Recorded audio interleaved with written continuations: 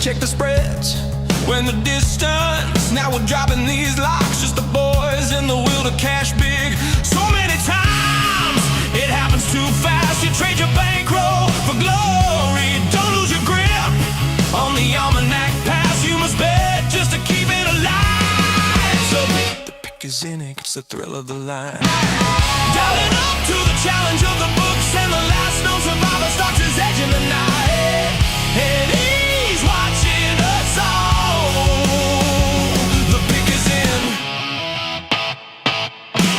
Face to face, out on the air, hanging tough, staying sharp.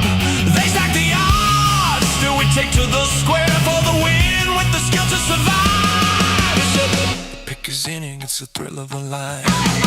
Dialing up to the challenge of the books, and the last known survivor starts his edge in the night.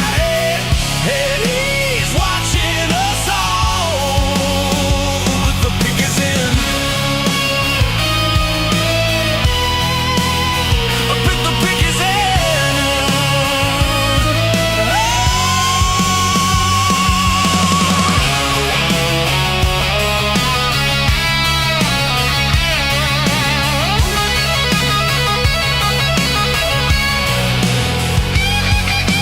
Rising up, straight to the top, had the guts, got the units, when the distance. Now we're not gonna stop, just the boys and the will to survive. It's pick is in, pick is in, pick is in, pick is in. The pick is in, it's the thrill of the line. Rising up to the challenge of our rival, and the fix might be in, but we're calling it right. Heywood's almanac, Jonah, Snoop in the fight. Is the fix in? Is it all predetermined? Back to the future, future's looking certain. Tune in weekly for the picks and the laughs. Sports betting expert dropping knowledge on the path. The pick is in.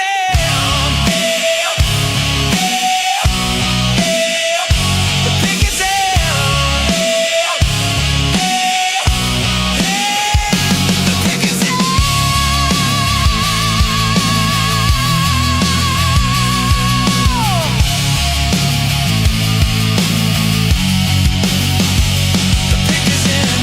is in. The pick is in. Pick is in. What's up, my guy? Yo, what up, baby? Dude.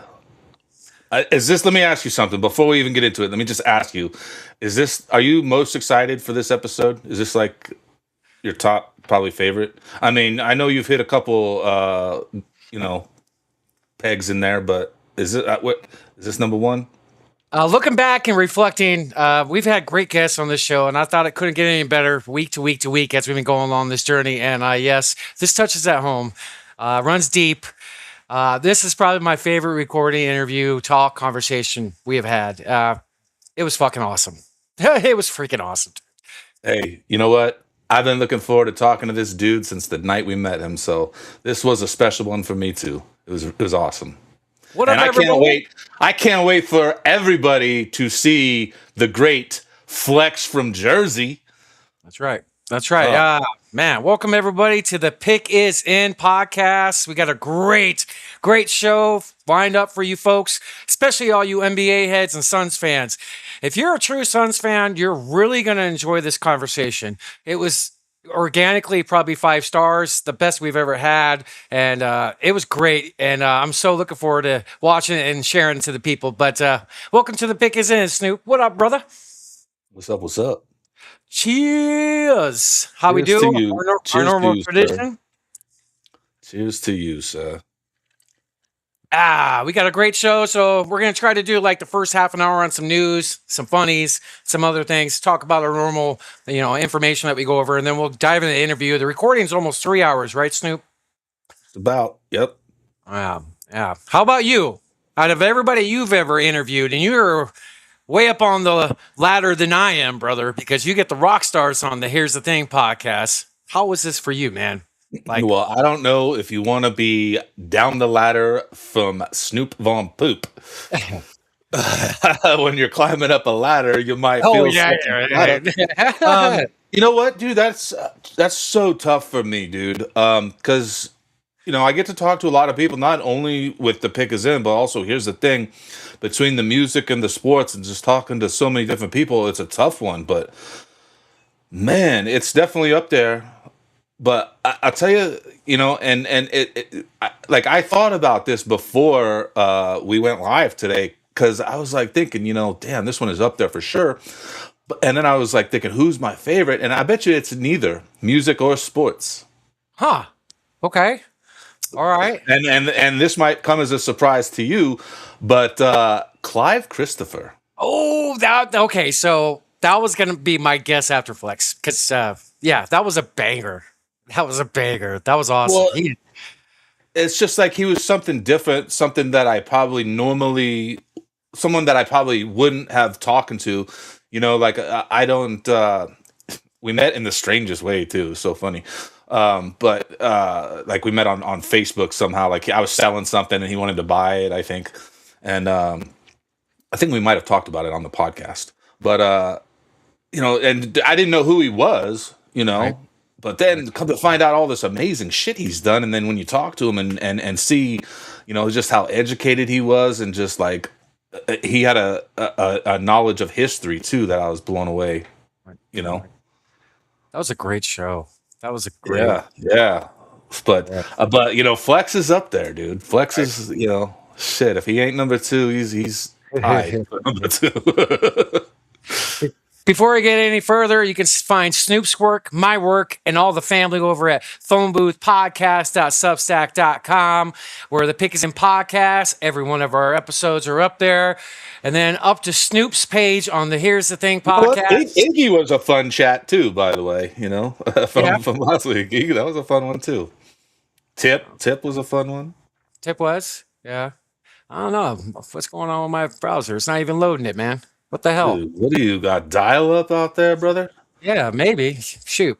Yeah, it's not even pulling up. Refreshed it and everything. That's all right. It's on the bottom of the screen. Go to phoneboothpodcast.substack.com. You can check out all the podcasts, the Phone Booth podcast, the Here's the Thing podcast, the Pick Is In podcast, the Philosopher King podcast, the Dualistic podcast, the Translucid podcast. Who am I forgetting? Detoxing the Matrix with Ali, Mind of Madness with Templar. Allegedly, the Meyer Show. The Meyer No Show, I think, is what people are starting to call it. Did I forget? Did I forget one? That's just off the top of the dome, everybody. And then go check out the Pick Is In podcast over at YouTube at the Pick Is In podcast. We're climbing up there on some subscribers. Keep supporting us. That means the world. Appreciate you guys an awful lot. And then go check us out over at Rumble as well at the Pick Is In. We're getting that page rocking and rolling. So appreciate all the subs. And what'd you say, Snoop? All the DOMs? Is that what you've been saying, brother? Yeah, you always thank the subs, but never the DOMs, dude. Like that's not and cool. To the DOMs. And it's got to be dualistic. Yeah. Shout out Vince. Love you, brother. Yeah. Shout out Vince. The Wince. And then before we get any news, I would like to go over the show's betting recap for the week. I got that pulled up here, Snoop, before we dive into information to give all the folks at home. Good week for the Pick Is In podcast. 5 winning bets on the week that I posted. I put the link, picture of the actual bet, the dollar amount that I feel safe with. 19 and 10 on all the legs this past week. Almost 100 bands, 98.95. So a good week. And we climbed past the $3,000 barrier, Snoop. $3,000 for bands. So loving that. 1,089 wins and 333 losses on all the legs wagered. So let's go. Where are we going? It's 105 degrees out, and you're wearing a jacket. No, I'm just kidding. Right? Where are we going? Where are we going? So let's dip into some NBA news, Snoop. The news for today's games. I got this pulled up here.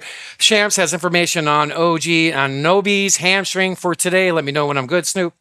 Yeah, you are good to go, sir. Thank you. Shams, what do we know about OG's availability here for Game 3?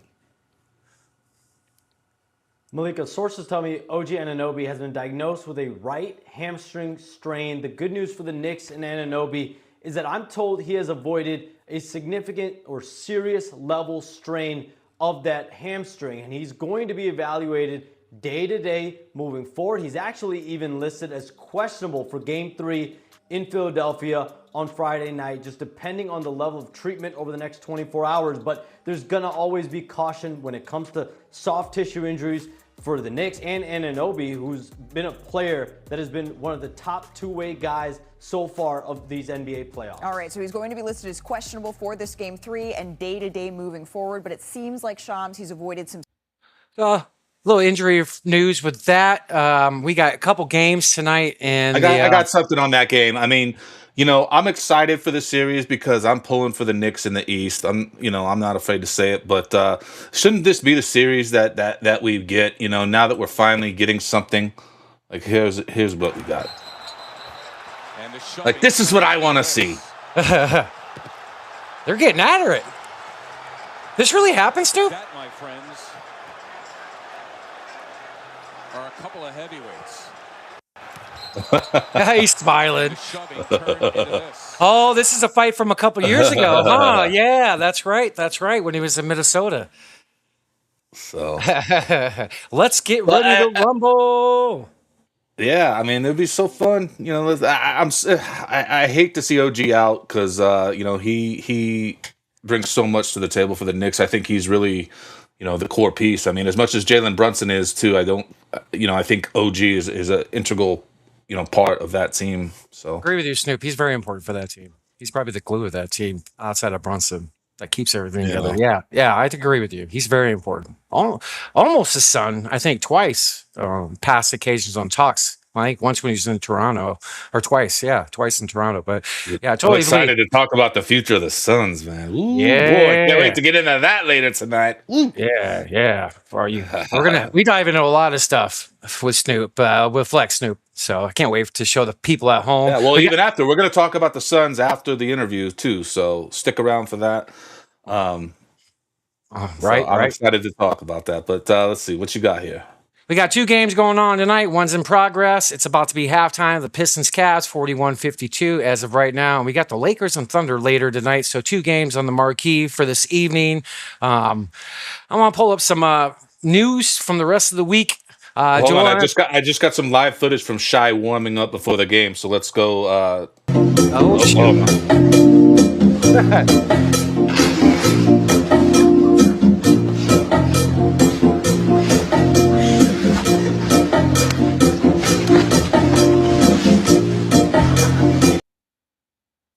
So that's Shai doing some work.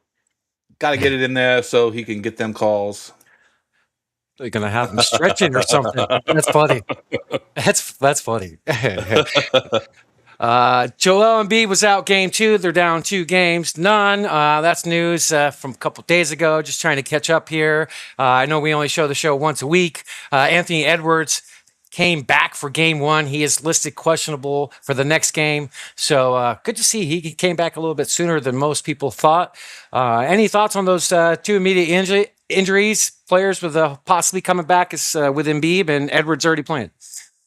You know, dude, it's tough these days, you know, because you hear a lot of players, you know, will just take load management, you know, take time off of that. And so you wonder if that's affecting players and how they can stay healthy for these playoffs, you know.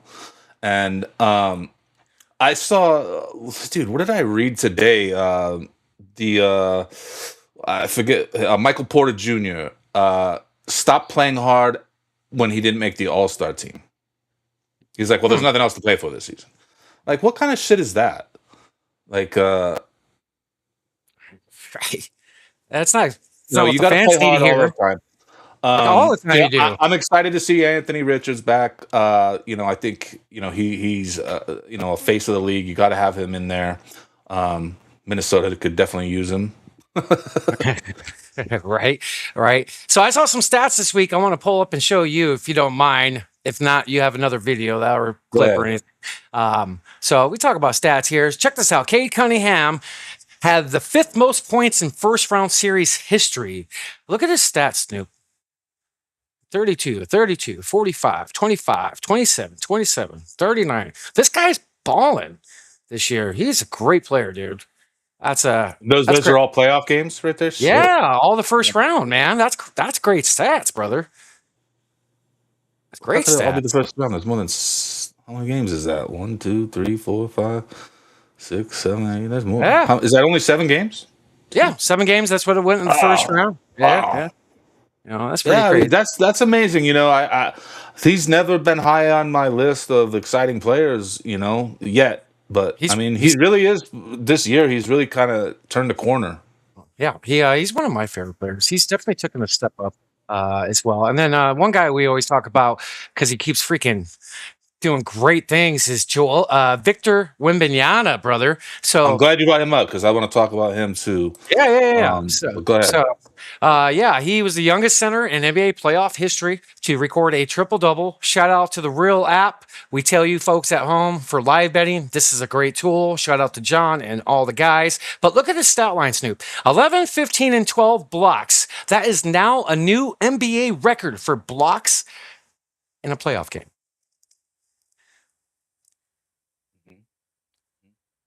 So, you there? Yeah, I'm here. I'm just like, I hate to be the bad guy and just bring shit like this up. But let's talk about these 12 blocks for a second. How many of these, and we'll watch this video in slow-mo if we have to. We can slow it down, watch it several times. It's only 50 seconds long. But out of those 12 blocks, how many of them are clean? Okay. Let's look at how many of them should be goaltending. And how many of these are fouls? Okay. I'm going to mute it. And I'll start it over so we can see it from the beginning here. Oh. Why did this screen go blue? I don't know. What's going on? Okay. Here?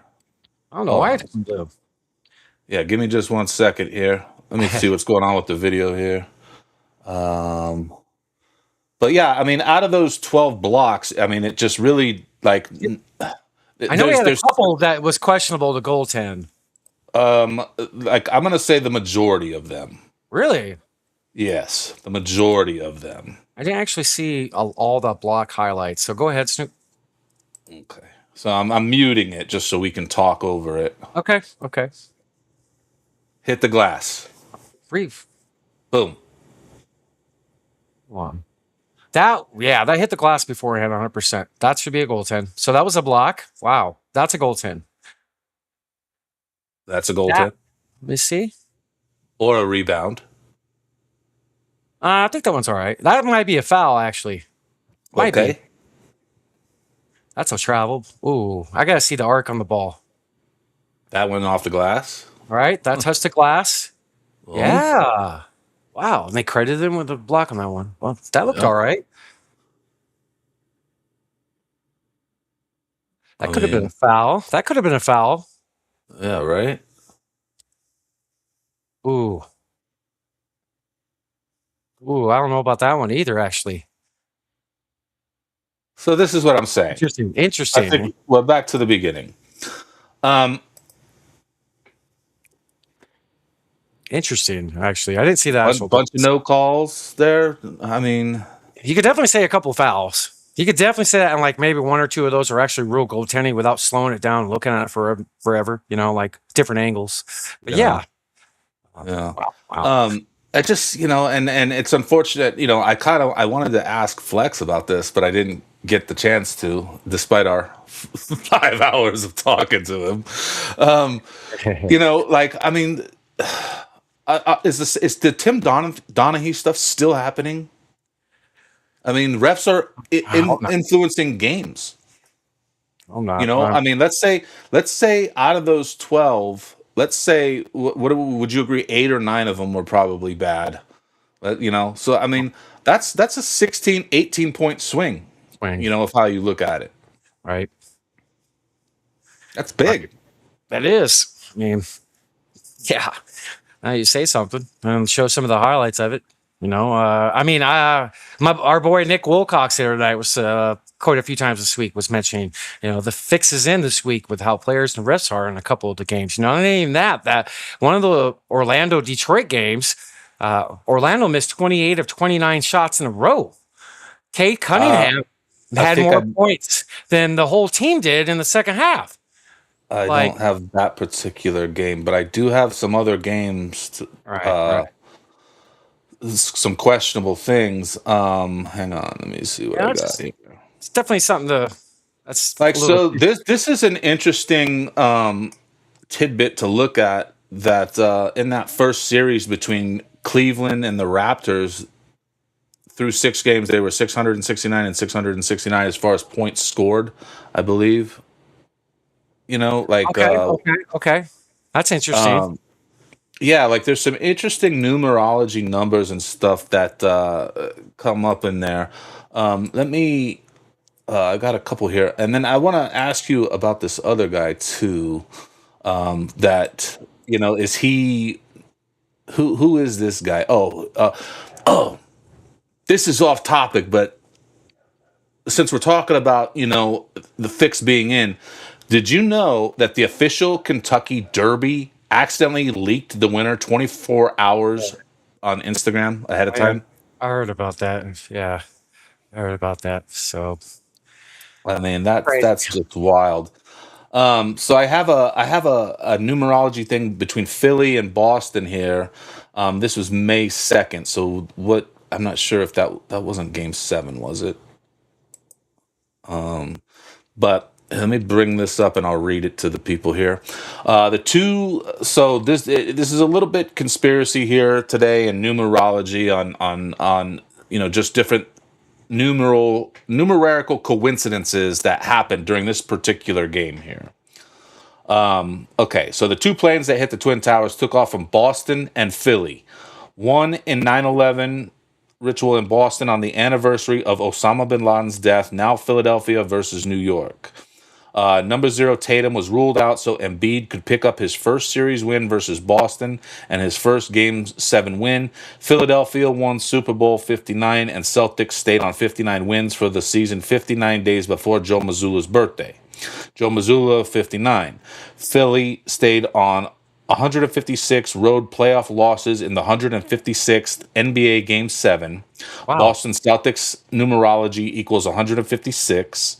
Philly improved to 1-18 in playoff series where they were 3-1 down. Celtics equals 118. Huh. Joel Embiid picked up his 32nd playoff win. Boston equals 32.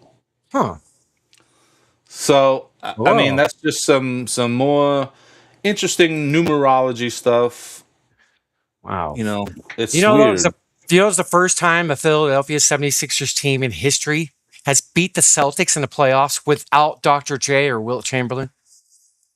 I believe it. Wow. And that's a shame because poor Charles Barkley, Yeah. Poor Carter. He was hurting that night. He was hurting that night. I didn't know he played for the Celtics, Carter. I told him the night before, I was like, why don't you watch Celtic Pride and have one of your Boston buddies go kidnap, like the star player. Got some more NBA news, unless you want to keep, you got a couple more things you like to show? I think I got, maybe 1-2 more things, but go ahead, because this, we should probably just wait till the end, because I want to ask your opinion about some stuff. Okay. Got some news that I want to share. Orlando Magic's head coach is no longer there, needing his services. Mosley, they let him go after a couple disappointing first-round eliminations for the 3rd straight year, and that team is very, very talented. And then, let's see. I think that's all I got for NBA. I got some NFL news, Snoop, I would like to dive into before we show the flex. I only got a couple small things of that, but what you wanted to ask me?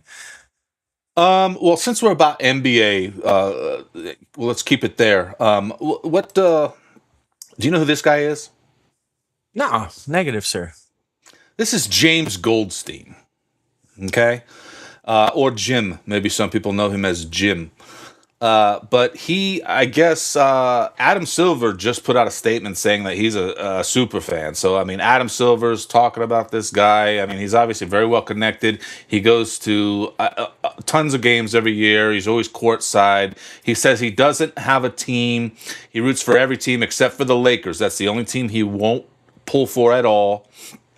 But he's courtside at a lot of games, and you know, there's some conspiracy theories around this guy too. So let me pull up this video here. Boom, and then let's watch this. Who we is to the NBA is who Michelle Lemmy is to the hip-hop industry. Because one thing you got to understand about our world is basically ran by corporations. And every organization, whether if it's corporate, political, or cultural, is being ran by a hidden force. Because they're going to show you the owners and the CEOs, but the hidden force is the unseen hand. The unseen hand is the covenant, the contract that they made with dark covenants when you're talking about draconian magic. So the inception of James Goldstein bloodline comes from the Canaanite bloodline. So that means that he's a hybrid Albion Ashkenazi Jew. And that bloodline in itself is interconnected to Vladimir the Impaler, who is the real Count Dracula. So when you get to the inception of the Goldstein, when you look at the etymological roots, it comes from the Yiddish language. And Yiddish culture comes from Zionist culture. So that's how you know that they're basically the epitome of the synagogues of Satan. So that means that you got dark forces, hidden hands that runs the great majority of these corporations and these organizations. What people got to understand is that every industry is ran by witches and warlocks. I'm going to say it again. Every industry is ran by witches and warlocks, because when you understand the occult, when you understand etymology and bloodline, you will understand the inception of these dark forces, right? Because when you understand names like Silverstein, Goldstein, and Bergstein, those are all Yiddish language. And that Yiddish language is interconnected to the Order of the Dragon, which is a secret society.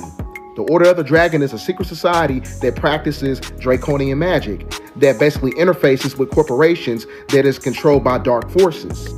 Now, one thing that I found interesting about James Goldstein is that he has a club called Sky Space. It's a subterranean club in the caverns of LA. Now, when you go to the 1930s, it speaks of a newspaper talking about how there's a subterranean kingdom that is ran by lizard people, right? So there's a correlation to that. Now, this is also in alignment with the jinn when you're talking about the Holy Quran, because in the Holy Quran, it speaks of jinn being lizard people. So there is a dark force, or, you know, draconian entities on the planet that control the great majority of these corporations. I'm going to show you this video that basically extrapolates that knowledge. Jinn races, many of them look like lizards, literally. And as a result, if their frequency enters into people and occupies that person, they create that barrier. So, I mean, that's pretty crazy. I mean, I'm not saying that dude is connected to the NBA in any way, but you have to question it. You know, you have to wonder, you know, because these people do exist out there. You know, and that dude is for sure creepy looking. That's for sure. Should we look at him one more time? Dude, he's very creepy. Very creepy. And like, that's not even the most creepiest picture of him. I mean, there's worse. Right. Wow, that is pretty freaking crazy. Yeah, right? Yeah, man. So, rolling the NFL a little bit, real Snoop. It's almost 5:30. Yeah, I don't think I got much NBA left. I think I'm done. We got Suns coming up after the interview. So we'll get into Suns stuff after the great Flex from Jersey interview. Yeah, I'm good. I got everything. Okay. All right. Small NFL news. I got something shared I would like to share with the people. Aaron Rodgers finally made a decision. No. There's no such thing as Aaron Rodgers finally, unless it's retirement. I don't want to hear that. Right. Expected to re-sign with the Steelers. Not surprising news. Other news as well, veteran QB Tyrod Taylor, sounds like a porn name, has signed with the Packers as the new number 2 quarterback in Green Bay. Packer Taylor does sound like a porn name. It does. So, Snoop, remember when DK Metcalf got into it with a fan at Ford Field last year? So apparently he will not face any criminal charges stemming from his altercation with a fan at Ford Field. So Right. that's kind of surprising. Actually, no, No, it's not surprising. He's got millions and millions and millions of dollars. So obviously they settled. Because that dude was obviously looking for a payday. He was like, I'm getting paid, and so he got paid. He got paid all right. Right. And then news from me, as far as one of my guys I look up to, Calais Campbell signed with the Baltimore Ravens this week. I think, dude, he's been in the league, I think, 20 years now. I remember I met him like his first day of practice, but he signed with the Ravens today or earlier this week. So good for him. That guy, he's aging like fine wine, as they say, as what Nick would say. But that's what I got for NFL news, brother. All right. So, folks at home, we talk about a lot with Flex Snoop. I mean, we talk about Suns history.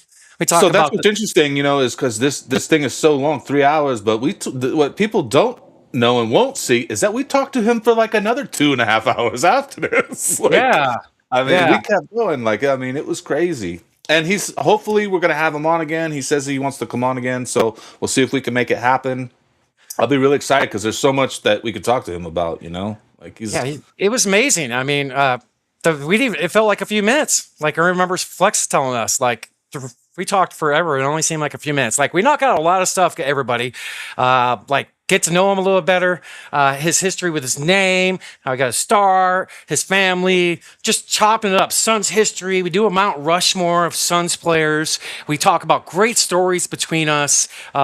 We talk about the season. And the third hour is probably where we actually talk Suns, like current stuff. So just to tell you guys how great this conversation went, we didn't talk about the off season until the end. But we talk about free agents, what their plans are, what he's hearing, how the season went, what they're looking forward to. And then, great stories.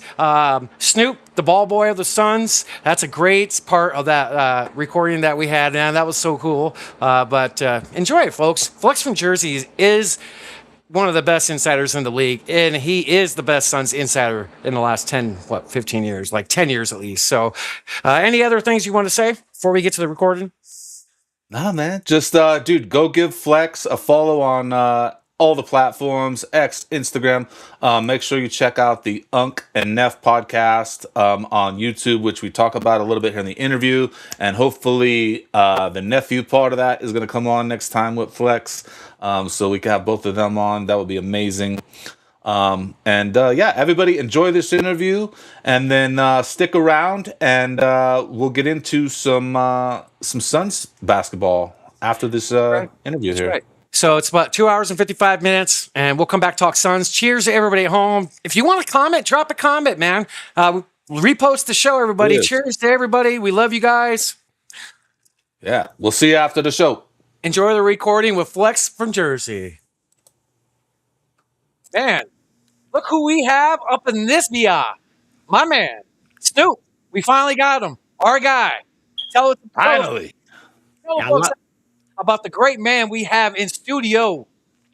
Oh, man. Oh, right? Dude, we met, it's been a couple years now. We met at a game, and then both of us, these two guys, we both got into podcasting, and so I'm excited to talk to you today. I want to talk about the day we met, man. I want to talk about Flex, dude. This is a dream right here to talk to you. Yes. Come on, man. Come on, man. Yeah.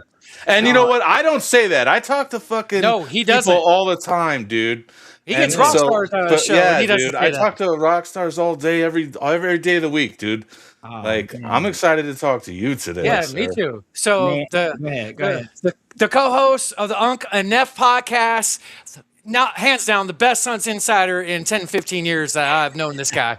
A great man, a leader of the Suns community. I consider him family. A freaking dog lover, family man, a man of God, a man of support. Flex from freaking Jersey. Oh man, my God. Yo, listen, the love reciprocated. Yeah. First of all, I want to apologize to everybody because this is long overdue. Y'all are family. Like I met y'all I knew right away. I'm like, yo, these are two guys that I rock with. Y'all family. I apologize, man. It's been a crazy year for me, and a lot of stuff going around family wise. So Yeah. I hate this took so long, man. But I'm super excited, man. Y'all hit me up. I'm like, man, I gotta do this, man, my bros. Let's make sure this ain't there's not a big gap in between this. We're gonna do this more often, man. Dude, I love that idea. Yes, I sir. gotta tell you, I'm just happy to have this opportunity because like I said, that when we met, it was long before we got into podcasting, and I took a photo with you, and he took the photo actually. This guy Heywood right here, and I've been so mad at him ever since, dude. Because this man does not know how to take a picture. Like, it doesn't matter how many photos I've ever asked him to take of me, they never come out good. This one's so blurry. I'm making a constipated face. It's terrible, bro. It's terrible. We gonna get some more. No, I'm gonna show it to you right now, dude. Look at this. Man. Look at this. Oh wow, yeah, man. So that was the OVO hoodie. Yeah, okay. Yeah. Dude, I want a size fat in that hoodie, dude. Like, can you send me one? Listen, I definitely got some friends in some good places that we could try. I love that. That one's my favorite, dude. I love that hoodie. Like, I never seen nothing like that. That thing's sick. If you got one in small fat, I'll take the one too. Okay, so we gonna get the sizes and all that when it's all, y'all send me it and I get it to y'all. Man. Right. Yeah, don't give me the camera when I meet somebody. I'm not a good picture taker. I'm just in the moment, like soaking it in. My boy Snoop knows how to take a picture. He took one of us. We're gonna show that right now. And remember this? It's a lot clearer. But look, yes, sir. Yes, sir. Yeah, that was Yeah, that's a good picture, Snoop. That was the Kings game from 2 seasons ago when they're down 22 in the fourth. And they came back and won. Yep. Dude, how fun was that game? That was one of the funnest games of the year to go to.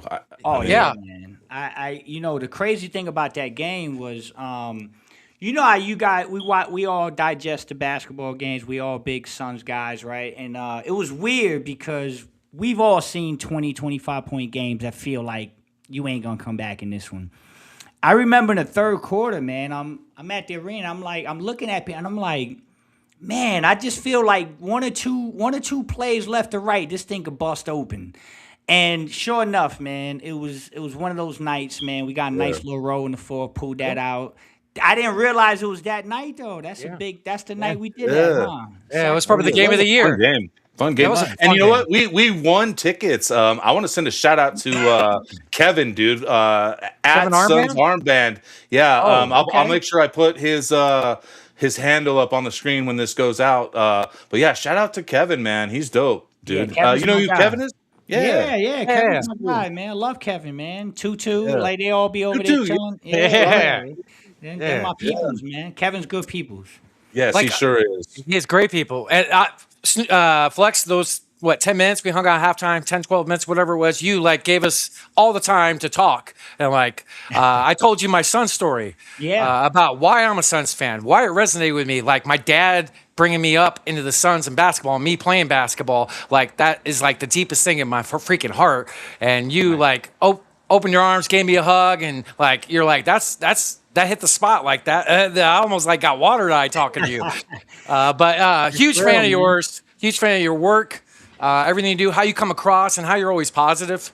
Thank you, man. You're always positive, especially on the social, unless you have to drop the bomb, which you do have to. But you're very positive, and not many people. There's bad stuff on X and social media. You're one of the great positive things about it, brother. Thank you, man. You know what's crazy, guys, is there. I love that you brought this up, man, because there's people that think it's an act. They're like, Flex, you can't be that positive, man. And I'm like, man, listen, I'm a glass half full guy. Always have been.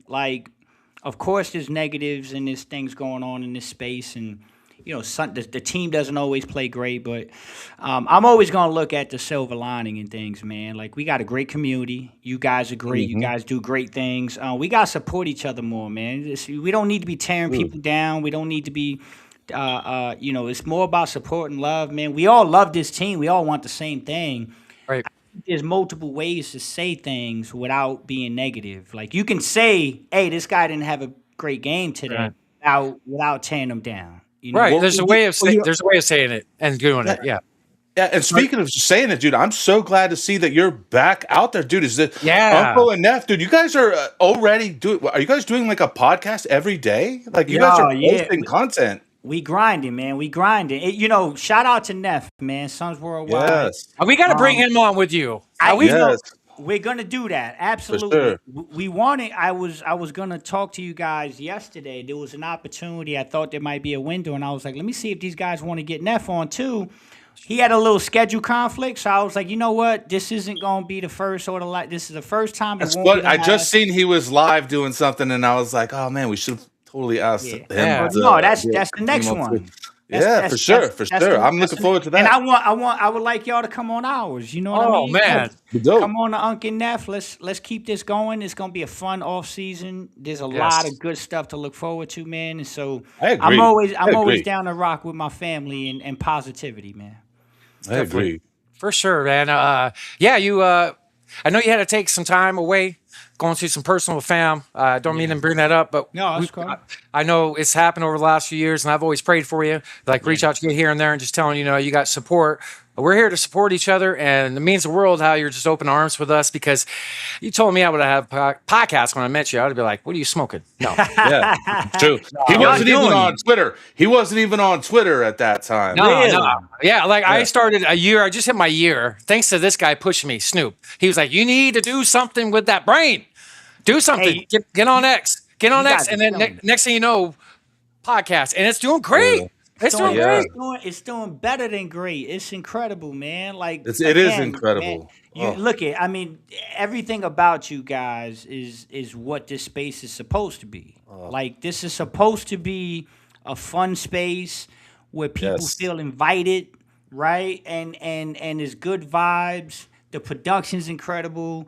Y'all personalities are incredible. Snoop, you the man. Oh, thank you. Heywood, you the man. Like, this is what it's supposed to be, man. And so I'm proud of y'all, man. I really am. Going from just watching y'all growth and development, this is just the beginning, man. Y'all taking this to the moon, and anything I could do to help, man, I'm always here, brothers. You already did it. Wow. That Flex, I look up to you. Always have. Always will. Dumb little side story. Snoop's like, you know anybody that could beat me at basketball right now? I was like, probably Flex. Remember boy. That? You still playing? Are you still balling, brother? Man, I can't ever stop. It's just it's in the DNA. You know what I mean? It's in the DNA. I have taken. It's been I don't know, maybe 3 months since I shot a ball. But I had my mom pass away. I had my brother pass away.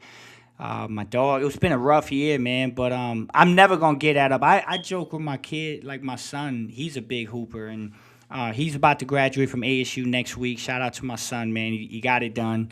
But that's amazing. It's amazing. ASU local too, dude. That's awesome. Yeah. So getting to be around it. Yeah. No. I mean, it was a great thing, man. When we moved out here in 23. He came to ASU.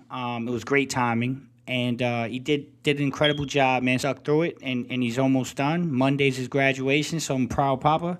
But nice. Congrats. Yeah, man. Yeah, you guys know, and I get all the texts and all the messages of support and love, man. I just want to let y'all know that that means the world to me, man. And you bringing up the fact that I am a man of God and a family man, and I've been married 25 years. I got a beautiful daughter that lives in South Carolina that graduated from the University of South Carolina. Just spoke with her today. She's doing great. My son's 23. It's all family, man. It's all about that. Like, that's the main thing to me. And so I'm a proud papa. But to answer the question, I tell him, I'm like, man, I'm gonna be shooting jumpers till I'm 70. Like, you know what I mean? It's just we're playing horse till I die. That's it. Yeah, I might not be able to dunk and do all the other stuff, man. But we gon' Can you dunk now? No, you're not that tall, man. I met you. I'm 6 feet. I'm 6 feet. Can't dunk. I had 3 back surgeries, all because of basketball. I touched the rim one time. Okay. Yeah. 3 dunks. 3 dunks in my life. The last one I did, I tore my Achilles. Oh So, shoot. Okay. and, You see what I'm and saying? my career ended. But for like in my teens, I could play with almost anybody in the world. I felt like That's so. what's up. That's what's up. I believe it, man. I believe it. You know what's funny? You know, y'all know Espo, right? Y'all know Espo? Yeah. Oh, yeah. yeah. That's so. yeah. So Espo just shout out to Espo, man. He just sent me a text like a couple minutes before I jumped on with y'all. There's a story, and I told him about this story, and he knows the story, but I think just the fact that it popped up on social today, he was like, "Oh, I gotta hit up Flex." You know, AAU team in New Jersey, Patterson players. Now, I'm from New Jersey, right? That's my neck of the woods, my time. So, hold on, and I'm sorry to cut you off, but I think this is a good question to ask right now because your name, the way you got your name, was on an accident, right? Yeah. So, do you want to tell the story? Yeah. All right, go ahead. So I'm from New York, New Jersey. I'm from New Jersey, but you can't be from where I'm from in New Jersey and not incorporate New York because the boroughs are right there, and I got family in New York. So I often say I'm from New York, New Jersey, or Jersey, New York. But the name itself was 2014, right? So it's 2014. The Suns are actually playing the KevinDurant Thunder on TNT. Okay. I'm in my house, and at that time I wasn't, I was already heavily connected into this business, but I wasn't really trying to put it out there. I wasn't really on social much. I wasn't doing any of that stuff. I was just content with just It wasn't as big as it is today back then either. That is true. true. It was fruiting and blossoming at that time. That's a fact. It was. That's a fact. like it was It coming really about. wasn't. Yeah, it really wasn't a big thing. So here's the story, though, man. It's 1:30 in the morning, 1:30 a.m. East Coast time. The Suns actually took this game to overtime and won. They beat the Thunder, and I'm listening to the Arizona 98.7 Arizona Sports app in Jersey to hear the post game because Tim Kempton's my guy, John Bloom's my guy, right? So I would listen. That night, man, I saw a button. This is where I try to keep, I'm not going to shy away from this. I am a man of faith, man. And so I see this button on the app that I hadn't seen before. And I'm like, what is this button? And I clicked it, and it immediately rang into the station. Oh, so that in itself was a mistake, right? I didn't think it didn't even say call, brother. So that it was it was literally a button they had just incorporated it into the app. And I'm thinking it could be a menu. It could be something else. I click it. Phone starts ringing. Guy It was a picks up. surprise. How do you do? Yeah, that's it. It's like, yo, what's up? You on the show? And I'm like, oh. And they're like, what's your name? And I said, Felix from New Jersey. And when they put me on with Tim Kempton, John Bloom, Greg Esposito, the screener typed it wrong, man. He put Flex. He put Flex. That's basically it. Right. And they was like, yo, Flex from Jersey. And I corrected them. I was like, no, it's Felix. We had a conversation. And then what ended up happening after that was, again, man, the Lord's work, man. A couple days later, I get a text from a couple people, and they're like, yo, people are asking for this Flex guy again on 98.7. You should reach back out. So I did. And when the screener tried to correct it, I was like, nah, keep it Flex, man. Let's see where this goes. And now we're 12 years later, and my wife calls me Flex. My daughter calls me Flex. I love my it. son calls me love Flex. it. I haven't been called Felix in decades. Everybody in my family is Flex. So that's just how it goes. When it's meant to be, it's meant to be, man. Right. Do you think there's something to be said in a name? Like, I mean, I go by Snoop on Poop. I mean, do you think like there's like... Yeah. I mean, it's just because I love how you just roll with it, Well, you're Snoop. Yeah, right. Heywood, so Heywood, you got one. Heywood, what's any nicknames that I don't know about? Well, so Snoop created my original X name. So and I wasn't doing the sports stuff. So he's like, why don't you do, what was it, Snoop? Say it again. Go ahead. Hey, don't be shy, man. Say it. Heywood Jablomi. Giablomi. And that's why I said, that's how I always pronounce it as Giablami. So it's like you could. Giablami. So that's get a away great fantasy football name, man. That's one of the fantasy football names right there, brother. If he was only good at fantasy football, that would be great. That's the dog.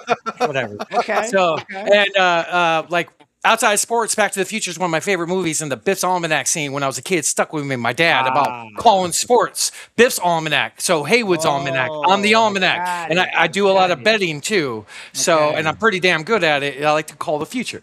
He's pretty good. I got it. See, now this is you see, we known each other for a while. We got it. This is something new. This is something like in the last 6 months, Snoop, a year, like with everything with my social. So yeah, it's I'm growing with it, and So okay, I love it. And to answer your question, I'm just so proud of him for running with it. More power to Heywood for running with it because he's doing so good, man. Absolutely, man. And there is, I think there is power. And when you have a nickname or a phrase that I do think that it matters when it fits your personality and when you're genuine and authentic with it, right? Like some people walk around with some names and I'm like, that doesn't fit that person at all. But you guys, it fits.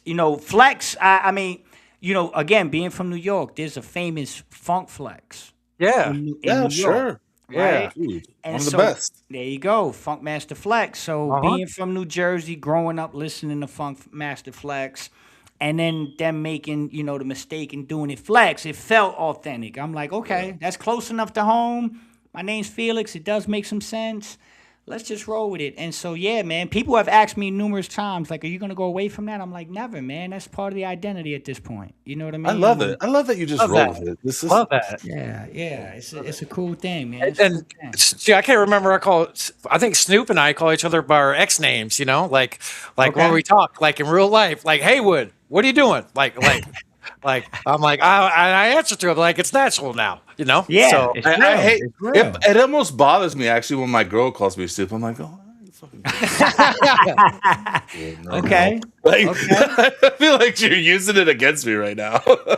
Hey, I love the Snoop, man. I'm a big Snoop Dogg fan too, by the way. So Snoop, it's like I'm not even a Snoop Dogg fan. Like that's not even really what happened with it. It was just like a thing to talk shit, but not really. Like, so it was just like about being able to talk about shit and having an opinion about shit and just talking about shit, and then it just kind of grew into this. I don't know, man.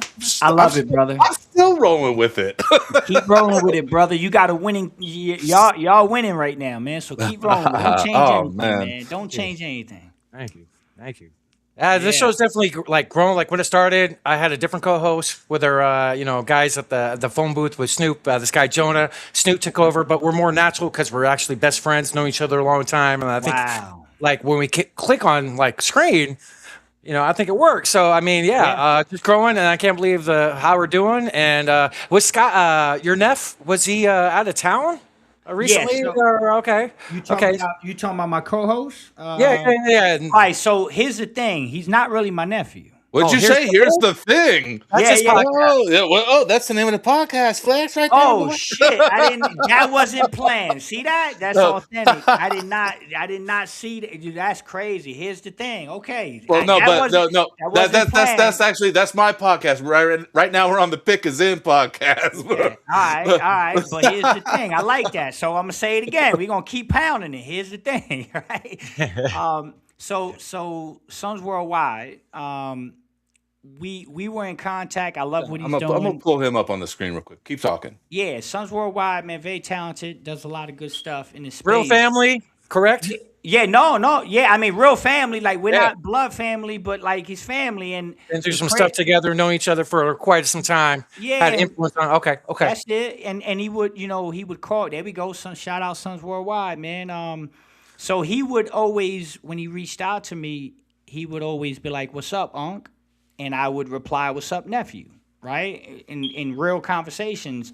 And Look so at when we you decided, guys going so fast already. That's amazing, brother. Yeah, we trying to get to 200. We're not even 2 weeks in. I think we think we launched the first episode. Dude, YouTube's hard to grow on too, man. That's amazing. Yeah, what you guys are doing is amazing. We trying, and like you said, man, we pumping out content every day. We're grinding.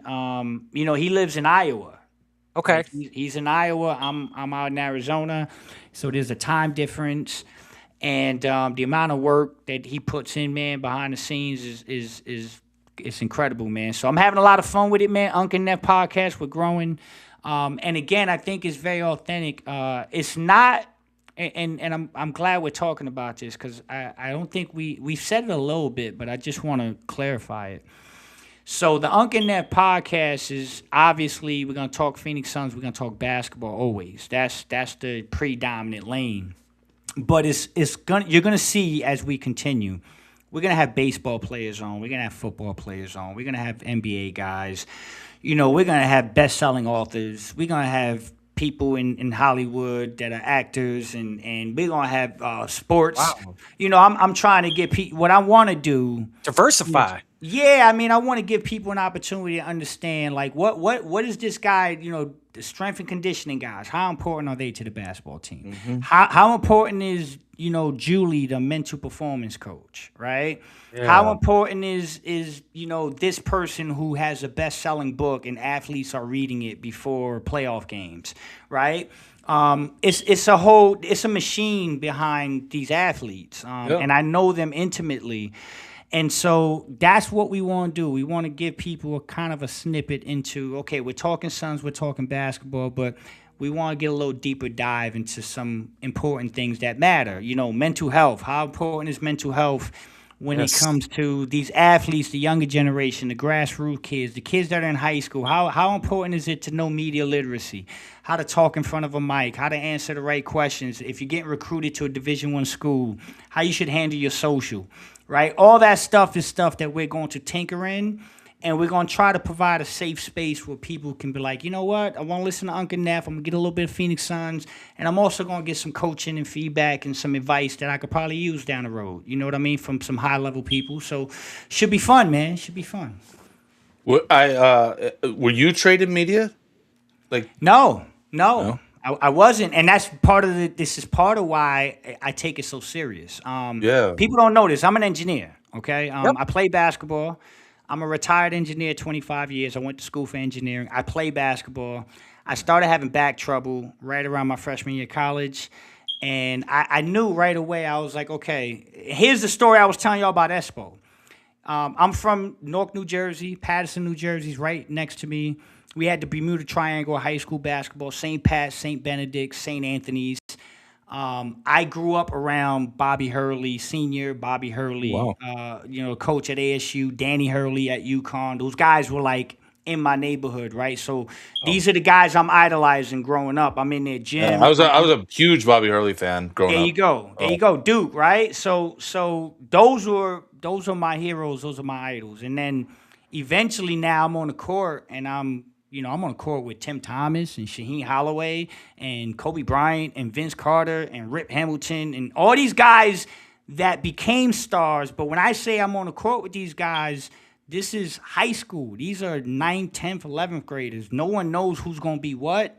No one knows how great they're going to be. You're just kids having fun, competing, going all over New Jersey and New York, and just going head-to-head. Stephon Marbury at Lincoln High School in Staten Island. We all in the same age bracket. And so that's a tough market, too, to come out of. Oh, God, bro. Oh, Snoop, man. Let me tell you something. I knew right away. I was a good basketball player, but I'm like, again, the greatest AAU team ever is from Paterson, New Jersey. Those guys were all on the same team. Kobe, Vince Carter, Rip Hamilton, Tim Thomas. They're all on the same team. This is my backyard. This is where I'm from. Like, I'm the little guy coming up, and I'm in the gym watching these dudes go crazy. And so you learn right away. You're like, okay, I'm good, but those guys are different. Those guys have a different thing about them. And so I had to learn right away, like, okay, what's my lane, man? I need to be smart. I need to have a high IQ. I need to know how to run the point guard. I know how to get shots on the ball, off the ball. I wasn't super athletic. And so all that stuff plays into how it all ends up transpiring, man. And it's incredible. But to your point, man, Snoop, tough market, man. I mean, some of the guys I played with, brother. It's just insane good. ConnieHawkins and NeilWalk used to tell me stories, back in the day, man. Like, because Connie grew up back in those areas. Harlem, right? Yeah, Harlem, bro. 125th in Harlem. Yeah. Yep. Dude, Flex. so He was like a father figure for Snoop growing up. Is that right? yeah, The Hawk. yeah, man. The Hawk and Walk, dude. Hawk. Wow. So yeah, dude, that's how I became a ball boy. When I was in junior high, man. Mid-90s Flex. Really? Yeah. My mom was worried about me joining gangs and stuff, but like that probably would have never happened. I was just a white boy growing up in a Latina dominated neighborhood. You know what I mean? I was never gonna join a gang, but I mean it was a rough neighborhood, you know? Right. And so my mother called the Suns and got me involved with the community relations and public relations with them and Julie then Julie, what'd you say? When you said your mother got involved, did you ever meet Julie Phi from the Phoenix Suns? Did she work for Kenny Gwynn? That name sounds real familiar. Julie Phi. She's a staple, man. She was she was for many years. So go ahead, keep telling your story. 94, I think she was there in the 90s. That name does sound real familiar. Yeah. I know Kenny Gwynn was the director of game operations back then. And so basically, dude, like my mom called the Suns, got me involved with Connie and Neil. And I went to lunch with them, and then they made me start calling them every day. Really? So I would just have to call them on the phone every day. Boom, boom, boom, boom, boom, boom. Checking And then in all on of a Snoop. sudden, and then I get out of school, like it's summertime, I'm out of school. Junior high is over, you know, I'm out of school. And then I got to go down to the arena, and I'm going to be an intern in the executive office. And I just would run around the office, and like Frank Johnson was in there, and Bob Wolf. Bob, do you know who Bob Wolf is? Yeah, the gorilla. The gorilla just retired. Original. Yeah. Shout out Bob, dude. He was the man. Wow. And Dick Van Arsdale and Tim Kempton would be running around Tim back Kempton's then. my too. brother, dog. Tim Yeah. Kempton is really my family, man. He's a Like, good man. I think I have pictures with him somewhere. I'll have to Yeah, we see if I met can find him a couple years ago. Yeah. Snoop. Me. Timmy's my family. Timmy's Long Island, New York, man. Wow. Like Timmy was a incredible basketball player. Went to Notre Dame. Obviously, had his time with the Suns. Is still part of the huge part of the Phoenix Suns. But when I tell you, Tim Kempton is literally my brother, man. Wow, didn't know that. Known him for a very long time. I'm talking about comes to my birthday parties and knows my wife and knows the kids, and he's just an incredible man. I know his family, all his kids. But that's New York. That's New York, man. Tim Kempton, Long Island, stand up. Like he's from Long Island. I remember I was so mad one time NeilWalk came to my game, and I was nailing him, dude. I was just hitting all the shots. And he's like, "You shoot pretty good, but," and I was like, "Oh man, what the fuck, dude?" You can't say nothing to that, right? Because they bet Like, you can't even say nothing. You're like, You damn. can't say nothing. Man. That's incredible, man. So you've been around the team forever. Yeah, he was running stuff for Brian Colangelo. It was like errands when he did that. And like me and Snoop never knew each other when we were young, but we probably should have, and probably was near each other a lot, like with their experiences, you know, like his is deep because he worked for the Suns. He worked the 95 All-Star game. I'm sorry, Snoop. He's got to hear this stuff. He's got to hear this stuff as a ball boy. I got you. He's got a lot of connections. It runs deep, you know, like Snoop's the man. Snoop is the man, brother. 95 All-Star game. I tell you, that was the most depressing All-Star game I've ever experienced. And I'm going to tell you why. Because Danny Manning just tore his ACL. Yes. Oh, yes. A week before that game. That's right. So I remember feeling like we had it in the bag that year. I thought we were the best team in the league that year. And when Danny hurt his knee, that All-Star game took a big, like, obviously it was fun. It was incredible. One of the most iconic All-Star games ever. Right. But just the feeling of knowing, like, man, we're having this All-Star celebration and Danny Manning got a break. That's right. I think it was like 5 days before the All-Star game. He had that injury, and he was arguably playing the best of his career. Yeah. His game was great. That team was balling. Danny Manning's one of the best post players in Suns history. Oh, yeah. Do y'all know what actually happened, though? Have y'all ever heard the story of actually what happened, how he tore it? How he got hurt? Yeah. Have you ever heard that story? Well, let's remind us all. Like, what happened? I mean, they were in practice doing layup drills, and Joe Klein It's on the baseline, and some people had their back to the baseline, and he was kind of like halfway, and his foot was stepping on the line without even knowing it.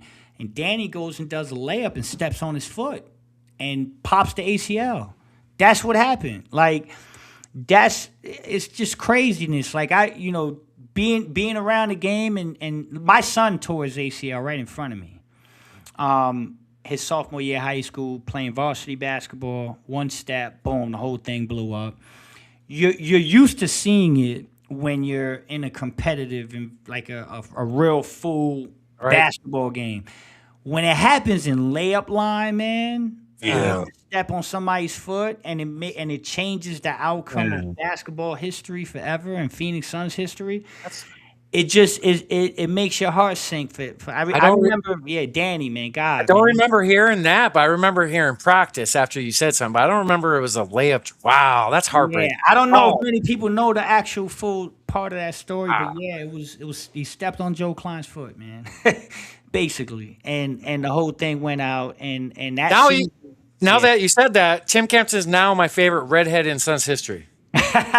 Tim Kemp, yeah. With Joe Klein doing that. Klein, yeah, man. That team was very good, though, man. That, if I'm correct, so you were there, Snoop. So that was Game 7 in Phoenix versus Houston, right? That was the Mario Ellie game, right? That was So I was there 94-95 was the season I was there. Oh, so you that was the year before, 94-95. So 92-93 is the finals against Chicago. Yeah, right. Yeah, so I came for Houston. So summer of 94 I was in the offices, and then 94-95 I was a ball boy. Okay. Wow. What a story, brother. What a story. It runs deep, man. You got purple blood in your dude, and I'll tell you what, not only being a part of just being a ball boy for the Suns, being a part of the whole All-Star weekend and really getting to see the whole production that it really is, really like opened my eyes to the entertainment industry and the production of it all and like everything, you know what I mean? So it was a lot more than just basketball at that time. And it's pretty crazy, but it just went into it as basketball, Snoop, you have like a storybook. You have like a storybook, bro. Your favorite player was Glenn Rice.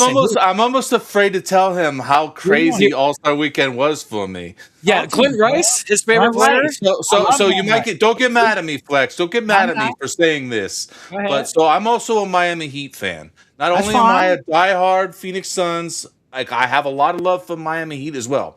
Okay. So back then, during that All-Star weekend, my job, I had to guard the trophies for Glenn Rice and Harold Miner, who respectively won those contests. That's right. So I mean, that was like a real special time. I was hanging out with George Gervin, talking shit, and he's like, "Can you finger roll? This, that, all the, how he does."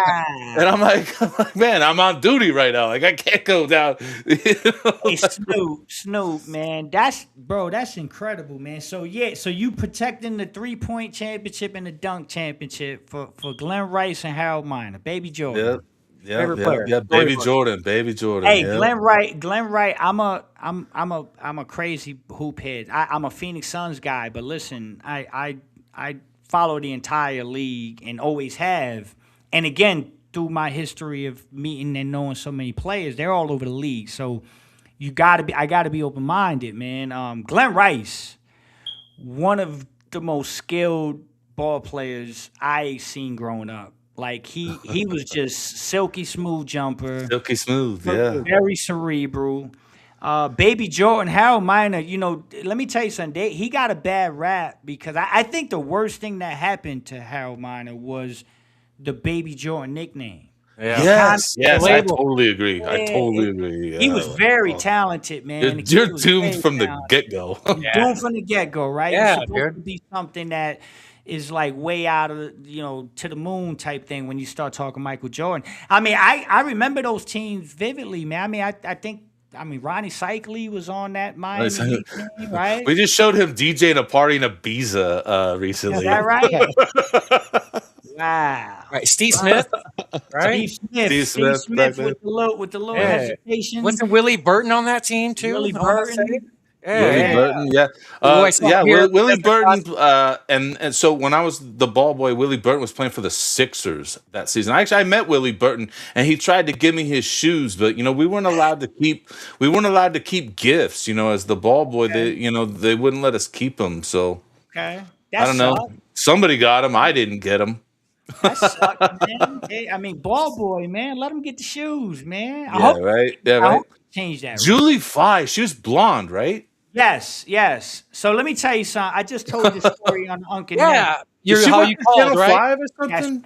Yeah. So I'll Okay. repeat it, man. So Julie ended up being, like, first of all, salt of the earth individual, but she ended up being a staple for the Phoenix Suns organization. Like, she ran everything, man. The players loved her. Barkley bought her a house, right? Yeah, Charles Barkley literally bought her house. That's how important she was to the organization.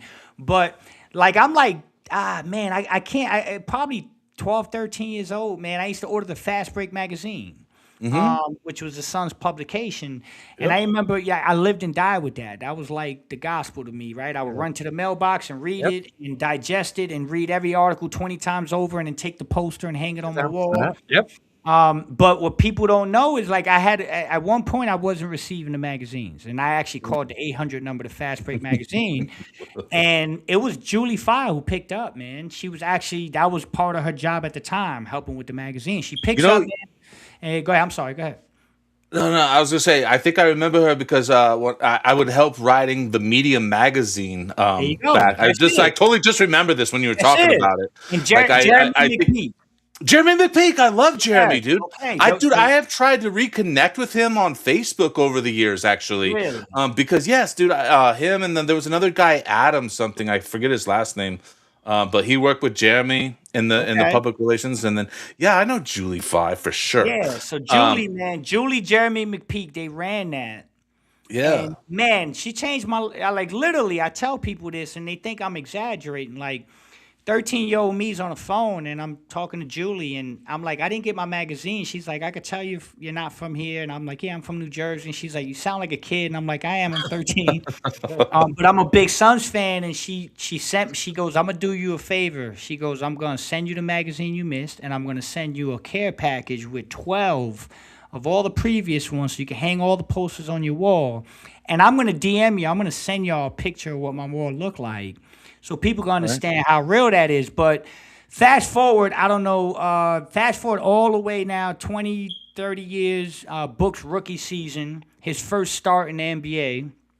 I'm actually in Philadelphia sitting behind the Suns bench, and I'm trying to get to the media room, and I bump into Julie Phi, man. I'm like, Julie, can you help me get to the media room? And she's like, yeah. And I stopped her for a second. I'm like, I got to tell you this story. I never got a chance to tell you this. And I told her.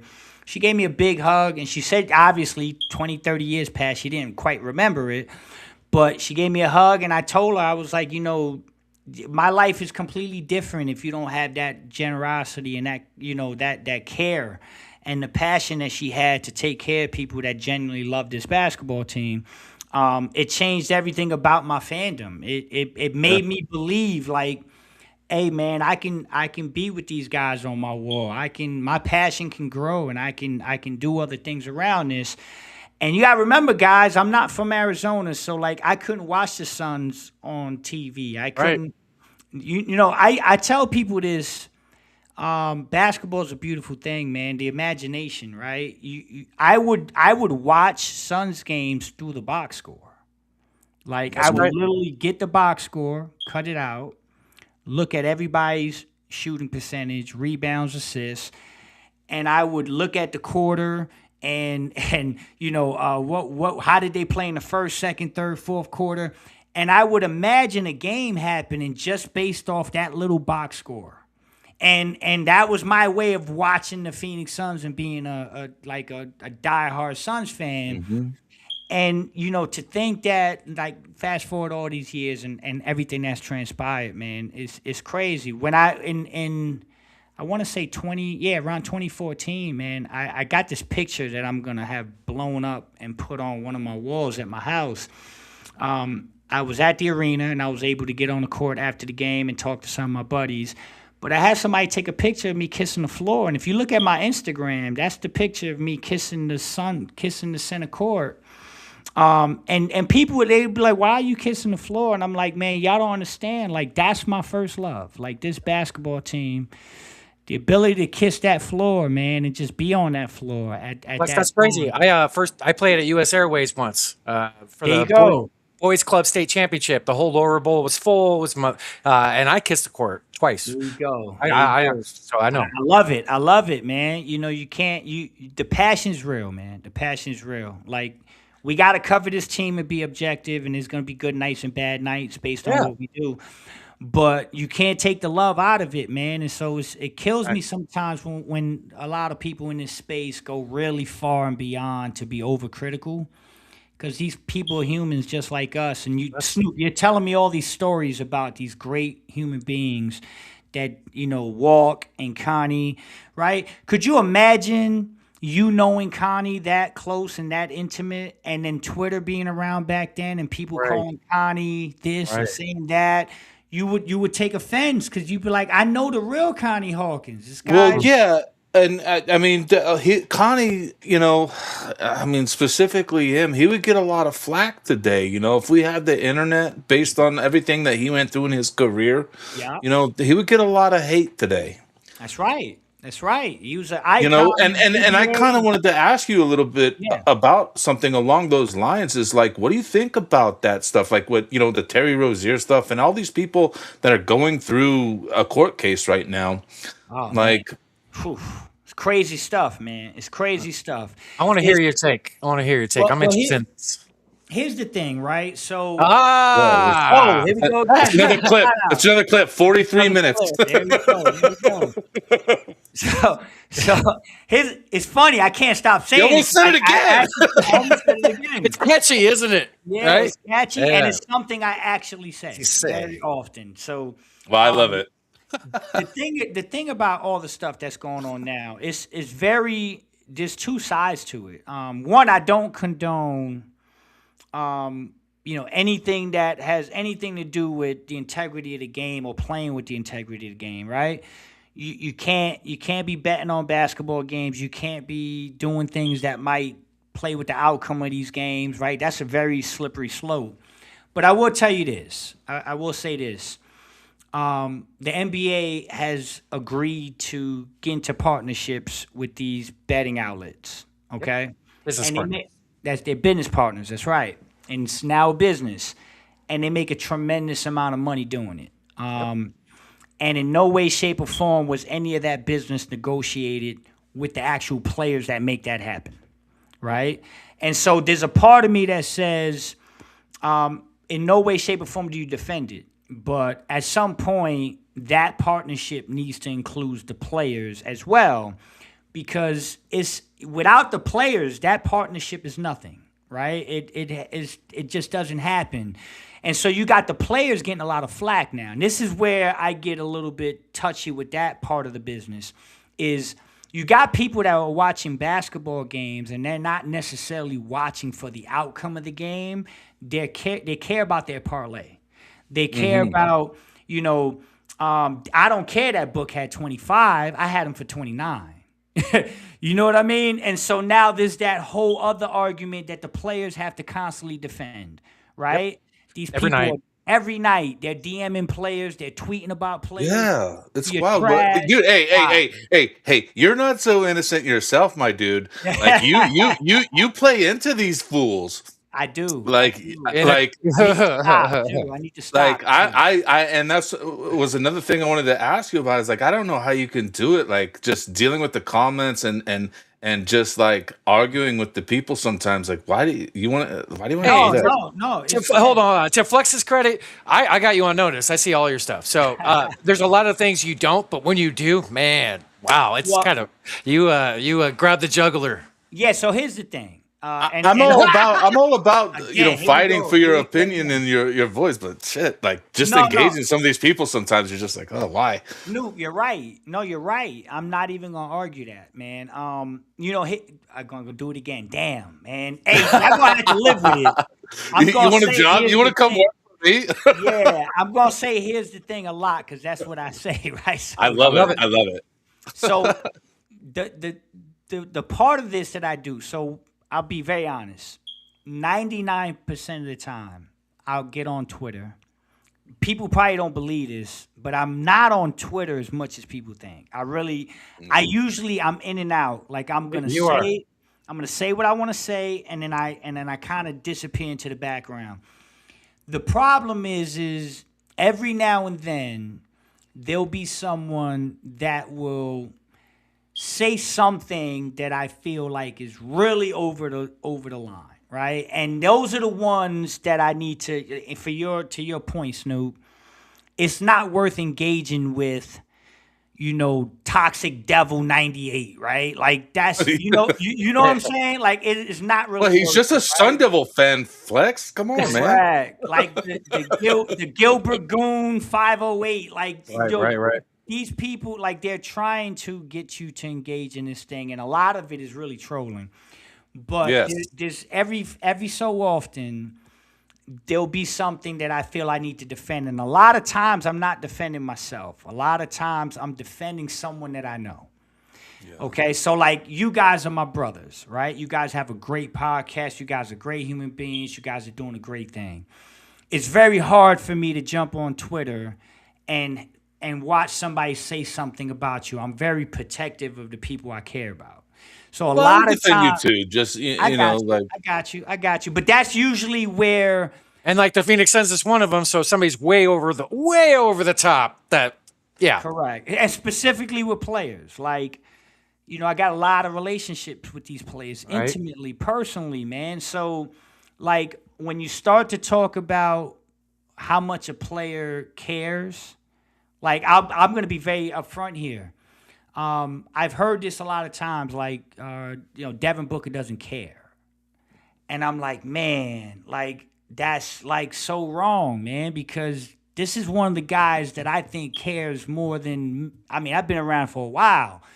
This guy cares, man. This guy really cares. Like, so when people start to attack the character of players and it doesn't align with what I know, personally, forget the basketball part of it. Like what I know personally, then I'll get a little defensive. But at the end of the day, Snoop, you're right.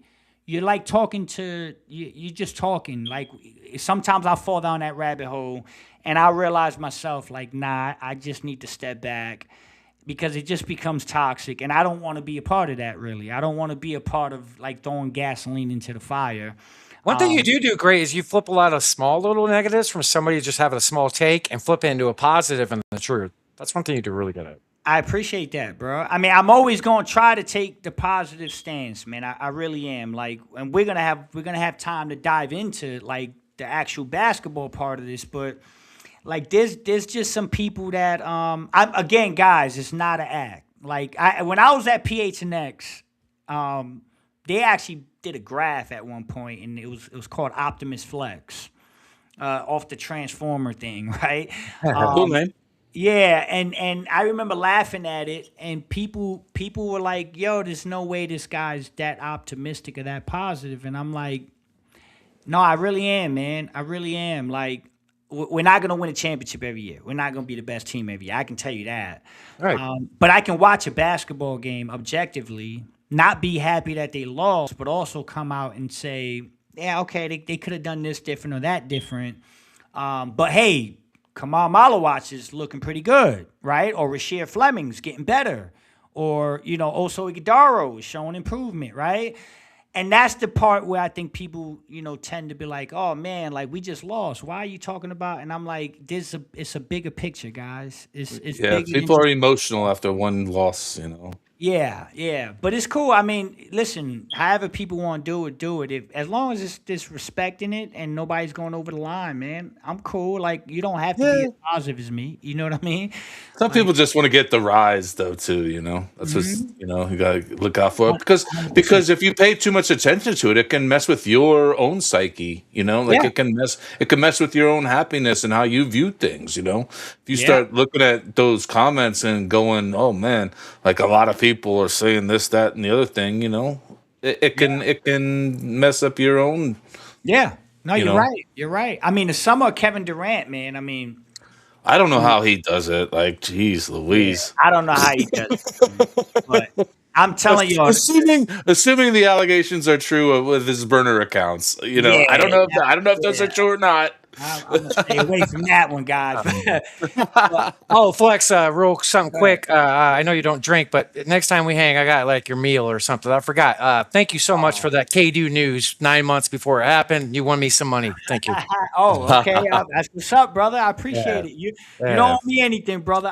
You already paying it forward for what we doing tonight, man. So, Right on. Right on. But yeah, that summer, guys. I mean, this business is tough, man. This business is tough. And to your point, Snoop, and you too, Heywood, like this, it can get a little trappy. And I remember that summer of Kevin Durant, like it consumed everything I was doing. Like I literally had to sit down with my wife and be like, hey man, like I understand this is too much. You know what I mean? Like we're at family dinners and my phone rings and I got to go outside and figure out what's going on here.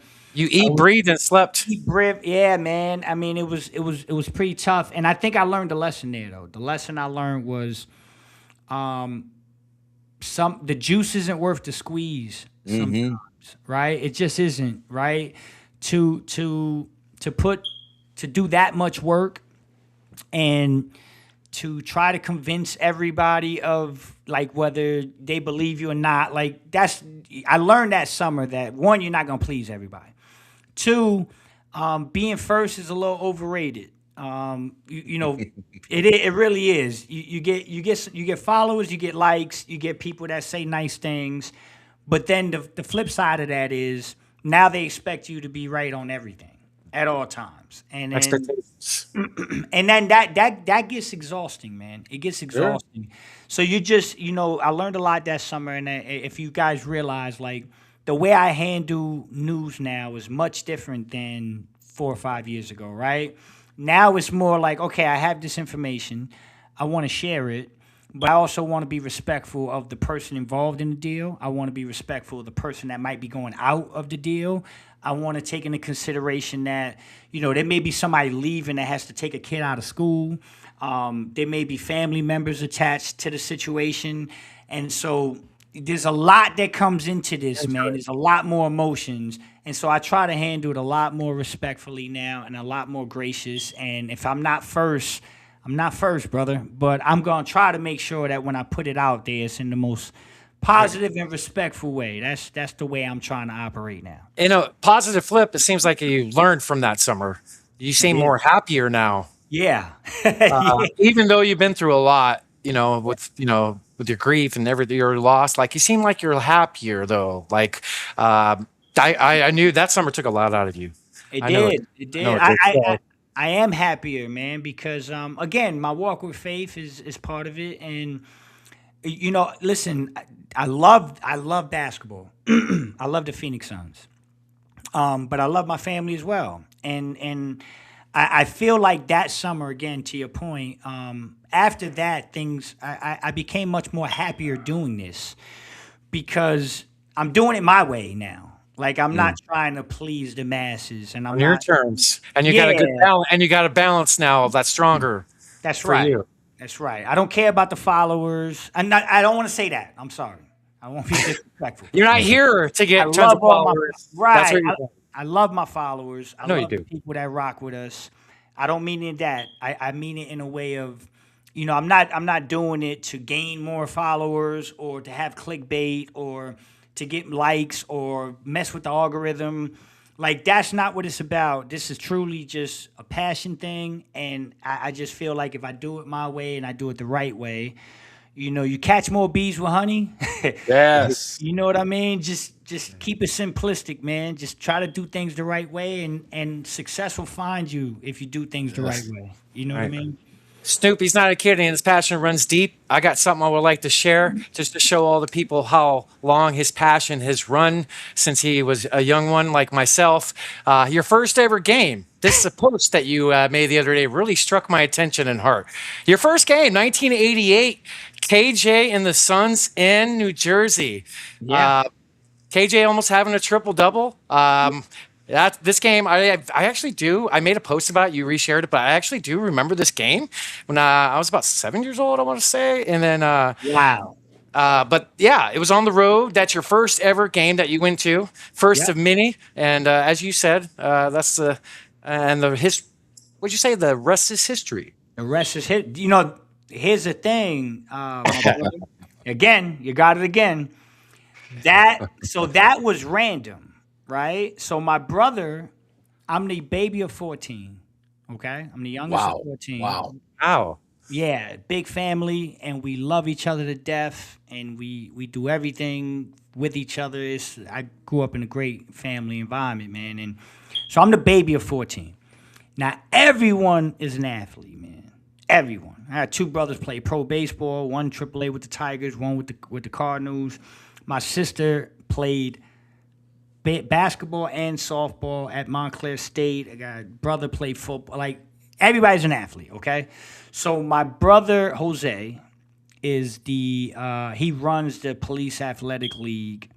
He was like the guy that did everything sports in my city with all the youth, okay? So this guy used to, get a van, get buses, 200 kids from the inner city, and just take them to a Nets game so that they can see professional basketball, and then do the same thing a couple nights, down the road, take them to Yankee Stadium, take them to Shea Stadium, take them to Giant Stadium, right? Brother did a lot of incredible things in the community, saved a lot of kids' lives, helped kids get into college. He's one of my heroes, man. So this particular night, I get picked up from school, and my brother goes, I know you love basketball. I'm taking you to this basketball game tonight, me and you, not the whole 200 kids, just me and you. And my first question was, cool, big bro, who we playing? Who the Nets playing? Right? I don't even have a team at that point. I'm like 8 years old, whatever I was. And it just happened to be the Phoenix Suns, man. That's, again, fate, man. Like, it just happened to be the Phoenix Suns. I went to that game, and I immediately looked at Kevin Johnson. I'm like, man, this dude's pretty dope. Yeah, there it is. There it is. KJ, man. Yeah. Yeah, and he bought me that jersey. So after the game, they win the game. KJ almost has a triple-double. He's like, how did you like the game? I'm like, I loved it. I like that team in purple. Like, this is how young I am. I'm talking colors. I like the team in purple. That's what I like the purple. I like the purple uniforms. The guy, Kevin Johnson, is dope. And my big bro being great, he went out immediately. I don't know how he did it in New Jersey, but he got me a reversible Kevin Johnson jersey. Oh, you actually got one of those? Yeah, I couldn't find one of those down here. I don't know how he found it, brother. I still to this day don't know how he found that in New Jersey, but he went and he found a reversible with the white, and then he flipped it, got the purple, and it had the KJ in the back, and he dropped it on my bed, and that rest is history, man. I was a Phoenix Suns fan from that point forward, and I was reading the box scores, and every time they would come into town, he would take me to see them, and it's a beautiful thing, man. So you can't fight with fate, man. You can't fight with fate. When it's meant to be, it's meant to be, brother. And so I was able to return the favor and bring my brother out here and have him courtside and have him on the court. And that's awesome. Do all the things that, just pay it forward, man. And I remember him being, guys, I actually was in the booth for the NBA Finals for Game 2 of the NBA Finals against the Bucks, and I was able to sit in ALMcCoy's seat and use his headset. Okay? ALMcCoy, shout out, man. Shazam. Yeah, there we go. Shazam. Man. Love nailed Al, it, Snoop. man. You nailed it, Snoop. You nailed it, brother. You nailed it. But yeah, so Al was one of my heroes, man. And I've met him a few times over the years. Yes. Yeah. I got pictures of it, guys. Wow. You can go on my Instagram, literally on his chair. He literally told me, Flex, sit right here and do your thing. And that was, man, you think of a little kid from the inner city of Newark, New Jersey, brother, and you at the NBA Finals sitting in ALMcCoy's chair doing a post-game show, and they go, whoa. Full circle, man, full circle. Wow. So that's why I protect this team, man, because I love them, and I respect them, and there's so much history. So I always try to keep it positive, man. Al resonates with us. My dad and I probably hung out with, listening to Al more than anything else. Really? And my dad, rest in peace. He's in heaven. We probably went to 1,000 games plus together. Wow. Yeah. a lot. Like my first game was the next year after yours at the MadHouseOnMcDowell, which I posted. It was March 24th of '89. Showtime Lakers at the end of their run, right? With Pat Riley and all them. So that was my first game. And we went to mini games there at the Madhouse. Al is like, I think of Al, the first thing I think of is my dad. That's the very first thing. Very first thing. So that's cool that you sat there. That I almost teared up when you said that. Wow. Holy wow. Wow. You gave me goosebumps with the man. About your dad. Rest in peace, man. That's a beautiful thing, brother. I got to bring my dad out here. My dad's still here. I lost my mom this year. But my dad was a grinder, man. He took care of our family, but he was a businessman on the road a lot. And he really wasn't, believe it or not, he had nothing but athlete kids. But, he didn't have much time to, like, really be in the basketball gym. And so, believe it or not, I brought my dad to his first NBA game when he turned 80 right here in Phoenix. First game? First game, 80 years old, man. 80th birthday. I flew him in. I was still living in Jersey. He's retired on the island in Puerto Rico, and I flew him in. And I was like, "Well, we're going to Phoenix, and it's your 80th birthday, and we're gonna go out there." And he teared up, man. He saw me do the post game show. He came on the court. If you go on the IG, you'll see pictures of that too, man. He was center court with Tim Kempton and John Bloom and them, and they pulled out the red carpet and shouted him out on the post game show. And these are moments that I know that my dad won't be here forever, and those are moments that I'll cherish forever, man. So I feel what you're saying, brother. That's awesome, bro. Yeah, Snoop met my dad. I know Snoop liked him a lot. I know what you mean with it touches home, man. I had a lot of family deaths, a few years ago. So, sorry to hear that, bro. We're family, and I got good people around me, giving me support. It was a hard thing to get through, but definitely ALMcCoy. That's cool. You sat, and man, that's amazing. That's amazing. Yeah, I mean, dude, I'll tell y'all something. I don't want to harp too much and take up too much of y'all. I'm with y'all though. I ain't going nowhere. We good. We good.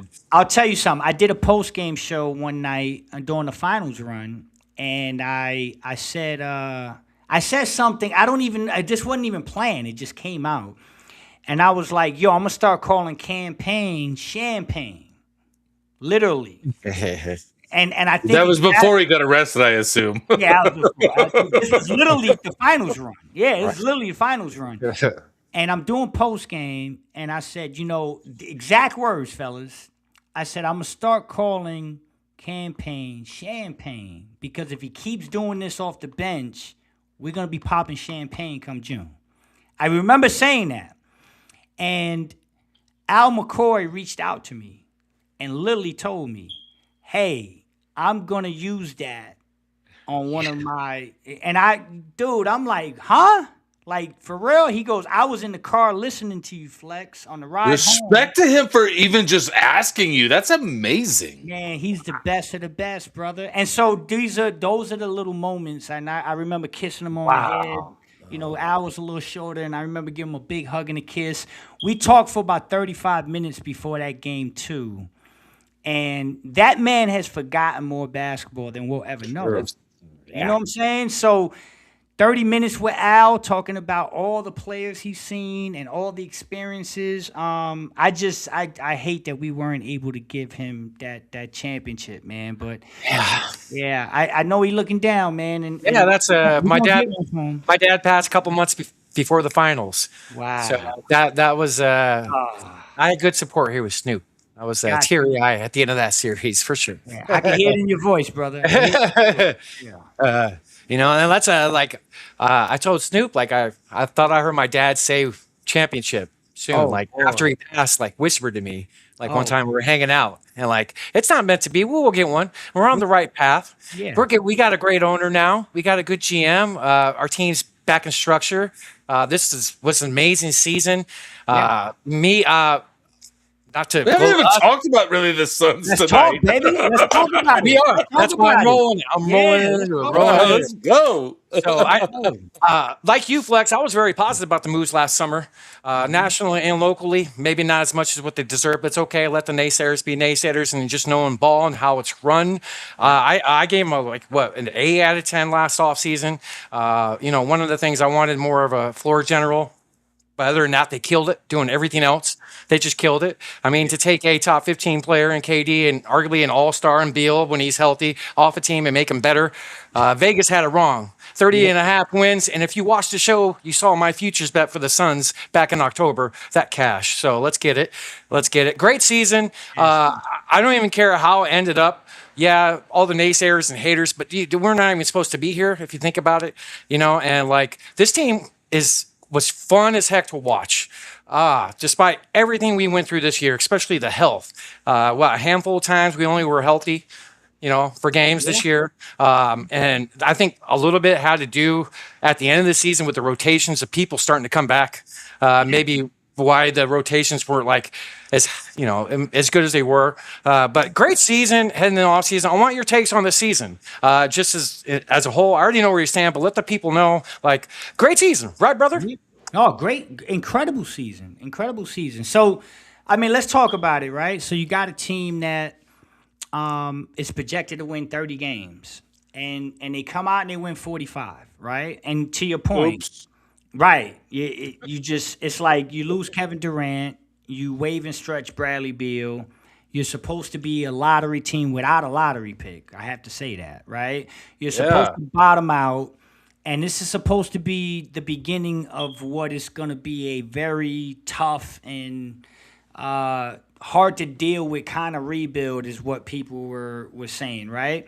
And what do? They go out there, they win 45 games. They get the 7th best record in the Western Conference. I don't care where they landed. When the 82 games were done, they had the 7th best record in the Western Conference, okay? And here's my take on it, and this is where I would like people to kind of just be a little, just take a step back, breathe a little bit, and understand what they're really doing, okay? They had 150 games lost to injury to quality players, okay?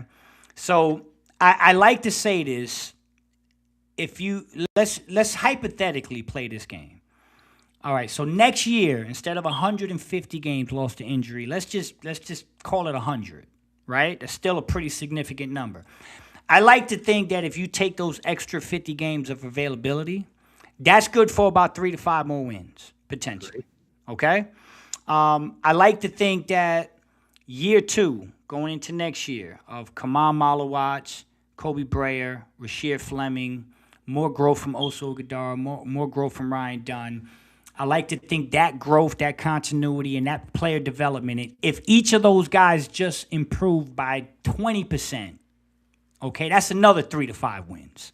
Okay, so now we're looking at a situation where when you really digest the season, you say health, continuity, and more development.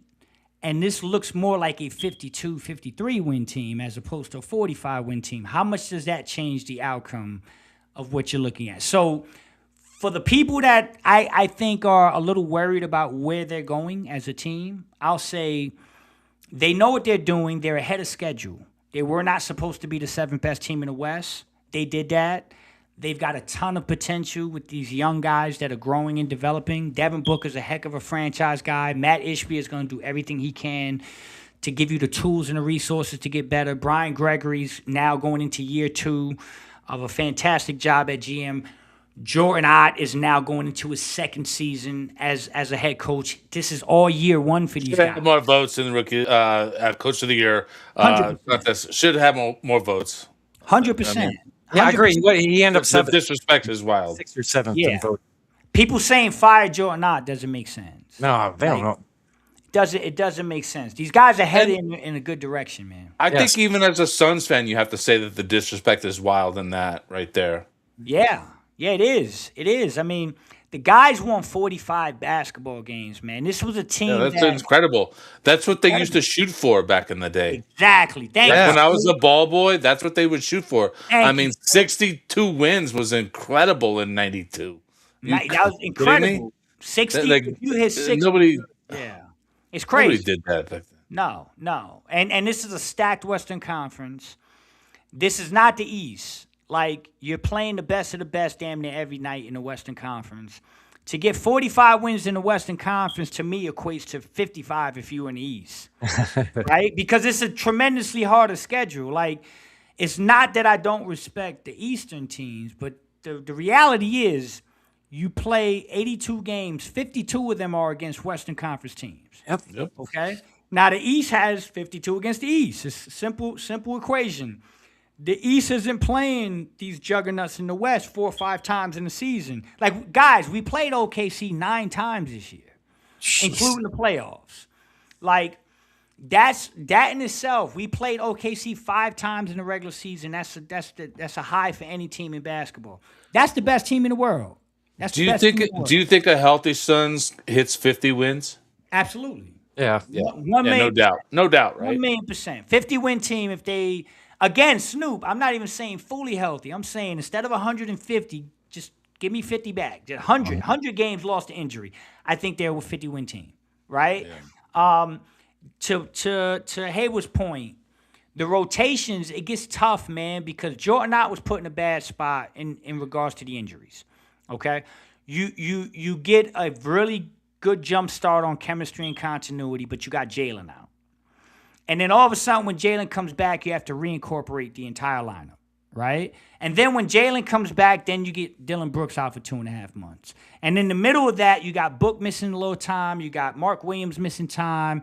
You got Grayson Allen and Goody. Like, the amount of things that he had to navigate is it's damn near impossible that he got 45 wins out of this. Like, I just can't see the negative in this. Like, I can't whatsoever. Like, tremendous job.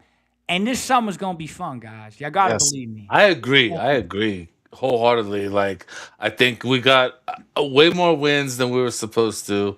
And I'm excited. I'm excited. I do want to ask you about Ryan Dunn, though, because I know that you're big on Ryan Dunn. And I'm big on Ryan Dunn probably because of you. But, like, I think that he's a great defender. Do you think that he's more valuable on the trade table? That's a great question, man. So first things first, I love Ryan Dunn. Okay. I love him too. And I don't want to see him go, but I feel like that's what's like trending. Yeah. But yeah. Well, here's what I will say. I think Ryan had an incredible rookie year. I think that his sophomore year, there were flashes. He had flashes and certain nights where you're like, yo, that's the Ryan Dunn that I know is in there. And then there were some nights where he just wasn't all there. But that's part of the rotation stuff. That's part of the not playing every night. That's part of not being in the rotation. And, it was just one of those things where it felt like he was the odd man out because of a lot of the stuff going around. With that said, yes, to answer your question, I think keeping Ryan in year 3 with another year of strength and conditioning, another year working on shooting the 3. I personally have made that message clear from my end. Like, this summer needs to be 3-pointers all summer from every spot, specifically the corner. And you got to get that demon defense back, right? Which I know is in there. But Ryan's a good young player, man. And so if the right opportunity presents itself and Ryan is part of a potential deal that can get something that fits a little better, that's not the worst thing in the world. And it's not the worst thing for Ryan because I think Ryan's got a great NBA career ahead of him. Mm-hmm. And whatever is good for the Phoenix Suns and Ryan Dunn is what I want, right? Whether that's here, whether that's him developing and being a staple on this team going forward, or if that's going somewhere else and getting more minutes and a better opportunity to really showcase his skill set. But yeah, Ryan Dunn, there are people that will give up something. He's a desired individual. I mean, he's amazing. Yeah. He's a good guy too. Like good guy. And especially with what you're talking about, Flex, with the minutes and not playing one night, playing another night, and like that's tough on a young man, especially when you got a deep team, and a new coach, like with him. Like he's still young enough that we could definitely turn around. I wouldn't say he like degressed majorly, but I wouldn't say he took a big step forward like we expected. And correct. I think he should. I agree. I think he had what I would call a neutral season, where he didn't take a big step forward or a big step back. He kind of sat in that neutral zone. But I believe in Ryan Dunn, man. I think I loved him out of Virginia. He's one of the highest rated defensive prospects I ever rated coming into a draft. Like the amount of tape and the amount of just overall defensive ability that I digested from Ryan Dunn during that draft. And what I seen him do at Virginia, a staple defensive Tony Bennett team. Yep. He's one of the best defenders I've ever seen at a college level, man. And I know that's there. So if he can get those corner threes up and get that percentage up between that 37, 39%, Ryan Dunn is a prototypical 3-and-D guy in this new basketball. And so you got to give him time, man. I'm going to tell y'all something that I say often behind the scenes. You can't get divorced every summer. Yes. Like, you just can't. Dude, that's why I get so frustrated with NFL, man. Yeah. Can't get divorced every summer, man. I've been Right? married 25 years, man. We've had good and bad years, but you got to stick it out. The guy had not a great sophomore year. That doesn't mean that you just abandon ship and that guy can't get better. That guy's got a lot of basketball left. Well, I wonder because,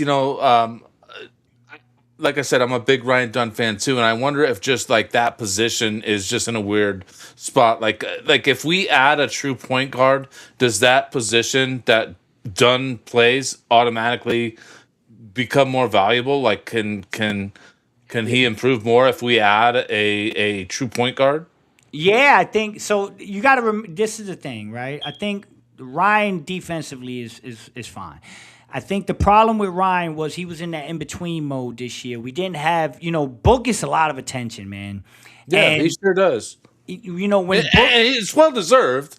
Oh, yeah. He's one of the best in the world, man. So he's getting doubled and blitzed and crowded every night. And one of the hardest things to do, so to answer your question, right? I played with with the best point guard in the country when I was young. You didn't play with Snoop Flex. You're right. Second best. Second best. All right. Marbury? No, Shaheen Holloway. Okay. Oh yeah. Finals All-American MVP in 1995. Actually beat Kobe out for the MVP award in that game. Head coach at Seton Hall University right now. Okay, and I remember what it was like when Shaheen gets all that attention and he kicks it out. You immediately are in a zone where catch and shoot, I got to let it go, right? I got to get it. I got to let it go because he worked so hard to get me that open shot. I think with Ryan this year, he was in between. There were times where Ryan would catch it and he's like, damn, am I supposed to put this up or am I supposed to get 2 dribbles in the paint and get a floater, right? That's the worst. That's the worst part to be in. And I've expressed this personally. It's like, just play basketball. Like when you're thinking basketball, as a coach, when I coach kids, the number one thing I will pound on is I'm watching you play and you're thinking. I don't want you to think, I want you to play, right? The thinking part of it is supposed to just be organic, right? Right, natural. It's supposed to be natural, right? Just because you practice it and like natural. Yeah. There you go. And Ryan, to me, felt a bit of a thinker this season. He was like in that in-between, like, damn. Is it because of a different system? Do you think it's just is like this kind of different system?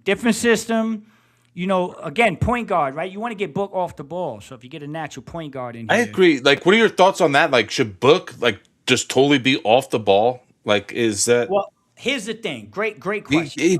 Because he plays great no matter what. Correct. Here's the thing. So we all know that the best version of DevinBooker was with Chris Paul, right? Mm-hmm. That's when you saw DevinBooker at the highest level of basketball you can imagine, right?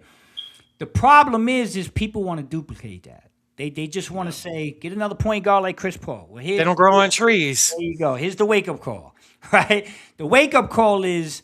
He's a once in a generation. Once in a generation. And to one step further, Snoop, is they're a dying breed. Like, there are no more Chris Pauls. No, you're right. They're not, right? So... Snoop asked me last week, what? Come on, GM Heywood, name some players. And I didn't do any prep work. This work, I did some prep work. There's not going to be many guys, and you're right. They're like a dying breed. Sorry to cut you off. No, you're 100%. They're the last of a dying breed. Like Chris Paul there'll never be another Chris Paul. And the way basketball is evolving, especially at a grassroots level, right? We're talking, again, this is high level. We're talking, high school, AAU, into the college game, into the pro game. They're not prioritizing the floor general like they used to. Now, it shows. There you go. You know what PG stands for? When I was growing up, y'all all know this, right? If you see PG at the position, right? It don't stand for Paul George, I'll tell you that. That's not Paul George. Positionalist. There is one. It stands for point guard, right? Uh-huh. Now, like PG is playmaking guard. It's not a point guard no more. It's a playmaking guard, right? Yeah. All these guys are trying to become playmaking guards. So if you can't find a Chris Paul, there's going to be a time where you're going to look and you're going to say, you know what? I don't know if I can do better than somebody at Book at the point guard for 15 minutes a game. What I want is a little bit more balance. I like, if Book's going to play 35 minutes, I would love a perfect world where half of it he's on the ball and half of it he's off the ball. That would be like cutting right in the middle and everybody's happy, because I do believe that DevinBooker at the point guard in spurts, yes. Certain situations of the game. Yes, you're right. He does need to be, but not 24/7. There you go. If Jalen Green stays healthy, do you think they have that? Man, you're asking, these are great questions, man. Yeah. Here's the thing. I don't think Jalen, and I'm being, you gotta stop saying that. I'm sorry, bro. I'm sorry. No, keep saying it. This is fun. This is a perfect clip for your show, Snoop. Yeah, no, dog. This is natural too. I'm not even trying to force it. I'm gonna come work for you, Snoop. I'm gonna come work for you, dog. Yeah, I'll be honest. I prepared no questions to talk to you today. I'm just shooting from the hip, dude. I'm just asking. These are great questions. Listen, Jalen's terrific, man. Yeah, I agree. Jalen isn't a point guard. Like, he's just not a point guard. Jalen is very much cut from the cloth of a playmaking guard. He's not really a guy that can set the table, I think, right? He's more of a, I'm going to collapse a defense. I'm going to cause rotation. I'm going to attack the basket. But I don't know that Jalen at this part of his career. Can he grow into that, Snoop? Yes. At this part of his career, at 23, 24 years old, I don't know that he is the table setter that Book is. So it's going to take time. If you want Jalen Green to be that, you're going to have to take the lumps, and you're going to have to take some bumps, and you're going to have to be okay with some things not going right and some turnovers and stuff. And I'm okay with that. Jalen may be the guy, but people are going to have to be okay with letting the maturation process happen, because he's not a natural point guard. In no way, shape, or form has that guy ever been a natural point guard. And so if I had to put the ball in somebody's hands at the end of a game, and my choice is DevinBooker or Jalen Green, it's an easy DevinBooker. It's easy. I'm giving it to Book. And I'm hoping that Book is going to create gravity and get someone an open shot.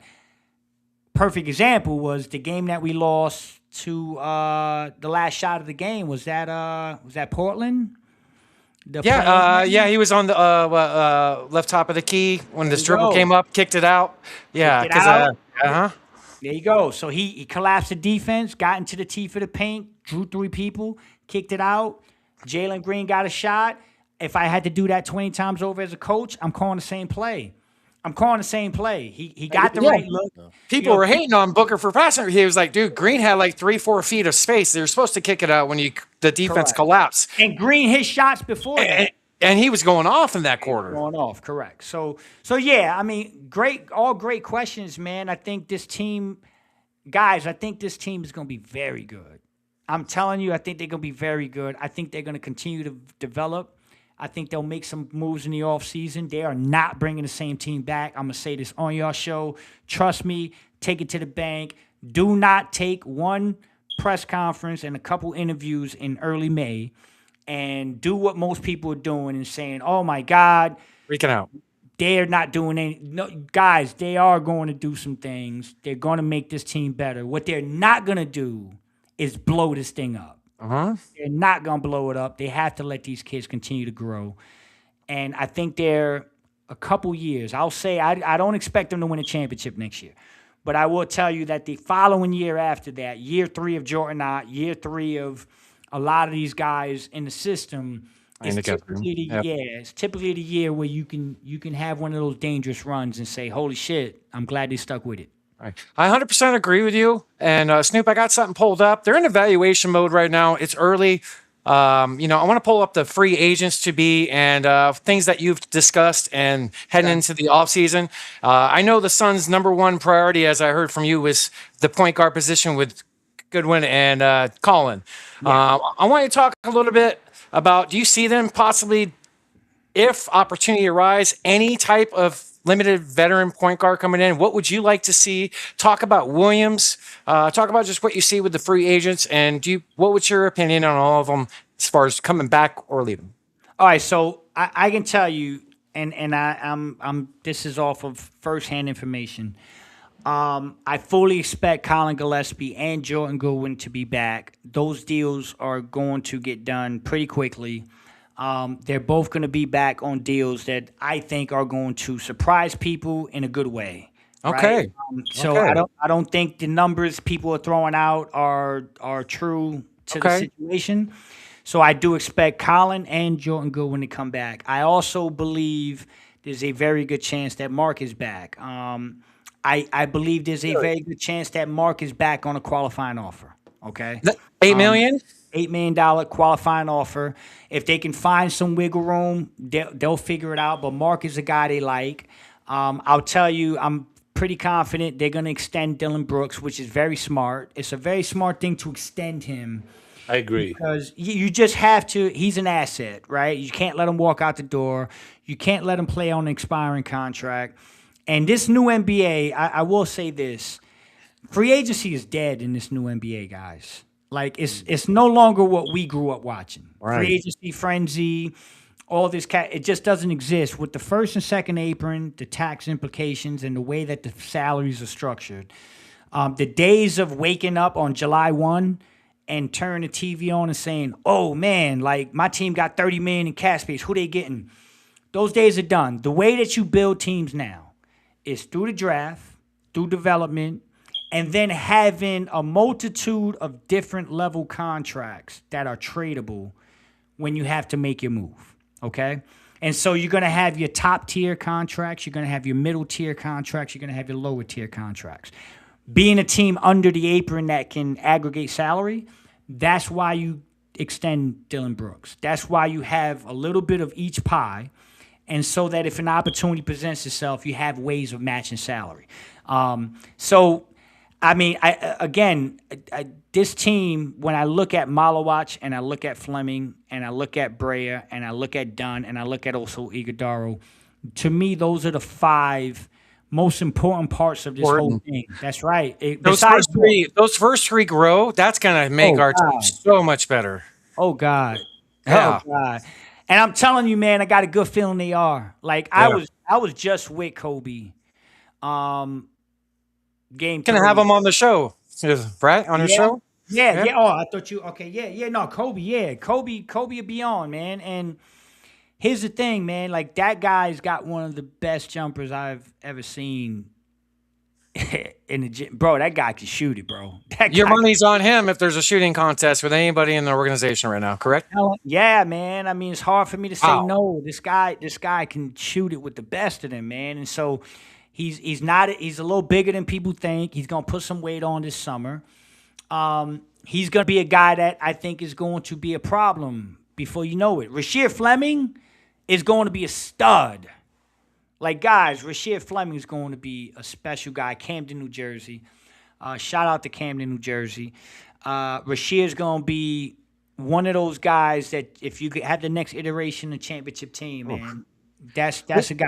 And then Malawach, man. Like, that guy's talent is insane, bro. Like, he's got so much. So I think people want to make trades and bring people in, Heywood, but honestly, man, they may have a lot of the answers right in-house. Yeah, just in-house. It's got to be patient. Do you see Fleming or Malawach possibly starting next year if they do make that improvement this summer?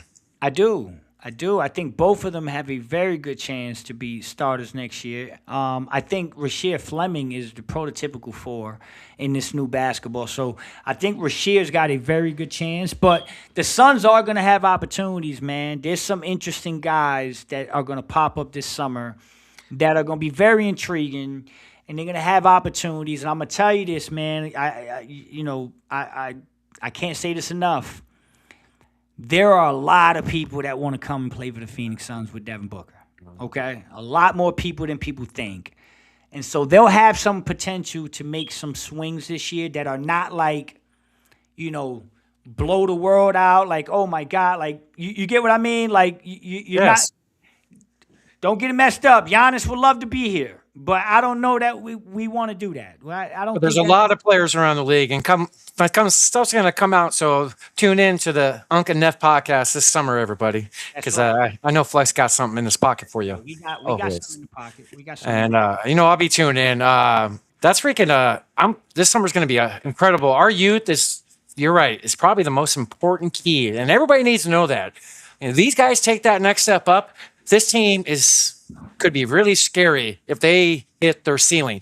We're not talking about all 4 or 5 of our young core. If we can get 3 of them to get close to their ceiling, oh my God, let's freaking go. It gives us that length, that freaking defense that we need for rim protector with our young guys. With Molly Watch Fleming, when he shows splashes, he looks like an all-star sometimes. Man, like when Mini Kawhi Leonard, man. Yeah. Kawhi Leonard defensively, and he can shoot the 3-ball, man. Shoot.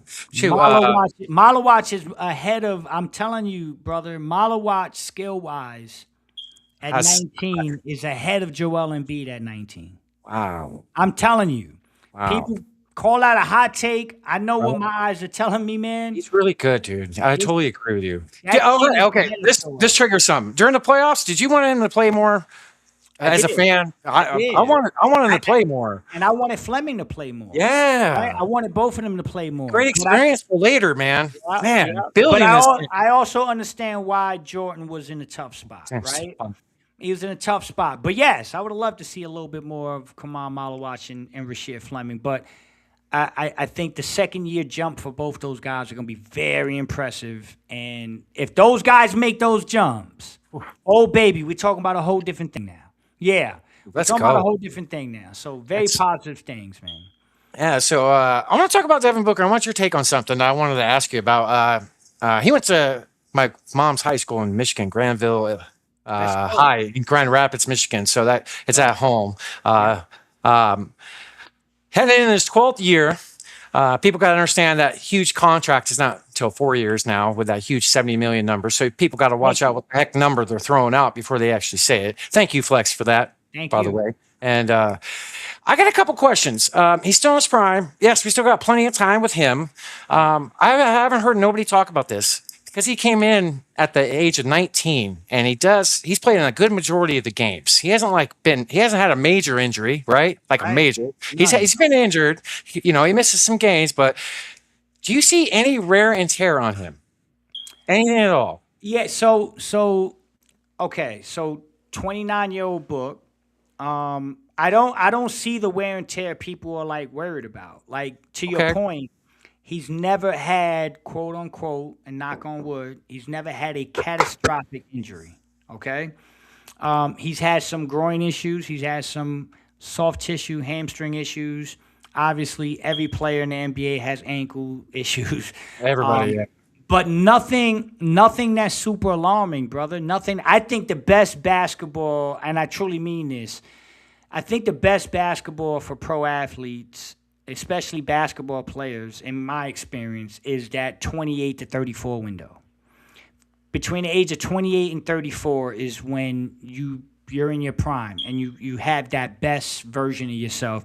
I don't think we've seen. I think we still. Devin has a lot of things that he still has in the bag, man. He's still got a lot that people are underestimating. I think he's in the prime. He's got 5 really incredible years, I think, ahead of him. And so, without any catastrophic injuries, man, I don't see Devin digressing at all. I just think that Devin plays the right way. And playing the right way sometimes makes people look at box scores and say, that guy is not what he used to be. But that guy is more responsible now than he was when he was 19. He has... Accountable, more of a leader, plays more better. like take smarter decisions, even though the box score doesn't show it. And what you said earlier, his ceiling's with a good point guard. If these point guards we have can make that step up of growing, if we keep our Godwin and Colin, and they get better, it's only going to improve his play. Well, let me ask y'all this. So you guys both know basketball, right? So let's allegedly. Yeah. No, I know you guys know the game, right? So let's just keep this very elementary, right? The three of us are playing in a 3-on-3 tournament together. Okay. You got the point, Flex. All right, so I'm the point guard. Would y'all rather me score 20 or both of y'all score 15? What do you think is better for the team? That depends. Like there's so many variables that go into that. Like I want you to dish the ball. I want you to make the heads up play. If you're gonna be the point guard, I want you to guide this ship. I want you to steer the wheel. Like. Yep. It's whatever's put in front of you, you read and react. You want to hear a funny story? So ConnieHawkins got me caught up in a fucking basketball tournament one time. Oh, and we got put into a separate category because he was on our roster for our team because he said he would play. I asked him if he would play, right? And he didn't show up. It's fine. I'm not even mad at him. It's all good. I still love him. But it put us into a different category, and so we had to play against all these teams, and it was only 2-on-3. We only had 2-on-3 in the tournament. Didn't show up. It was those 3-on-3 tournaments that was huge back in the 90s downtown. I forget the name of them. The NBA Hoop It Up? It was Hoop It Up. I got a Hoop It Up championship trophy in one of my boxes. Yeah, it was probably because I didn't have a third player, but that's fine. We've all played in one.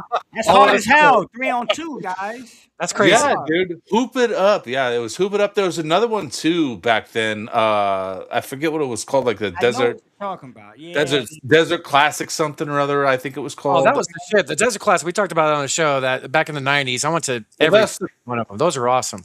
Yeah, like the college thing where they brought out the players, coming into the NBA. But to answer your question, Flex, I want you to do whatever it takes us to win. There we go. That's you read and react. You read and react. 20 from me or 15 from each of y'all, that's 30. If y'all get 15 each, that's 30. If I score 20, then I'm not dishing y'all the ball and I'm not getting y'all involved, then I could walk away and be like, I had 20 in this 3-on-3 tournament. What do we get? Do we win or lose the game? We lost the game. We lost the game. If I'm out there scoring 20 and just trying to get mine, and I'm not allowing y'all to play y'all game, and then we'll probably. So I'll give y'all an example. A perfect example of this is I want to say it was Game 3 against OKC. Dylan had 30, Jalen had 30, Book had 15. That really happened. Game 3. And people were like, oh, my God, how could DevinBooker only have 15 points in a critical Game 3? Okay, I get it. That's a legitimate ask. But I'm saying he was able to get Jalen and Dylan 30 each. So now let's make open the floor up. People don't understand opening up the floor. He's very efficient. I think he had one turnover. His plus minus was off the chain that game. There you go. Thank you. And guess what? If Book, and I answered the question, I did a show and I was like, I'm telling you, if Book scores 30, then you're saying if Book scored a lot more points in this series against OKC, you thought the margin of loss would be worse. Absolutely. They'd have still got swept, and I'm telling you, every game might have been a 20-point blowout. Okay? Because guys got to be involved. Devin is playing a team game, a mature game. He can get 30 any night. DevinBooker, PSA. That guy, if he wants to, can score 30 every night. Does he got another 70 left? No, I don't want to say no. I can never say no. You think so? He can. He still can, right? He's capable. Yes. Okay. If DevinBooker came out one night and simply said, "Guys, damn the offense, damn the scheme, I'm getting mine," Yes, absolutely. Devin Booker can walk into a 60, 70 piece. Still got it. But here's the thing. Y'all remember 2 years back? 2 years back against the Pacers. Yeah, 61. They lost. Dude, this is gonna just basically turn into a highlight reel of here's the thick clips of me shit, I did just it again. clipping the episode. Great change of your background right before we went live too. I did again. So yeah, y'all remember the Pacer game? Book had Yeah, we 16. lost. We lost that game, and I remember the topic of conversation was Devin. If he passed more, we'd have won.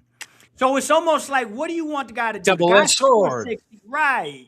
Guy scores 60. He didn't play a team enough team ball.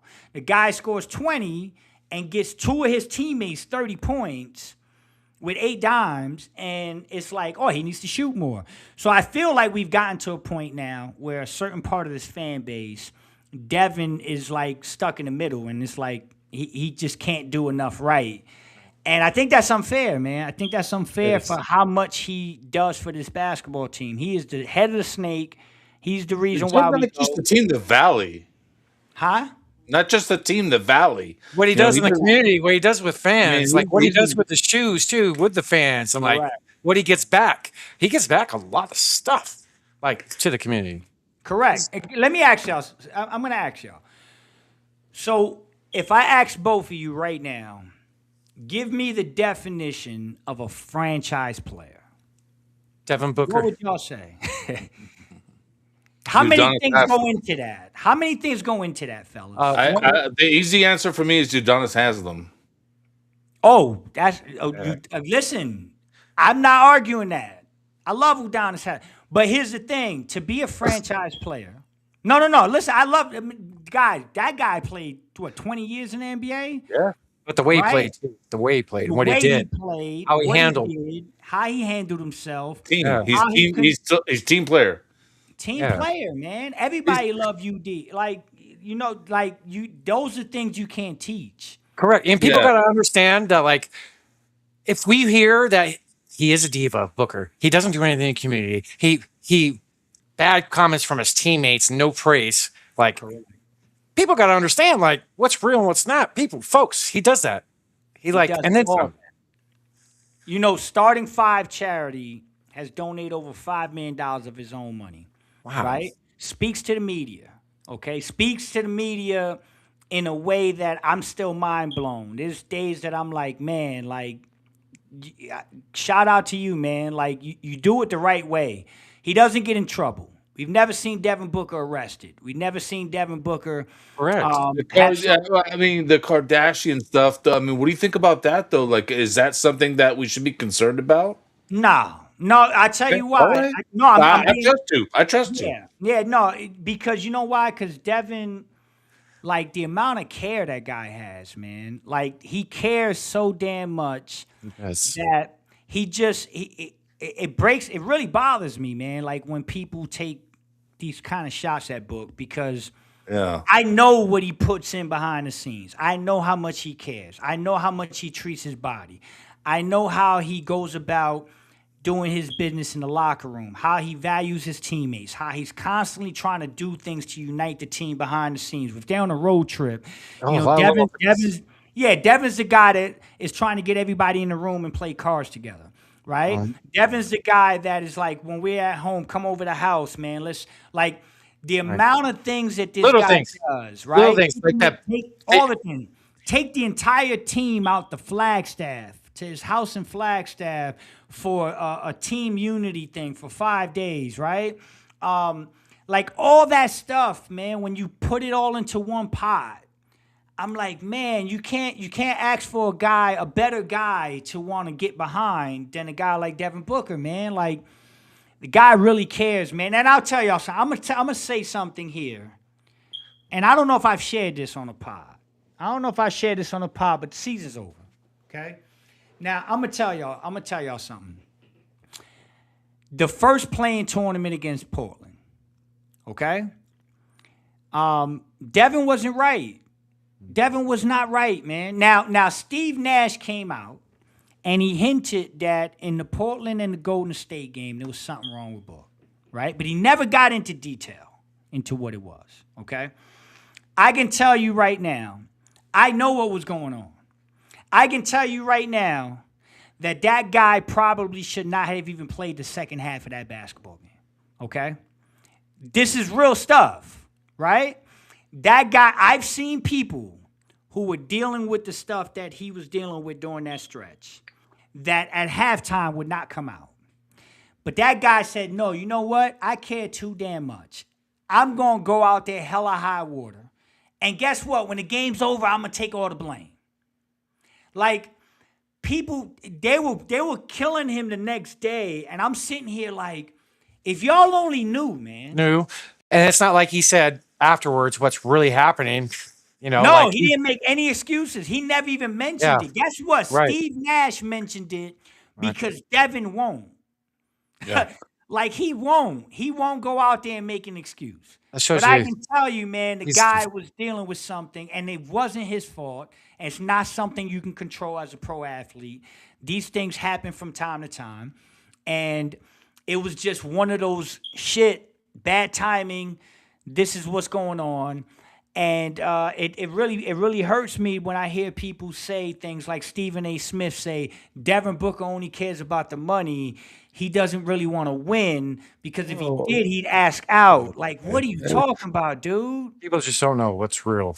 What's really happening. Are you like? Do you have an opinion of Stephen A. Smith? You don't even have to say it right now. I know him.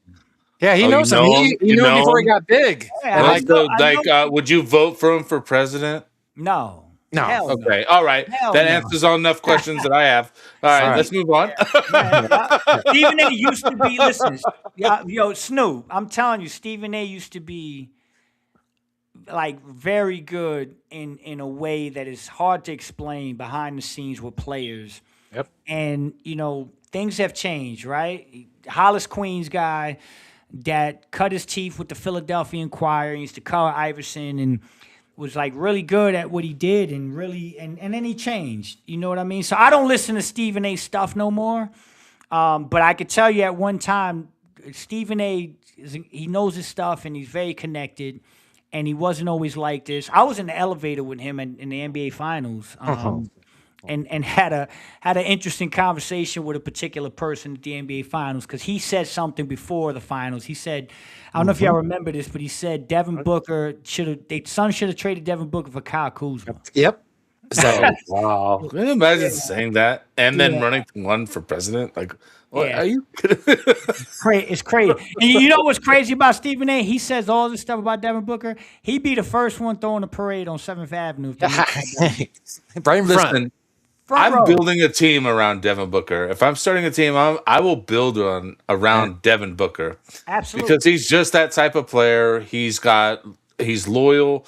He's a phenomenal ball player. He's going to do whatever he has to do to make the team win.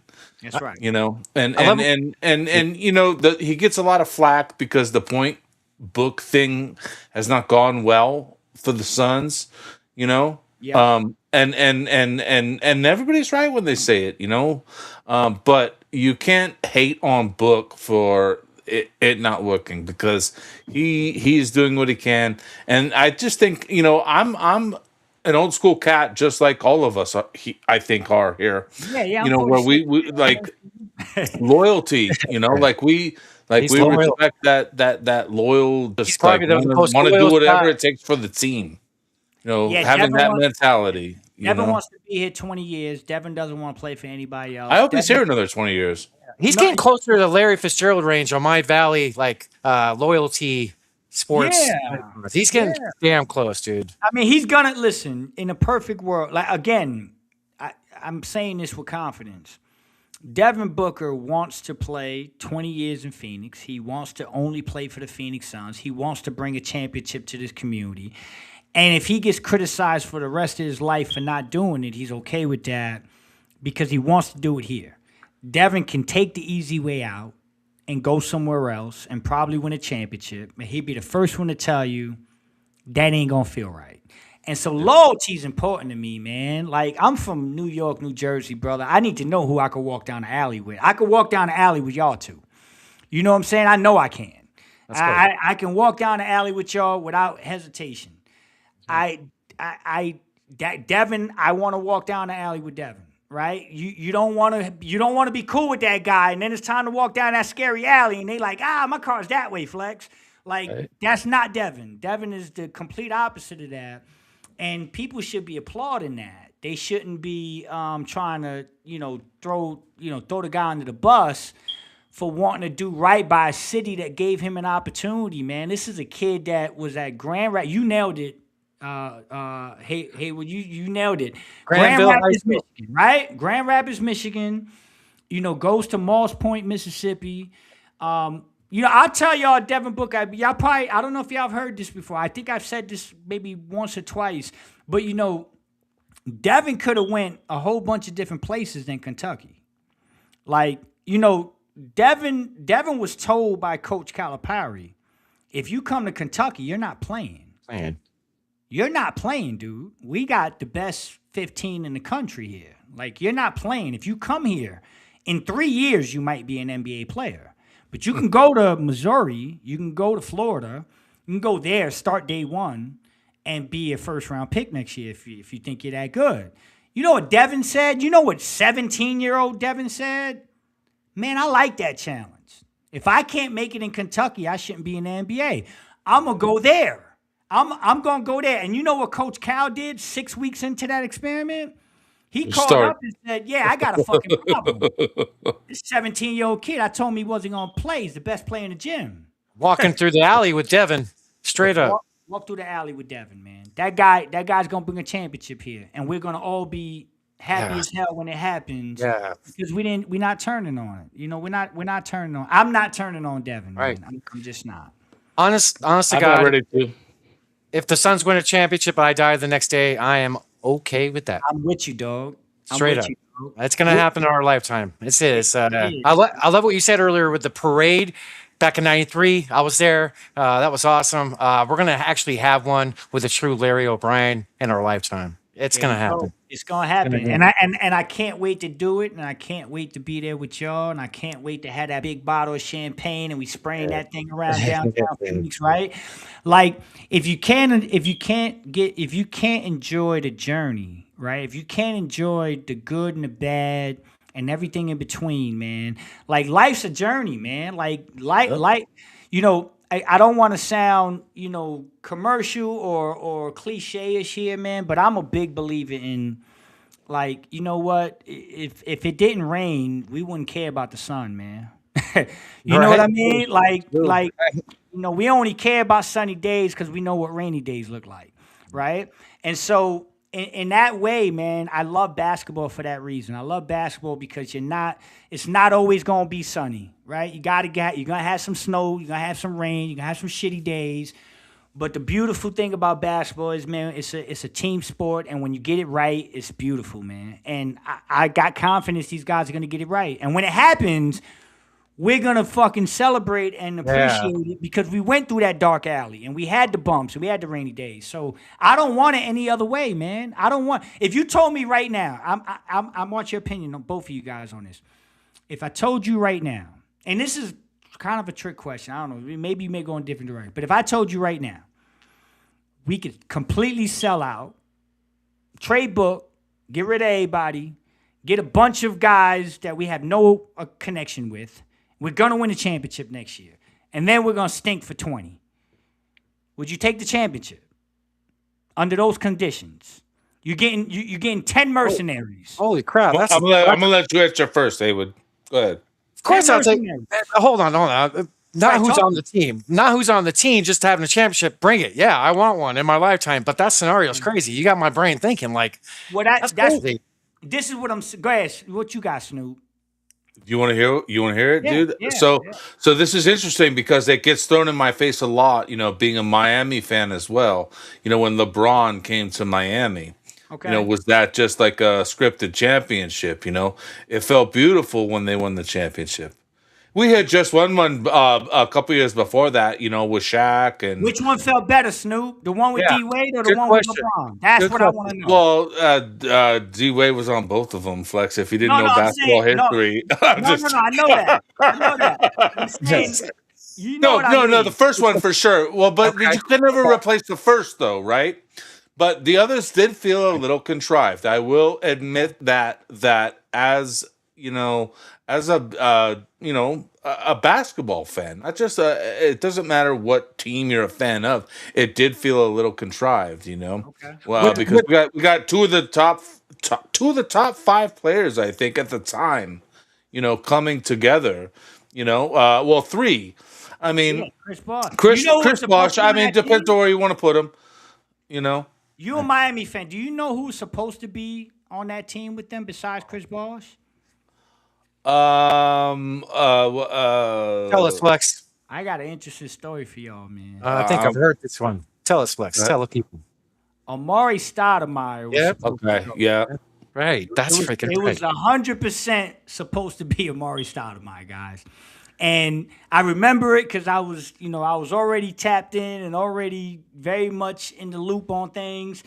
And it was supposed to be LeBron, D-Wade, and Amari going to Miami. The problem was Amari couldn't get an insurance policy on his knee. After microfracture. No insurance company would insure that contract. Because he was the first one, wasn't he, to have it? He was one of the very first, yeah. And it was that was a pretty big surgery, and it was pretty bad. Wow. So LeBron and D-Wade went, and remember, some context here. Amari, who I love Amari as a person. Was that Jerry Colangelo's last draft pick? Yeah. That was Jerry Colangelo's last pick with Brian. Amari's from Lake Wells, Florida. Okay, so he always wanted to be with Miami, and that was the plan. The plan was, and I'll tell y'all even crazier secret that goes back into this conversation. Miami ended up getting LeBron because LeBron was thinking about staying in Cleveland, and there was a deal between the Cavaliers and the Suns that would have sent Amari to Cleveland before LeBron even hit free agency. Did not know that. Y'all remember Mo Harkless? Oh, wow. Okay. Wow, that's a name. Yeah, well, I'm telling you because I lived it. The Suns had a deal that was going to send Amari to Cleveland with LeBron, and we were going to take back Mo Harkless as the primary piece. Thank God they didn't do that. Oh, and a bunch of other little role players because they knew that Amari's knee was uninsurable. And so Robert Sarver at the time was like, I need to get up off of this because I'm not going to pay him an uninsured contract. Long story short, it ended up coming out with it. The Knicks were the only team that would give him the $100 million he wanted uninsured. And that's why he ended up with the Knicks. Miami wouldn't budge, and they took Chris Bosh. But the true threesome over there was supposed to be LeBron, D-Wade. Wow. Yeah, crazy stories, man. I'm telling y'all guys, I actually want to, and I want to do this with y'all more often. Yeah. I'm actually doing something that we're gonna call story time, where I'm gonna allow people to come on the show and pick a particular, maybe if it's y'all too, I'll send y'all an email and say, yo, here's 3 stories, pick one. You come on the show, we'll discuss it, and then I'll tell y'all a story that probably people haven't heard. Yeah. And, I don't know if y'all think that's cool. But I like that. Well, Story I do that too. Like I host a couple other podcasts, and like we call out, for people's suggestions, for a topic sometimes, to bring up. So yeah, I'm all for it. I love it. Yeah, Most sports shows don't really have stories in podcast style type of like what we try to bring. So stories are important because it's the basis of what me and Snoop are with everything that we've been through and whoever we bring on. It brings people together. I love the idea. I love it. I mean, I love hearing y'all story. I mean, I had no fucking idea that Snoop's out there playing with ConnieHawkins and stuff. Like, that's crazy. Like, that's super cool, man. I mean, these are heroes of mine, man. Like, this is crazy stuff. My list.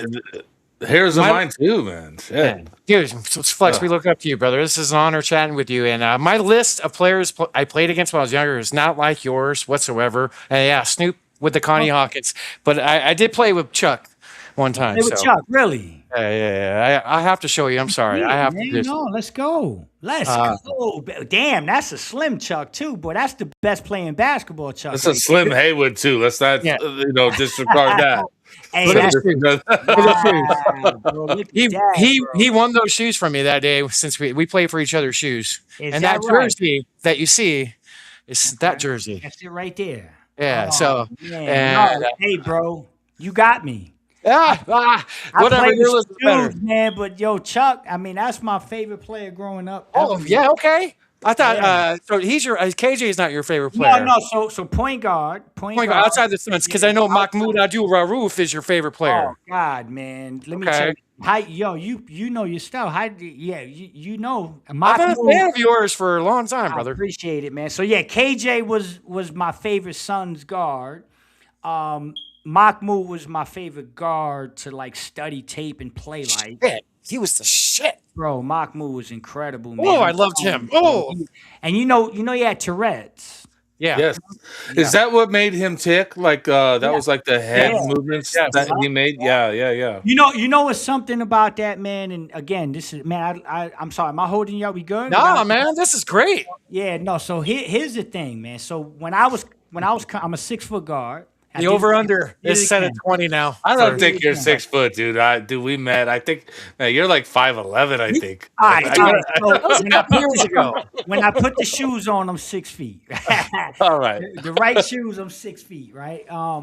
So okay, 6 feet, 5'11", 3/4, right? I Whatever. mean, we have the picture here. We could pull up. It's a little blurry thanks to Heywood. but- Yeah. You know, you're. Listen, I all the basketball players do it. They throw a little 1/4 inch, a little more, Okay. right? I done it. Right? So it's easier for me to say 6 feet instead of 5'11". I say I know. I'm I'm only 5'10", so I know. There you go. I say I'm 6'4", but I'm 6'3 1/4. I say. Okay. So here's the thing, right? When I'm playing in New York City, I did it again. Golly, man. Dude, Snoop, you got to clip every single one and make a fucking video. Dude. Wow, bro. You gotta- Wow. I'm gonna make one of those movies just back to back to back.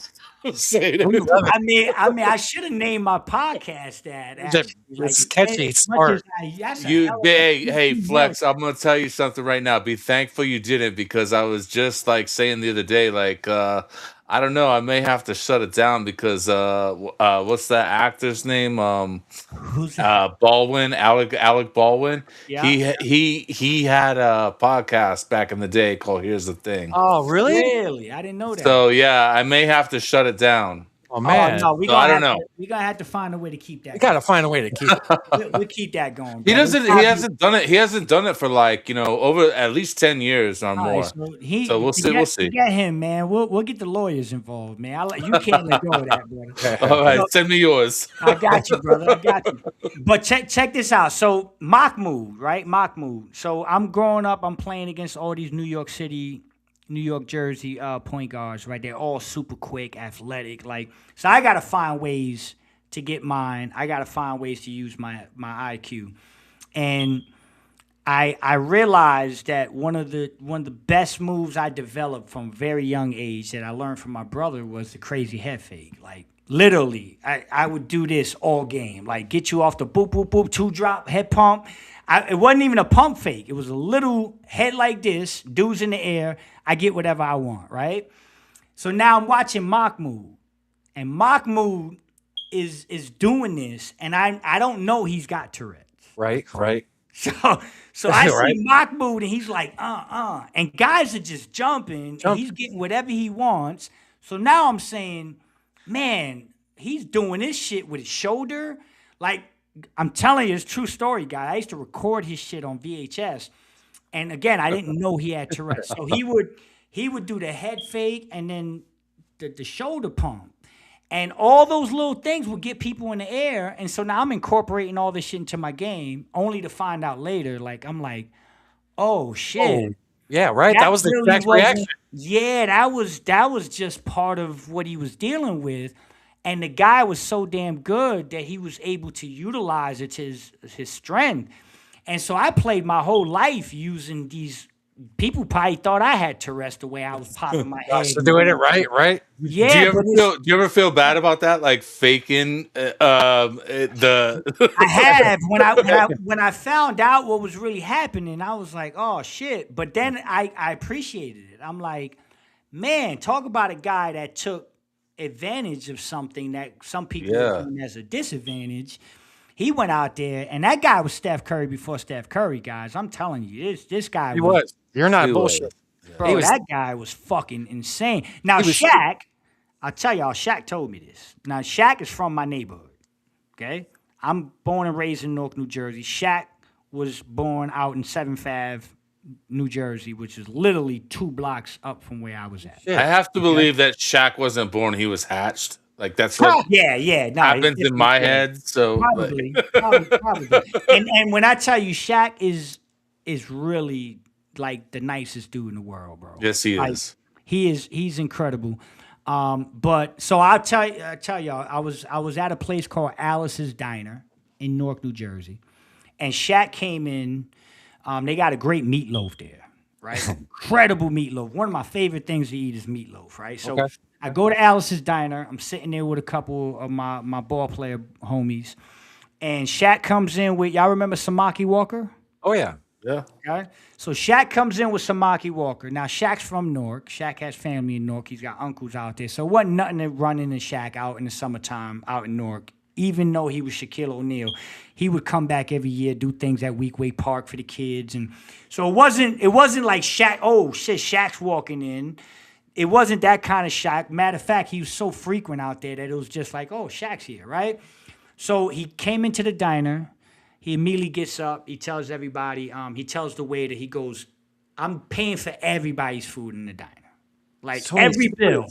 Bring every bill to me. So I look at him and I'm like, okay, I just got 8 meatloaf, Shaq. I'm getting 8 orders of meatloaf, brother.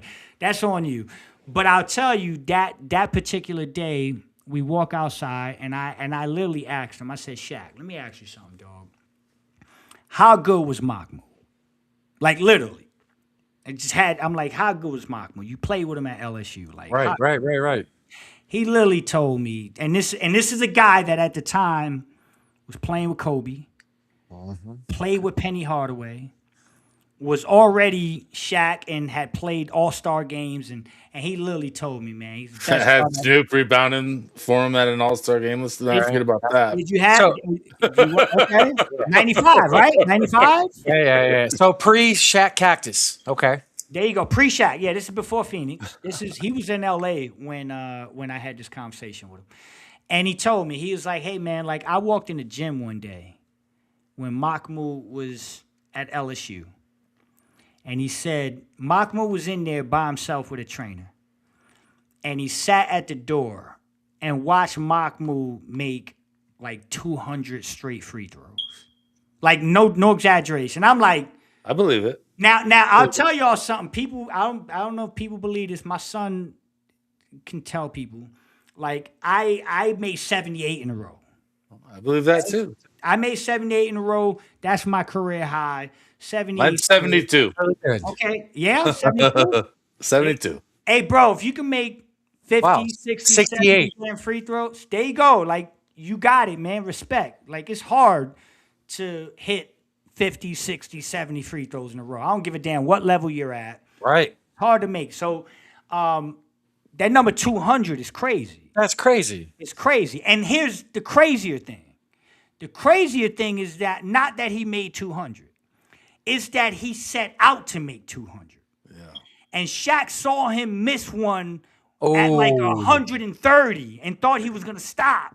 And he said, get the ball again. We're not leaving until I get 200. Wow. That's how good that guy was. So that's the point of the story that blew my mind. It's like, okay, 200 is crazy. You're telling me this dude got to like 130 and missed and then started all over again and stood there till 200? Yeah, that guy is an incredible basketball player. And he was athletic. Like this dude was in the dunk contest.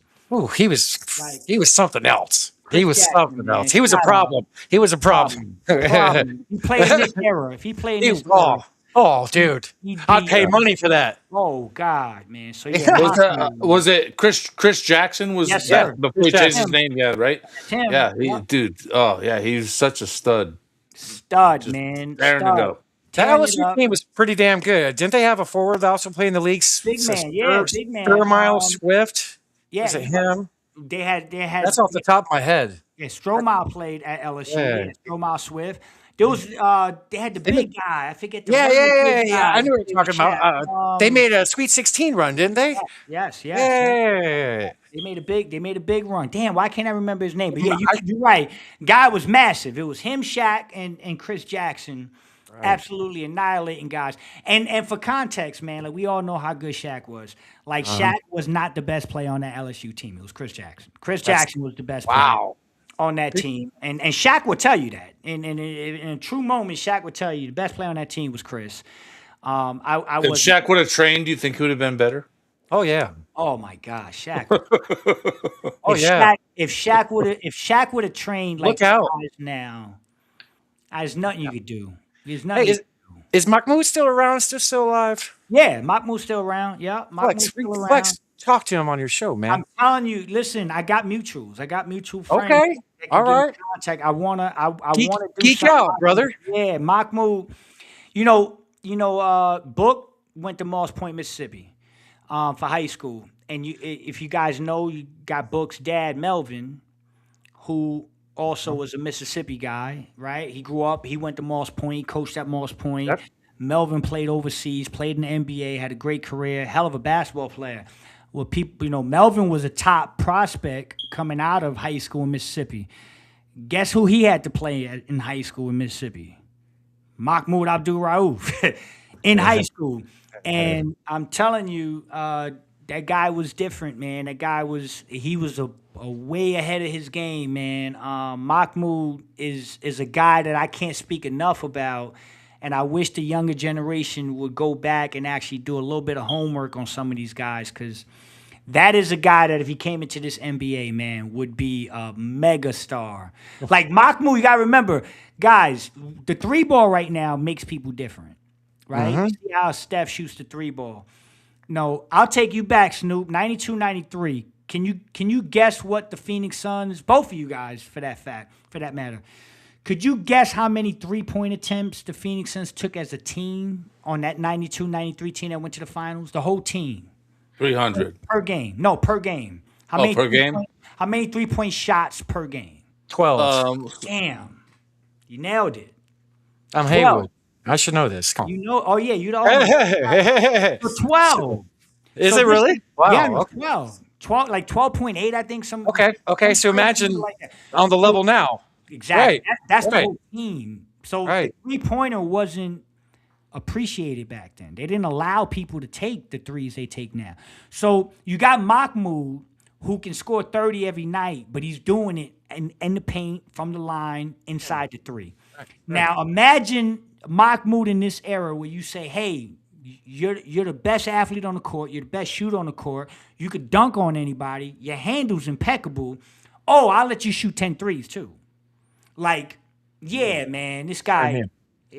And different game back then. If you launched the shots you're doing now, you're getting yanked. You're on the bench. Yeah, I got yanked from games. I mean, shit, I got some high school coaches that literally yanked me out of games because I was 3 feet from the line. Like, hey, bro, tote the line and get out. Like, high school. Like, you're not seeing no minutes in the four because you were 3 feet behind the line. And that's how we were coached, man. It was like, yo, toe the line or get to the line, but we're not letting you shoot these crazy-ass 35-foot threes. Like, what are you doing? And Steph Curry changed everything. And shout out to Steph, man. It, changed the game forever. He's on my Mount Rushmore. Like, people say the best four ever. Yeah, Steph's Who's the other three? Let's hear it. Kobe, Jordan, Steph Curry. The four. So the fourth guy. So my top three is Mike, Kobe, and Steph. The fourth one, guys, it's more of a. It's weird because I like to talk about Magic and Bird. That's my era. Mahmoud. Right. I would love to say Mahmoud. Right. But like I grew up on Jordan and I'm sorry, Magic and Bird. I grew up on them. Yeah. And I it's like the hardest thing for me to put one up there without the other. But if I had to lean, I'm gonna go Magic because Magic was like the first 6'10" point guard that could do like everything. Yeah. So my top 6'9". He was 6'9", but I mean 6'9", 6'9". Yeah, Magic, Michigan State, where my dad went there for engineering, by the way. So I'm an engineer, baby. Shout out to your dad. I got man. a lot of men on my dad's side were engineers. Really? Shout Yeah. out, man. That's a hard. I respect. I'm an engineer, man. 25 Okay. years, man. Okay, Love it. so I was going to bring up the Mount Rushmore, but since we're talking about Suns Mount Rushmore, since we're talking about Mount Rushmore, Yeah. Snoop, you're on the spot first. Oh Who's shit! your Suns? All Who's your right, Phoenix Suns all right, Mount all right. Rushmore? My top 4 Mount Rushmore Suns. Obviously, ConnieHawkins is just up there. Okay. There's no doubt about that because he's just been such an influence upon my life. Not only he changed the game. I mean, he was a player that he was an all-star in how many leagues? I think 4 or 5 different leagues. Right? Why don't have an NBA like and- we have it without the Hawk, man? Like, Yeah, I mean, he's just a legend. You know, there wouldn't be Dr. J without Connie. There wouldn't be Michael without Dr. J. So, I mean, you could argue it all stems from Connie. I agree. Suns, shit. I got to go Barkley. Okay. I'm with you. Just because he changed the culture of the Valley. You know, when it comes to basketball, like I don't think people really gave a shit about basketball too much before Barkley. Yeah. You know, Out here. came here. Like, yeah, you know, like I mean, it was different back in those early '90s. Like, I mean, nobody gave a shit about the Suns. I mean, you could get a ticket for $10 to go to the Madhouse, and you know, you could see Larry Johnson come in and tear us up, and you know, I mean, it was fun. You know, we had a good time. You're All right, right. Barkley, Connie. Connie Barkley. I mean, dude, I think shit. It's tough to pick 4. KJ, I think I gotta put in there. Just because I mean he was just like an elite point guard. You know, that's what you want to see. You want to see that 2010. Like he really knew how to, you know, pick the 4 apart. I mean, that dunk against Olajuwon, like you can't get that. An average point guard is not getting that dunk. Oh God! How about the You one on know? Hot Rod Williams? Ooh, yeah, or the one on Mark Eaton where he curled it going baseline to front rim. Oh, mother of Lord. Filthy, bro. KJ was filthy, man. Yes, I like your Mount Rushmore. I like Connie, it. so you said Connie, you said Charles, you Chuck, said- Connie, Charles, KJ. I guess Book. I mean, you know, I mean, if that's the 4, you know, because Book, I feel like has to be up there too, just because of all-time leading scorer already. you know, yeah. So I mean, points aren't everything. Let's just not, you know, yeah, let's not say points are everything. You know, I think Book brings more to the culture and to the Valley, and I think that makes him a more legendary player. Okay. You know, I mean, he's the type of person that I want to build a team around, like we were talking about earlier. You know, like he's someone that I would build a team around for sure. I like. I mean, Steve Nash, you know, is in the question too. You know, like I'm not trying to hate on some of these other players, Amare. You know, like some of these other players. You know, It's hard. 4 is hard, man. 4 is hard. 4 is hard. Where you going, Heywood? I got to see. All right. So Snoop said a lot of them. Barkley's my favorite player of all time. The round mound of rebounds, Sir Charles, he changed my life when he got traded here, June 16th, 1992. Let's go, man. He changed my life. He changed my freaking life. Straight the freak up. Like, he changed everything here. When he got here, this place erupted and became a basketball city and a united. And, oh, man, it was special. Hold on. Can I tell you something about your Chuck? So I'm going to try to find something. I'm going to send it to you directly. I'm going to try to find it. I got to go in my box. Okay. Okay. But I had to tell you this because I will forget if we didn't say you just brought up something with Chuck. I'm writing a note just in case I forget. You forget. Yeah, I'm gonna try to go through the box and I'm gonna try to find this. Right, I know it's somewhere. But Okay, so he's one for hold sure. on. Let me go stay ahead. right there. Stay right there. Charles Barkley. Remember, he's Philly. You said the date. Say the date again. June, I believe 16th? it's June 16th, 1992. You're correct. June 16th. Am I really? Yeah. No, you're correct. And it came. The reason why I know that. So June 17th, 1992. Rest in peace, my cat. That's his date. Go ahead. Really? Yeah. Okay. Rest in peace, man. Newspaper clipping from the Philadelphia Inquirer. I have. And it's Charles Barkley at the airport in Philadelphia, and the headline says, "We'll miss you, son." Classic, brother. Classic. Whoa. We'll miss you, son. S-U-N. Right? And remember, so I was in that area, right? So my brother worked in Philly. And when that newspaper came out, he bought that newspaper directly in my house, knowing I was a Suns fan, and said, "Yo, you had to see this." And I'm telling you, still got it somewhere. We'll miss you, son, brother. June 17th, 1992. So Okay, one day off. Okay. I would try to. No. The trade happened on the 16th. Okay. But the newspaper clipping, I see. Newspaper came out the next day. So go ahead, Charles Barkley. Sorry, I had to tell you that. Oh, you're good. He's, my opinion, still like probably the greatest power forward of all time. But I'm a little biased. No, I agree. And like I haven't grown. He's not big, dude. Like I'm still the same height. he's not. Like this is when I was like 13, I believe. But him, Kevin Johnson, probably the quickest first step I've ever seen, ever. He was a Derrick Rose before Derrick Rose on steroids. Like he really was. He was 19-9 for seven out of 11 years. Like that's amazing.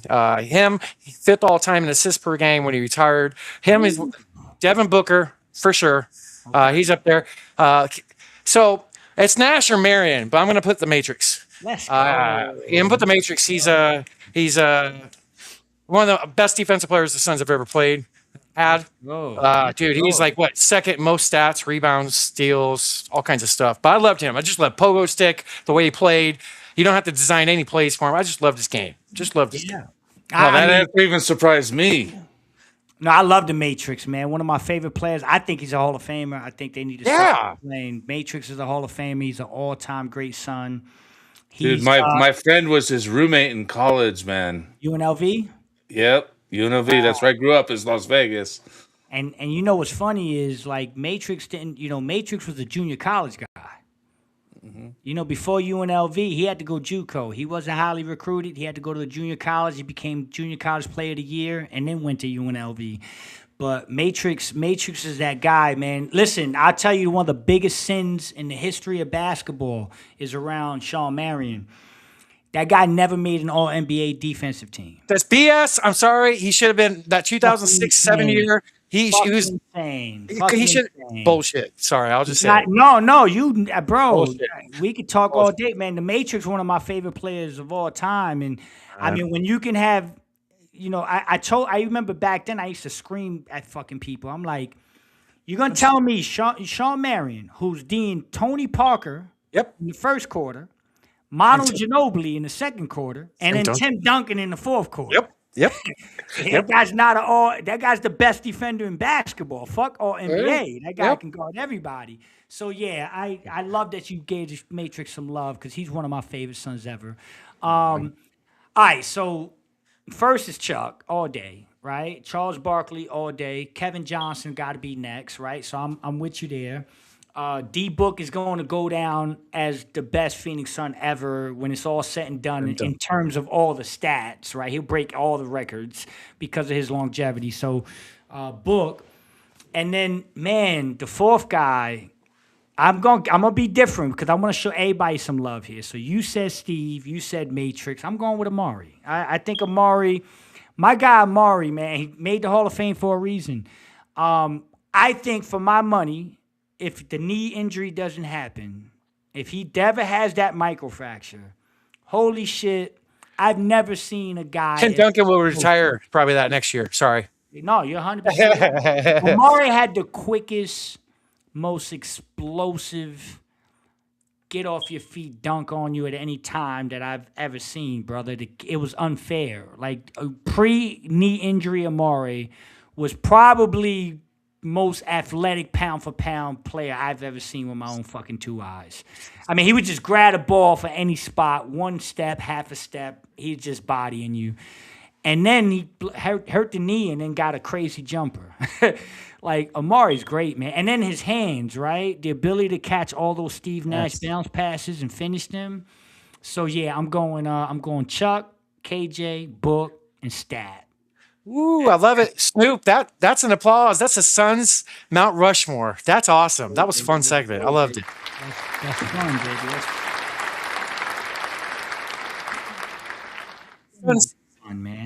agents. One little thing. Yeah. So, 2 videos from your brand new podcast. I want to show little clips. I'm going to kind of give you a shout out here. Nobody else is reporting what you have been reporting, and except maybe the pick is in. Last Thursday, I have a realtor buddy that told me that Giannis looked at houses here. So I said that on a previous show. Besides Flex, I'm going to float my boat a little bit, but potentially some news. I know you're half and half so far on your last show about bringing Giannis, but I want to show a little clip. Am I good, Snoop? Yeah. Yep. Has the Phoenix Suns as a preferred my bad. destination. It's my first podcast. My bad. Oh, we gonna good, repeat. baby. GiannisAntetokounmpo would love to be a member of the Phoenix Suns. They are one of his preferred destinations at the top of his wish list. He loves the Phoenix. He loves the idea of playing for the Phoenix Suns. He loves the idea of playing for an owner like Matt Ishbia, and he absolutely loves the idea of playing for a franchise player in DevinBooker. Okay. With that said, Giannis and Milwaukee are in for an explosive summer, and how they handle that is up to them. The Phoenix Suns have nothing to do with that. How that works out, all the Phoenix Suns could do is sit back and understand that a top 5 player in the world still views this place as a prime destination. Giannis Antetokounmpo. Let's go. Back to you. Let's go. I love that. It's real. Oh, go ahead. My bad. Shoot. Close So, that. There you go. yeah, it's all closed. I'm curious, like, I mean, is Giannis a good fit here? Like, I mean, I know he's one of the top sought after players in the game. I mean, he's amazing. I would love to have him here in the Valley. But if you pair him up with Booker and Green, or, I mean, I don't know, we're going to obviously have to give something up for him, Brooks or something. But, I mean, do you think that it is the fit? I don't know. I just feel like a point guard, in my personal opinion, I just feel like a point guard is more the thing that needs to be addressed. You know? And your last show, I want Giannis here. your last show today, you dropped 50-50 as of right now on how your feelings on it. Obviously, we got to give up something like Snoop said. So what's your take on the fit with Snoop saying? All right. So here's the thing. Let's start off from the beginning, right? So Giannis does want to be here. He has them as the top destination on his very small list. Okay. That's because of Matt Ishbia. That's because of DevinBooker. That's because he sees what can happen here. Where I go 50-50 is it depends on what the price tag is going to be with Milwaukee. And that's where that clip, I said Milwaukee and Giannis are going to have an explosive summer. Because they're fighting between two worlds. They're fighting between trying to do right by Giannis and also trying to get, what they want from an organizational stance. And that's where the Phoenix Suns, I don't believe, are going to go into a bidding war. They're going to make it very clear, this is how far we can go. And if you're okay with that, then we gladly take a guy like Giannis. And so that's where I think I'm in the middle. As far as fit, I think if you got Giannis, here's the sneaky part of this. I think if you got Giannis and you found a cheaper way to alleviate the point guard position, then we're cooking with hot grease. Okay? But isn't that what we've been trying to do lately? Yeah, I mean, I think that if you get Giannis, then the door opens for some other point guards that may not be the biggest and flashiest names, but are guys that I think can come here and get the job done. So I think you can get both, Snoop. I think there's a world where you could get a Giannis, and then you can kind of look at that point guard spot in a different light because you have so much ability now from the 2 and the 4 spot. Great point. So that's kind of where I lean yes with Giannis. But if you can't accomplish both of them, and it's going to cost Well, but too much, I mean that's kind of like where we were with KD. I mean, no. Yeah, I mean we were, but I think KD and Giannis are two different individuals. The age factor, and then I think Giannis is just more explosive. I think at this point in his career than KD is. Yeah. But I love listen, I love the fact that Giannis views us in that light. yeah, it's exciting. I'll tell you a guy I love. I'll tell you a point guard that I love. That I don't know. Jordan Goodwin. I love Goody. I love Goody. Again, I'm just gonna throw some names out here, guys. I like. All right, I like it. I love Drew Holiday. Dude, yes, I actually was going to ask you about him. I love Drew Holiday. Okay, a champion, a guy that has some very good pedigree with DevinBooker. Would you trade Colin for him? Ooh, baby. Great question. Great question. If the right situation presented itself and we're talking around the realm we're talking about, yeah, maybe. Yeah, maybe. Right. But again, this is where, I'll tell you guys I love Drew Holiday. I do think a guy like De'Aaron Fox is an interesting name. Interesting. Yeah, I was just reading some stuff this morning about that. Why does San Antonio want to get off him? They have a guy that I know personally. Castle. Oh, really? Okay. Okay. They have a guy that I know personally that actually played with my son in high school. Oh. And I have a great relationship with those people, and they're from New Jersey, and he went to Don Bosco High School. And Dylan Harper is going to be fucking fantastic, guys. Dylan Harper is the future point guard of San Antonio Spurs. He was their high pick last year. Yeah. He's up, and so he played well this year. Yeah, he had some injuries, right? But like him and Castle are the future, right? And you got to start, looking at the cap, and you got to start looking at, okay, I got to pay Wemby, I got to pay Castle, I got to pay Dylan Harper. Vassell's very good. Keldon Johnson just won Sixth Man of the Year, right? And you look at it and you say, if Dylan Harper's your future point guard, can you afford to pay De'Aaron Fox $30 million to be a backup? Right? That's where it gets interesting, right? So that's where it gets to a point where you say, okay, where does San Antonio land after this playoff run? What are they looking like in their cap space? How are they looking at the future? How are they looking at playing time? And how does that potentially shake up with De'Aaron Fox being available this summer? So that's a guy to keep an eye on. Again, I'm throwing names out there that I believe are going to be guys that are going to come up and potentially be available this summer. And you just dropped one of your nuggets before your show, huh? I love y'all, so we gonna talk, right? we gonna. Dude, I would love if Fox comes to the Valley. I would love it. I think the price may be a little high, but I would love it if he came. Man, yeah, I heard some talks of three-way deals with them in Sacramento. Okay. Yeah, I'm not gonna fight that. I'm gonna tell you that. Yeah, go ahead. I'm okay with now any of these guys we're talking about and building off what we got. But if that first step of Giannis actually comes to fruition, then it's all in for those other steps. I think. Yeah. Go on. So again, what I want to make clear is I love what the Suns are doing. I love where they're headed. I love the fact that I do not think they're going to sell the farm for any particular one person. If there's any deal to be made, it's going to be very strategic and it's going to be very thoughtful. Because I will tell you this, and I'll stand by this on every show I do. The Suns have a 5-year window that they're looking at with DevinBooker, and there is no deal they will make that will shorten that window. So you think about this, right? If you make a Giannis deal, you have to be pretty confident that this is going to work, because if it doesn't, you just shorten your Booker window.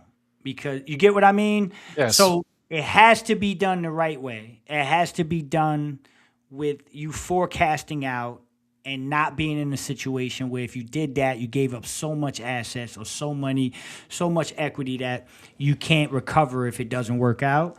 And that's where I land on the Giannis thing. I'm like, okay, I'm very intrigued. I know Milwaukee and Giannis got some things to work out, but we could sit back in the wing and kind of let that play out organically, and we have an opportunity, and we'll do it. I'll tell you a guy that's going to be available this year that is not Giannis's name or age anymore, but still has a lot left in the tank. That's going to be talked about a lot this summer. Is Kawhi Leonard is going to be available this summer? Okay. He played great this year. Kawhi was all NBA this year. Yes, he was. Now, here's the thing, right? I know Kawhi has injury concerns, and I know that's a scary thing, and I know the Suns don't want to do that. The Suns don't want to kind of hitch to the wagon of a player that has a big injury history, right? Did he play 65-plus games this year? There we go. So he's, with the Suns in particular, I will say this reminder, and again, I'm just throwing names out there that I think are going to be for the summer and could be intriguing in regards to the NBA landscape. But a guy like Kawhi at 35, he had an all-NBA season. I believe he's going to be out the door in LA. And I'll say this, guys. Chris Paul was the same age when he got here. Okay? So for the people that think 35 is a number that's like taboo, it's like, hey, man, if you get the right guy and the stars align the right way, it's not the worst thing, right? So I'll take Michael Jordan age 35 every day. There we go. I would too. Shit, I would too. So it's going to be an interesting summer, guys. There's going to be a lot of stuff shaking and baking in the NBA, a lot of movement. And the Phoenix Suns are in a good position to capitalize on some things if it shakes the right way. But I trust this ownership and front office is going to do it the right way. Yes, 100%. 100%. It's going to be a great the summer. Definitely looking forward to. Do we have I didn't look this up. Do we have we have seconds going forward? We have a non-protected first, I believe, right? Yeah, to 2033, I think. Non-protected first, 2033. Okay. Protected So first. And we're already behind the ball, behind the league. We're 20 million behind everybody because of the Bradley Beal. So we got to take that into consideration. And that's another 4 or 5 years, if I'm not mistaken. So we're already 20 million in the hole. But I agree with you. We're in good hands. We're going to be just fine. Yeah, no, they'll find multiple ways, and the key is keep a lot of these young guys under controllable contracts so that you can make these moves if they become available later. But I like where we're at, guys. We unlock another pick come June, right? So that becomes tradable. You got good rookie contracts. Go ahead. I'm sorry. Go ahead. No, that's my fault. I've been doing that. Just things that come to my head. Jalen Green, is he A1 in any potential Giannis deal because of money immediately off trying to do a deal? Yeah, I mean, if you're gonna even have any conversation about Giannis or any of these big names we're talking about, unfortunately, Jalen's contract is gonna have to, and that's what I meant earlier when I said, you got to have that top level contract, that middle contract, and the smaller contracts, right? Okay. So that you can aggregate and you could pick one from here, one from there, one from there, and get to the number you're trying to get to, which is why extensions for Gillespie make sense, extensions for Goody make sense, extension for Dillon makes sense, and even holding on to Mark makes sense. Right. Because in this new NBA, you're not going to have the cap space. So you got to find different ways to acquire talent. And having the numbers line up in that way where you're not overloaded on anything. You're not overloaded with top salary, middle salary, or lower salary. That just puts you in a very dynamic situation. I think the Suns are playing a little chess with the way they're handling their books now. No pun intended with the book thing. But, that they're doing it right this time. And so it's going to be interesting, man. It's going this people who think this team is going to be the exact same team, I think, are in for a surprise. They'll have something up their sleeves. And there's so many other really good role players that a lot of people don't talk about. I won't say any names right now. I gotta be very cautious of what I do right now. But you've dropped a couple. I promise y'all we'll have some more time to talk about this stuff. But I will say this. I'll give you an example of how you get where you want to go. The Boston Celtics, a few years back, made a very intriguing deal for a guy named Derek White. That was a throw-in, not a throw-in, but he was a guy that, San Antonio was I don't know, we'll send him here. You give me basically nothing. And you saw what Derek White's value was to the Celtics, right? A very similar cut from that cloth name is what OKC did with Alex Caruso. right? Very under the radar. Let's go here. We give you this. You take that. Better fit. Now you're NBA champions. There's a lot of Derek Whites and Alex Caruso's around the NBA that people are just not identifying, right? I'll tell you one more little nugget to point towards the Suns' direction. If you want to understand how the Phoenix Suns get to the next step, go back and look at what the Pacers did in the last couple years, okay? The Pacers were very much built cap-wise like the Phoenix Suns are. And then they made a sneaky move that slid under the radar. They went in one morning, you woke up, and they had a Pascal Siakam. And it was like, oh, is that going to work? They were a Tyrese Halliburton step away from winning the championship last year on that one very move, right? So this is where I tell people to have caution. Like, there's guys around the NBA that have value of a Pascal Siakam that are very underrated, and a Derek White and a Alex Caruso. I'm not saying those guys in particular. I'm saying there are guys that are like those guys that there's no one talking about. Like, I'm sitting here and I'm just kind of waiting. I'm like, who's going to bring these guys up? Oh, y'all don't see them yet. Okay.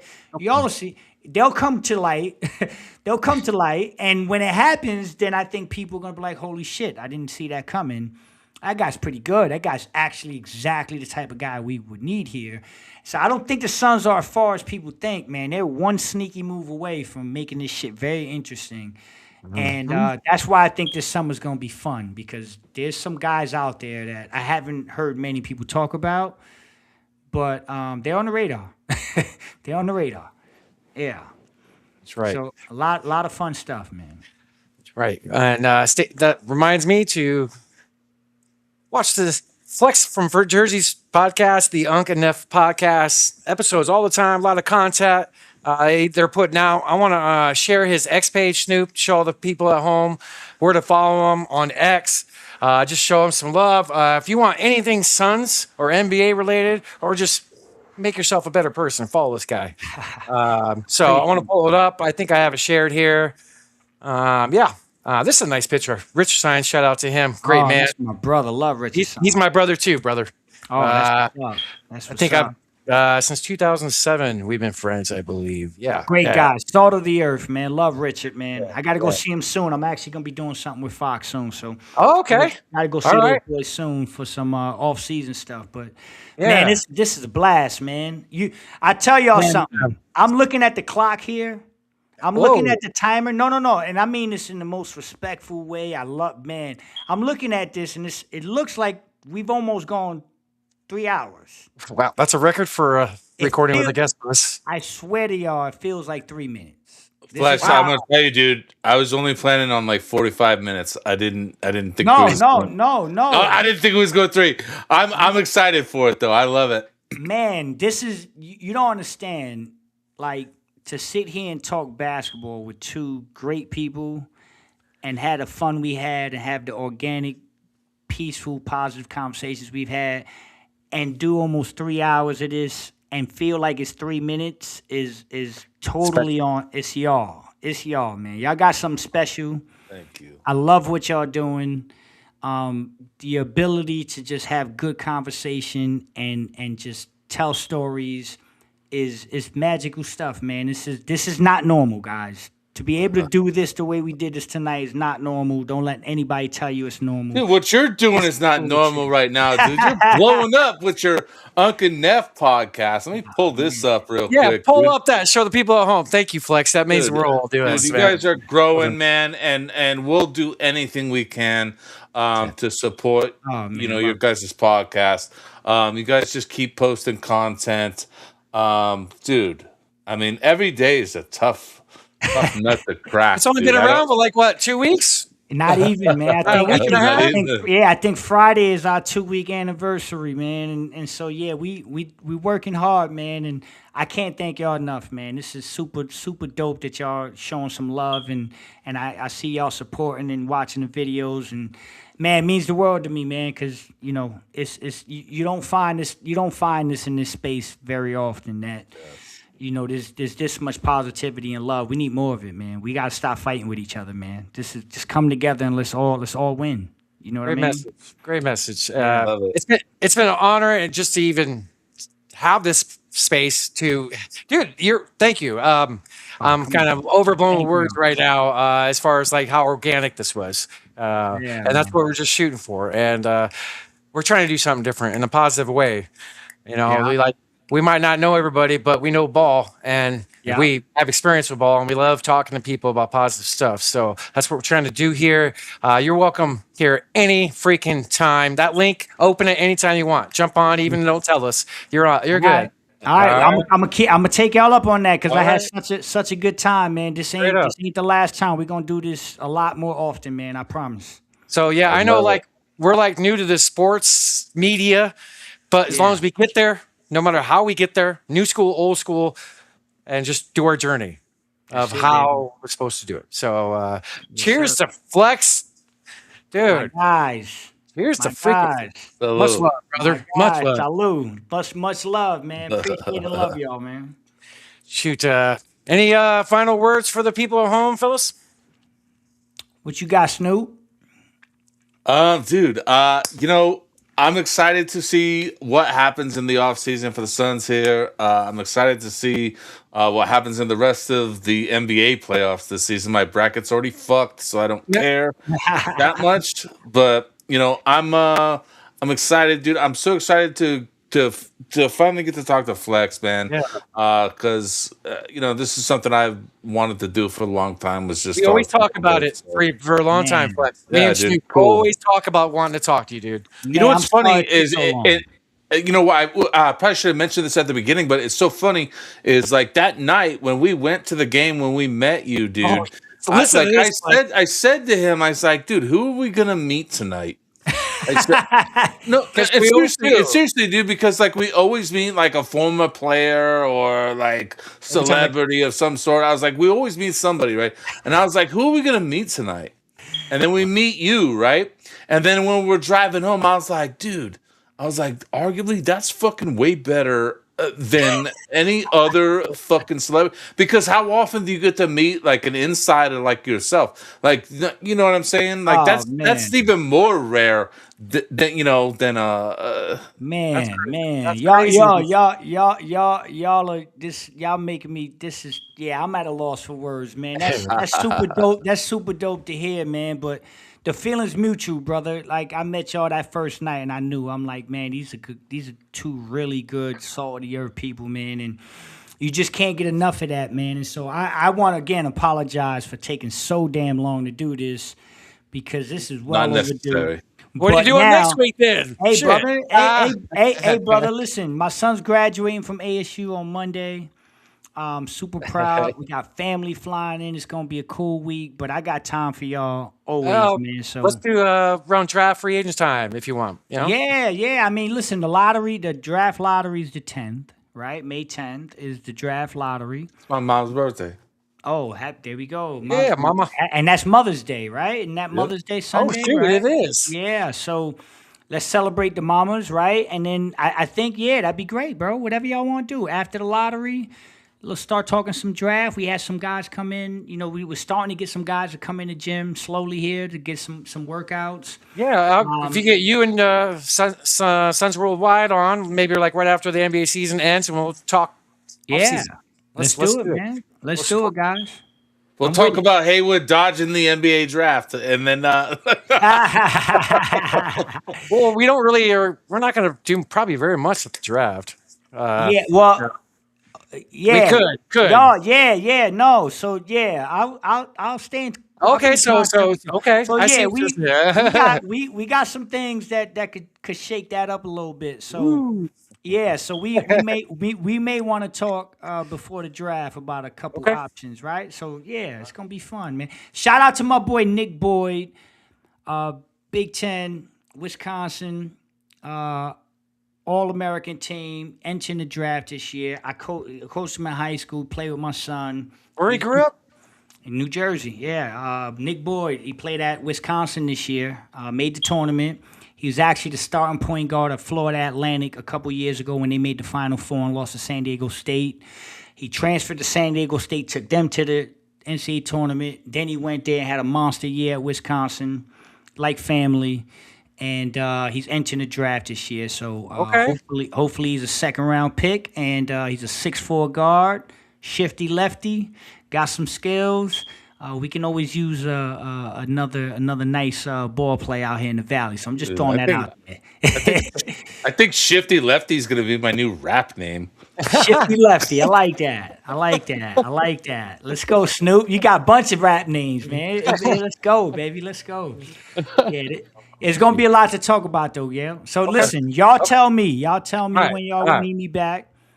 We'll get it going. I'll see if Neff can come on. That'd be dope. Unc&Nef rocking with y'all. Hey, first, happy birthday to him. Didn't he just have a birthday? Happy birthday. nephew. Yeah, just turned 20, man. Yo, y'all don't know. I don't know if y'all, but people don't know. That kid, I told you, lives in Iowa. Yeah. He just turned 20 on Sunday.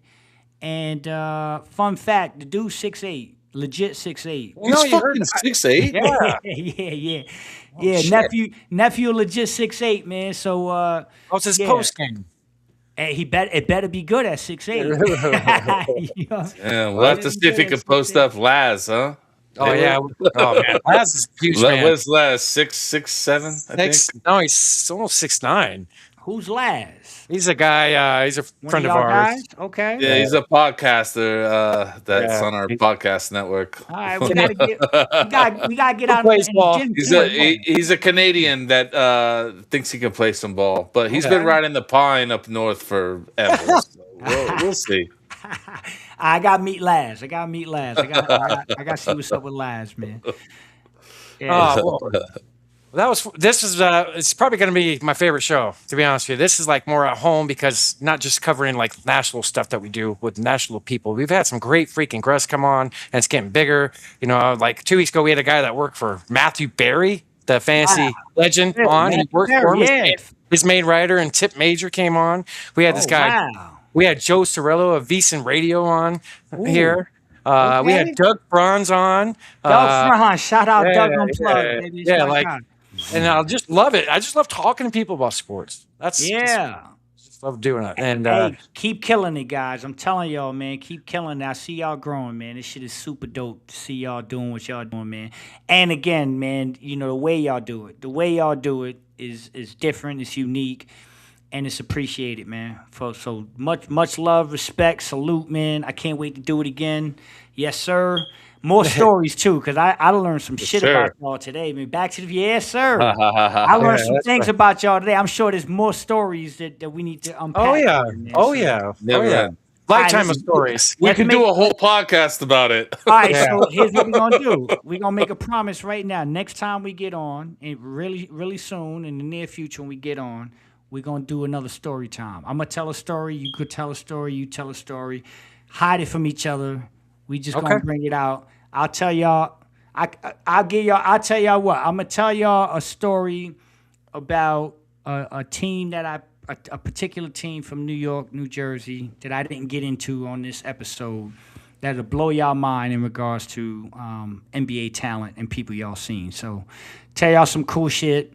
Guys jumping out of cars in Timberland boots and jeans and dunking on people on 155th in Manhattan, and then jumping in the car and go dropping 30 at the Garden. Like, I'm telling y'all, it's some crazy stuff, man. Wow. So we're going to have some fun with it. I love it. Wow. Yeah, I love it. Let's do it, man. Oh, man. That gave me goosebumps just hearing you say that. That's awesome. Let's go, man. Let's go. So, Snoop, love doing this with you, brother. And Flex, thank you so much for coming on. And if you have a minute, stick on after we hit the record button. And we're going back to the show, everybody. Back to the Pick Is In podcast. Thank you again, Flex. Yes, sir. Love y'all. All right. Thank you, Flex. Yes, sir. Yo. Dude, how fucking cool was that? Man. That was dope as shit. That was dope. That was a great conversation. Grateful, Snoop. Thank you so much, man, for getting me in this space. That was memorable. Probably my favorite talk with anybody yet. Man, yeah, it's definitely up there for me too, man. Flex definitely. He's a legend in his field, and you know he's a cool motherfucker too. You know, he's great just like dude, the kind of guy nice. you want to talk to. And obviously, he can have a conversation and hold it too for 3 hours. We talk. What people don't know is he talked for another 2 hours after that with us. We talked for 5 hours. That was awesome. We didn't plan that, but it just came out organically like that. Great. That was great talks with him. Yeah, man. That was dope, man. That was dope. That was so dope, man. So all you people at home, go give him a follow.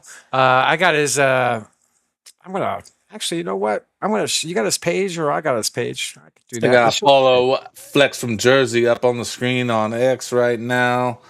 Let me see. What are you pulling up? You got his YouTube here. Just started. 2 weeks coming up. Started tomorrow? So go give him a subscribe. All you Suns fans out there, NBA fans, and then that's really cool. He's gonna grow and do other stuff with people in sports, not just Suns and NBA. He's got authors. I talked about people he knew out in the NFL and other sports. He wants to talk other sports. That's freaking awesome. Yeah, I can't wait to see what he does because it's exciting. And Suns Worldwide, man, I can't wait to talk to that guy too because he's for a young dude, he seems to have some knowledge. Like he seems to know his shit. He does. Shout out to Suns Worldwide. Love to have you on with Flex next time or just whenever. Got a lot of love for him. He does know his stuff, and I appreciate the content he puts out. He very knowledgeable, and him and Flex work very well together. Yeah. That's why it's a great name too, Unc&Nef, perfect. Perfect for them. Yeah. Right. That's awesome. So you got some Sun stuff you want to talk about? Yeah, I got some Sun stuff. Let me see here. Let me get into my what you got for the great people. Cheers to all the people at home watching. Anytime that you plug in, thank you. I got some Suns history that I wanted to bring up. I got one thing I want to bring up real quick though before we get into Suns history.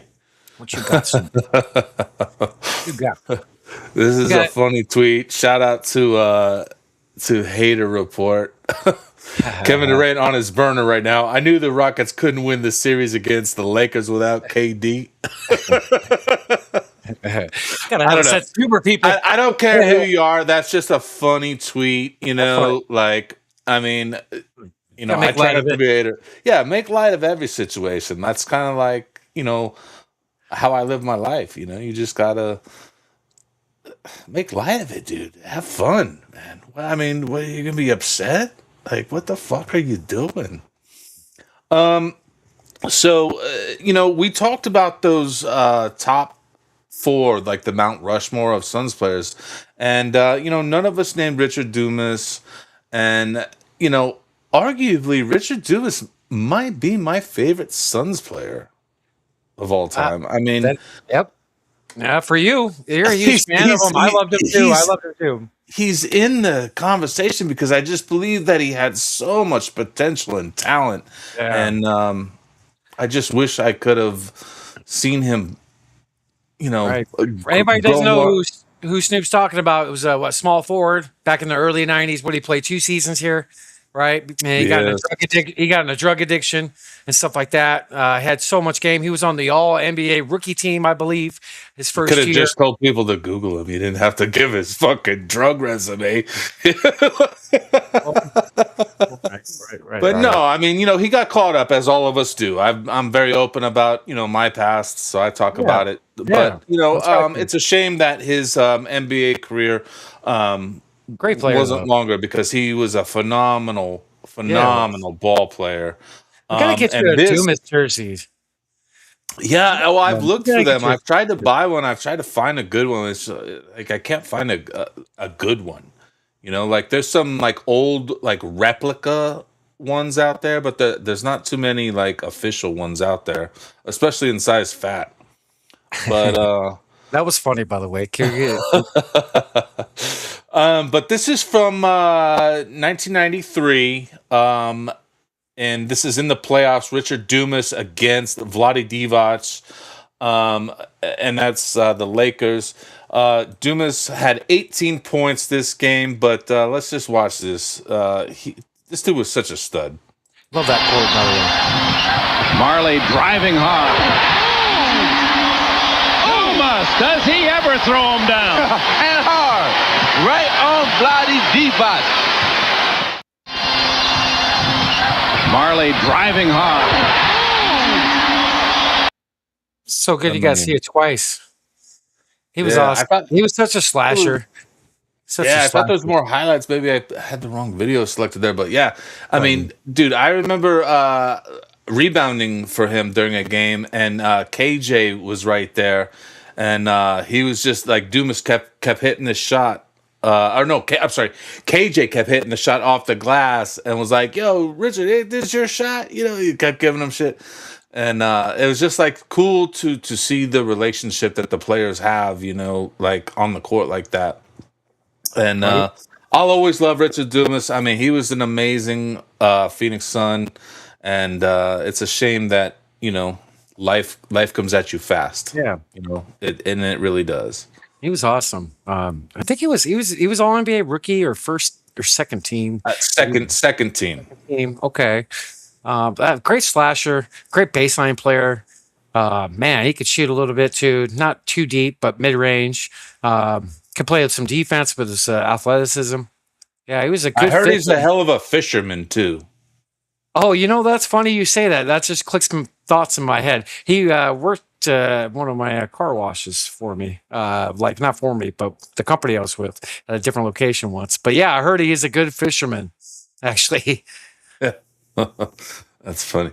I got another highlight I want to bring up from the past, and then we'll get into some Suns news or whatever you got with the Suns, because I think this was all I had after this was just this. But these are some CharlesBarkley highlights from the 93 season. I mean, how can you go wrong with that? Posting up against Houston. 94, I'm sorry. I said 93. Particularly on the left side of the floor, which is about the loudest in the league. The fadeaway, Barkley goes left. Here's Barkley again. So tough on that left side. Squares up over Houston. One-on-one with Houston. What's he going to do? Pause it, Snoop, real quick. And he buries it. He's 5 of... I think he hit his first 13 or 14 shots. Anyway, I remember watching this game with my dad. I'm glad you brought this up. Yeah, I mean, he was on fire for just about 3 years there, like where he was just unstoppable. Right?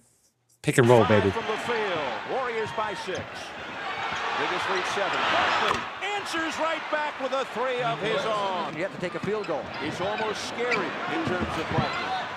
Back tap, swiped out of the air by Johnson down to Marley. Marley with Marley. Goaltending? It should be. Everybody wanted offensive interference, but that was a tremendous individual effort by CharlesBarkley. And the other thing, when AJ's out there, it lets Sprewell concentrate more on his offense.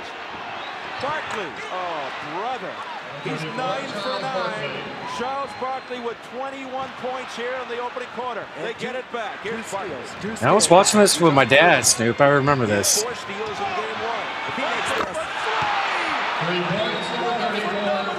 Exhibition by CharlesBarkley. He's 10 for 10, and he has 24 10 for 10. Okay. See, let's keep showing all the shots. So I like this. 11 for 11. Big front line now. Dude, what a great Warriors squad, too. Yeah, right? Marley with Grayer. The fadeaway by Beautiful. Barkley to show his form now. He's got 14. The quick release for 3 by Marley now. But stepping in was Barkley. And CharlesBarkley has 43. Wow. As you said, usually likes the left side. And doesn't even matter anymore. We got Chris Gatling guarding him. Barkley. Surprised they didn't double him. Yeah, Billy Owens, Mullins. Right? Surprised they didn't call him Mark Curry. All right. Actually, they shot that episode this season. Did they? Yeah. Yeah, Billy Owens, Sprewell, Hardaway, Weber, Mullen, Gatling. Season right here. Coming up to 4 minutes. Barkley fades. And that Mitch goes. Richmond, I want to Barkley say. with 54. Here is Charles. No, Sacramento. Barkley Okay. gets in. I think he was on Sacramento. Yeah. Glad you brought that up, man. Dude, Sir Charles, dude. Milk that head, we used to call him back in the day. Yeah. I got the stats from that game pulled up. If you want to pull it up real quick. Yeah, dude. Yeah, Suns it were is. live. We are live right now. Yeah, the interview was recorded, but yes, we are live right now. What up, Suns Worldwide? Shout out. Yeah, shout out to him, dude. Thank you for the repost earlier tonight too. We love it. Thank you. Yeah. So I got a post shared up about that game. I'm glad you brought that up. His stats for that game.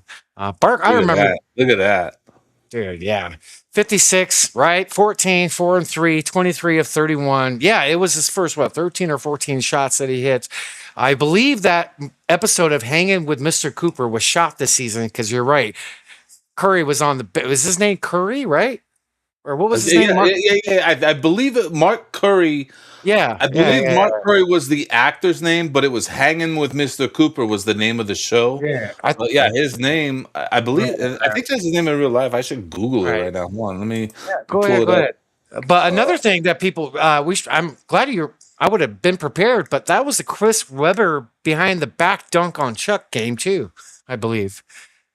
Remember that play? Yeah, Mark Curry. Yeah, that's the guy's name. Okay. Yeah. That team was pretty good, Snoop.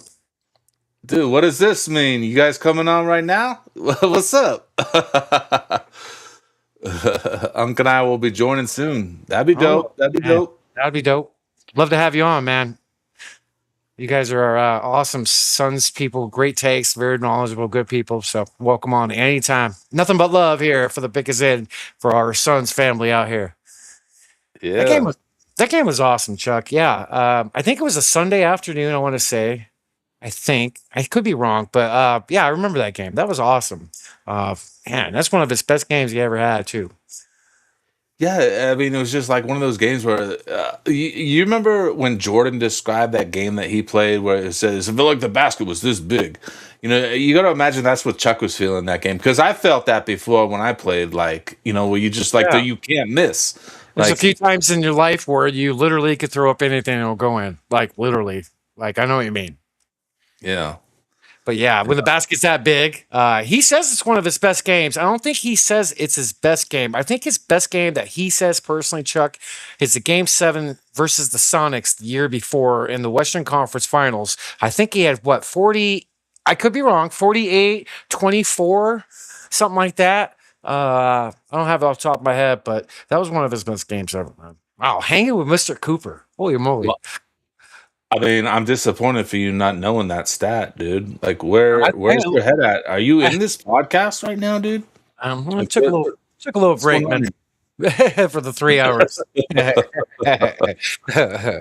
That's so cool that like how just we work together well. Like I wanted to talk about this game and their Suns thing, and you had a clip for it. I had the stats perfect. That was a hell of a game. 1994, right, Snoop? 1994, yes, sir. Right. Yes, sir.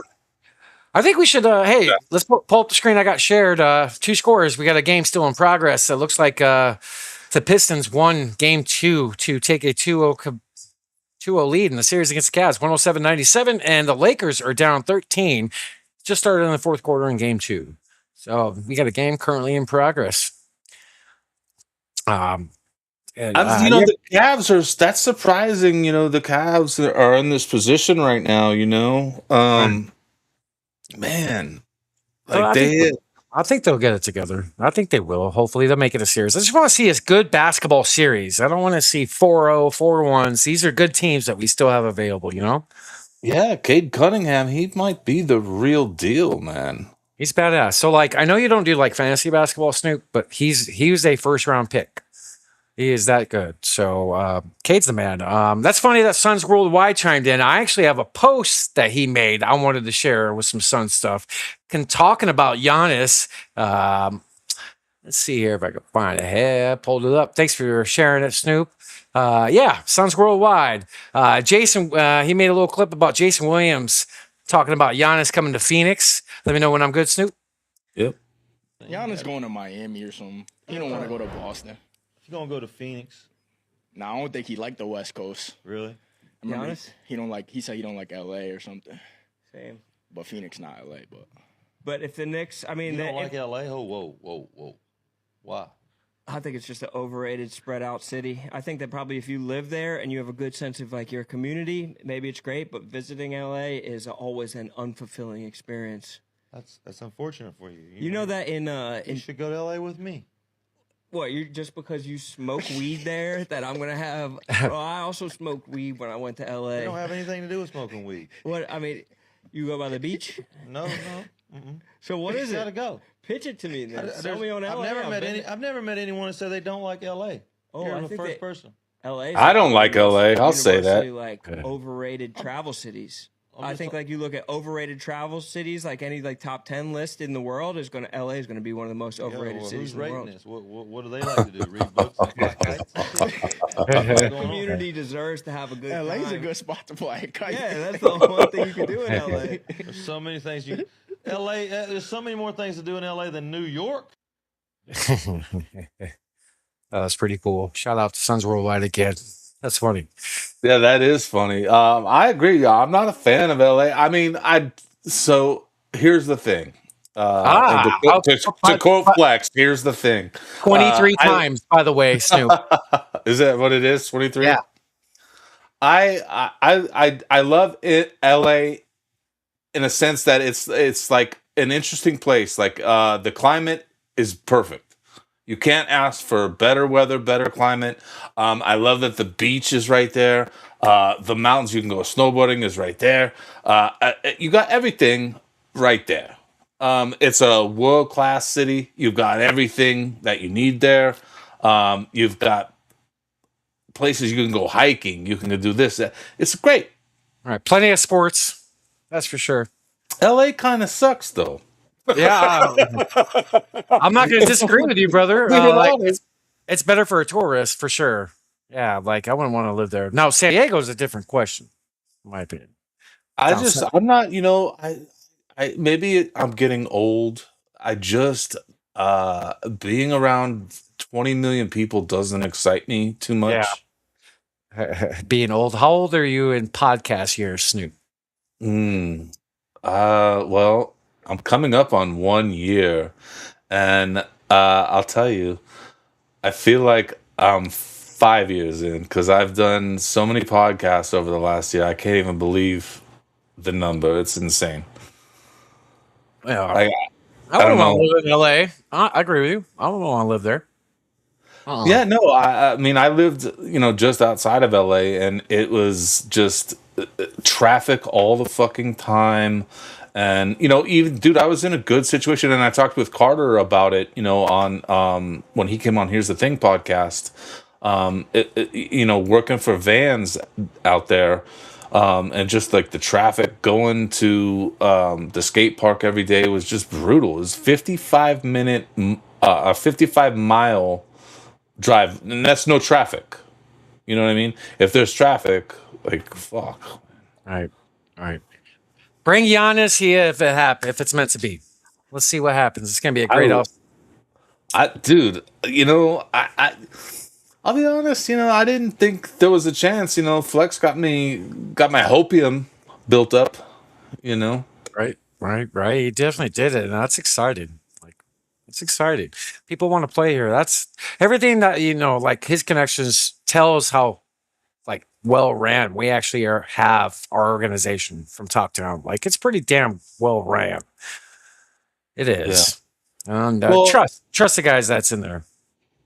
Yeah, trust the mud is an expression that let all the haters hate. Let all the haters hate. We're not even supposed to make the freaking playoffs. Who cares? We got blown up by OKC. So what? It's a good experience. I'm impressed with Ishbia and what he's done. I would take even the big trade right when he got in office. That didn't work out. But I mean, he learned. That's a ballsy move on this part. But I'm not mad at it. All right, trying to win.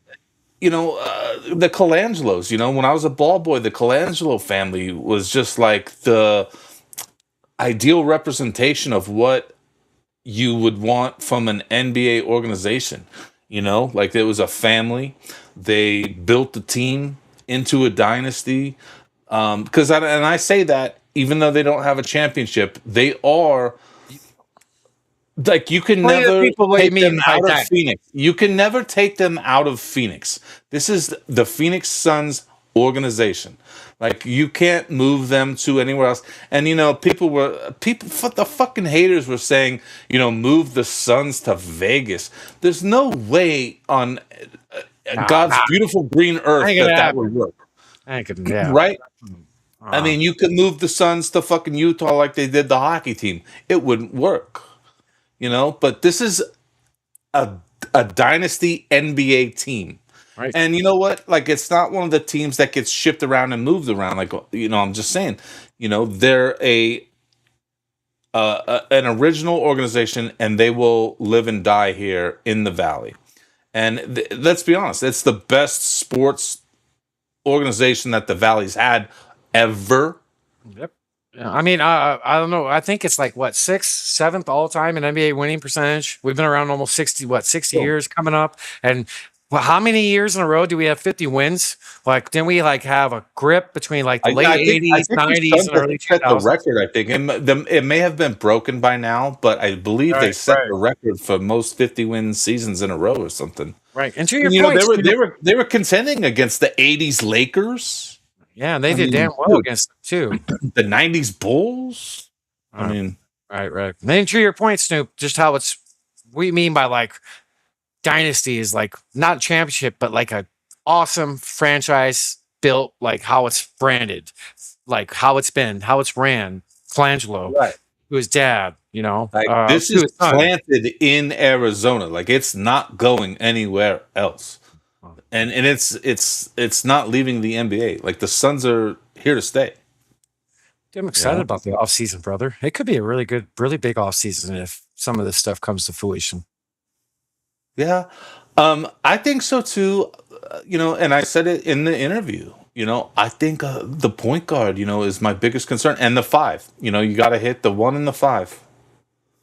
Yep. Drew Holiday would be awesome. I just don't. I mean, it'd be good. It doesn't excite me a whole lot just because he's getting older and who knows what he's got left in the tank. But I like the defense. And just the floor general aspect. I love. Yeah. So it could be good. Flex dropped some nuggets for us. That was an incredible conversation, man. That was awesome. But yeah, it's gonna be a very interesting offseason, man. For sure. I got one clip left I want to show, and it was from this date on May 2nd, 5 days ago. 1992? Am I good, Snoop? You're good. PaulWestphal. Right.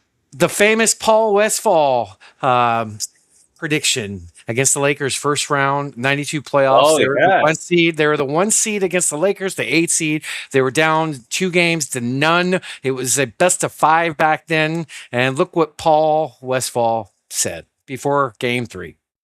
That's hard to take, but let's give them credit. I thought we played well enough to win, and they just took the game anyway. So we're down 0-2, and I know the next question is, are you guys dead? No, we're going to win the series. We're going to win one Tuesday, and the next game's Thursday. We'll win there, and we'll come back and we'll win the series on Sunday. Everybody will say what a great series it was. It has been a great series, just we haven't liked it too much. Because we're a better team than the Lakers, and we will win. That's right. That's right. Remember that, Snoop? Yeah, this day back in 1992, they came back and won the series 3-2. It did exactly what Westy said, and that was the year we played the Barkley or Jordan in the finals. Barkley was MVP. We won 62 wins that year, a franchise record at the time. What a hell of a call, because we weren't supposed to be down 2 games to the Lakers. I think we weren't supposed to come back from down 2 games. I think it's yeah. I mean, Dumas, Sabonis, that team, KJ. Man, Dumas and Sabalos, man. Who wins in the dunk contest? Dumas and Sabalos out of Man, those two. I'd pay to see that. That would be great back in the day. You know, but anyway, I didn't mean to cut you off, brother. Go ahead. I want to get Cedric Sabalos on the podcast and talk about his DJing skills. we need to get DJ Said on here. Yeah. DJ Said, man, Cedric Ice Sabalos, man, Mr. Baseline is what I called him back in the day. Never knew, never had to drop a play for him. He would just work on scraps, hustle, and effort, and he was awesome. Well, you know, when we talked about Harold Miner, Baby Jordan in the interview earlier, Harold Miner used to have a great baseline shot. He was always good on the baseline, just bam, bam, bam. He could knock down those jumpers. Right. Totally. But yeah, I think we should continue that. I think that we've done it a few times. If we find anything like in Suns history on this date with the week, you know, I think we should talk about it, good or bad, because I think that's cool as heck to reminisce. Some of this generation doesn't know some of the old school we know. So part of our job maybe is give it back to that, you know. So that's why so many players today want to call these new young players like the greatest of all time. And I'm not going to name names because we could have conversations all day about who, but man, y'all don't even know. Like, you never seen these old school players. Like, dude, when we grew up, man, like, even though you know, we saw Jordan and we saw Bird and we saw Magic and we saw, you know, Isaiah Thomas and all these players, but you know what? We didn't have YouTube back then. We didn't have the internet. We couldn't just pull up highlights and clips from other games and shit. But you know, we still knew about Connie Hawkins. We still knew about Wilt Chamberlain. We still knew about the logo Jerry West. Guys laying it down. About Dr. J. You know, we still knew about even George Mikan. How many people out there know about George Mikan? Preach it, Snoop. Go to the NBA library and do some research. That's right. Preach it. The people that paid the way, like straight up, like gotta honor that, man. You know about Bob Lanier? Oh, like, man. Come on, man. Right. Fucking, there's so many players, man. Yeah. I mean, okay. Bernard King. Bernard King. Haywood. They played against plumbers, Haywood. Yeah, like Mahmoud Abdul-Rauf or like Bernard King, guys like that. Bernard King. Rod Strickland, you know, like guys like that, you know, like, man, it's good to appreciate new and old. If you're a basketball head, man, just expand, get to know the history. It's a beautiful thing, man. It's a beautiful thing. It is a beautiful thing. You got anything else you want to throw in, dude? I can pull up a few more videos I got here in the bookmarks of some good comedy NBA stuff. Right. Well, our guest, there's a small chance he would be logging with us right now, but it looks like he's still busy. So I don't got nothing, Snoop. I'm pretty much empty on the chamber here, brother, as far as everything we talked about. Okay, give me 1 second. I'm just pulling it up right now. Wasn't Dumas in the rookie game too? It was called the 93 rookie game. I think it was. Yep, it would have been the Schick rookie game. That would have been 93. I wasn't there that year, so I'm not sure. Yeah, he must have been, right. I'm just trying to think. No, like, damn, that guy was awesome. And he started quite a few games too, man. Like, I think he was a starter when he was like in rhythm, finally got it. Part of that 93 run. Did he get hurt in the finals? Or did Sabalos get hurt? One of those guys got hurt in the finals. I don't remember that. I think they both did. Didn't Sabalos, I think, got hurt before the finals, and then Dumas, I think you're right. Okay, I think you're right. He got hurt in that Sonics grueling 7-game series. That series was freaking amazing, by the way. That team was loaded. Dana Barros, Gary Payton, Sean Kemp, Michael Cage, Detlef Shrimp, yeah. Percy Hawkins, I think, was on that team. Yeah, I'm excited for Seattle to yeah, good for them, straight up. Getting that franchise back, they deserve it. And that place was always loud. Always. Like, they backed them. They should have never left, man. I wonder, so this is an interesting thought. Like, what if the Sonics would have never left Seattle and Kevin Durant plays in Seattle? Like, is it a whole different dichotomy of I see what you mean. There would be no OKC. There'd be no OKC. Yeah. Also, maybe he's happier there. I mean, it is a town of depression, so maybe not. But I think that he might have had more success there. If that team, I don't know. Like when him and Harden and Westbrook got together. Imagine if they all played in Seattle at that time. Dude, yeah, right. God, they should have never left. Brother, that city supported that team, just not money wise. The fans itself, right? Maybe Ray Allen is still there. Like, right. No shit. Those teams they were good for so long. Like, Ray Allen, go back to Dale Ellis, like I washed Michael Cage's car for a few years. He used to be a customer of mine, like the curly hair guy, those teams were big. Sean Kemp, the Rain Man we talked about, like there's some good teams up there. Remember Dale Ellis, Snoop? Yeah, hell yeah. I remember Dale Ellis. Yeah. But let's check out this video real quick. What would happen if Michael Jordan played in the modern NBA? All right, we got an AI video. Let's go. What if Michael Jordan played in the 2010s? We're starting. LeBron is the GOAT.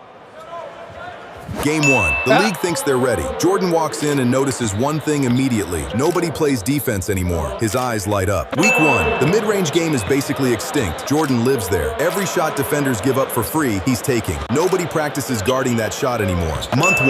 The analytics guys lose their minds. His shot selection is inefficient. The numbers say he's wrong. The scoreboard disagrees. 42 points a night. Season 1. He's undeniable. 40 points a night. 6 steals. The competitiveness that makes teammates nervous and opponents miserable. Then the finals come. Jordan versus LeBron James. Jordan drops 45. Clean, cold, everything the 2010s forgot how to guard. LeBron scores 38, but also grabs 12 rebounds, dishes 10 assists, and physically moves Jordan off his spot in ways not a single 1990s defender could do. LeBron wins the series in 6. Jordan in his prime couldn't guard LeBron. Nobody could. LeBron is just the greatest player ever. Drop a comment if you disagree and follow for more NBA timelines.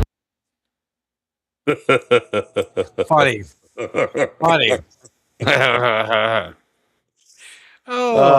Shout out though, dude. No, I mean, dude, listen. Michael Jordan could come in the NBA today at age, how old is he now? 60 something? 62. I'm thinking he's still averaging probably 14, 15 maybe. Oh man. That's horrible. That's horrible. So hey, there's plenty of stories of him as a GM, as an owner, right? Playing the guys downstairs when he's like 45, 50 and beating the freaking team with the backups against the starters. So, I mean, it wouldn't surprise me, brother. Yeah. No, I mean, dude, he seems like he stays ready.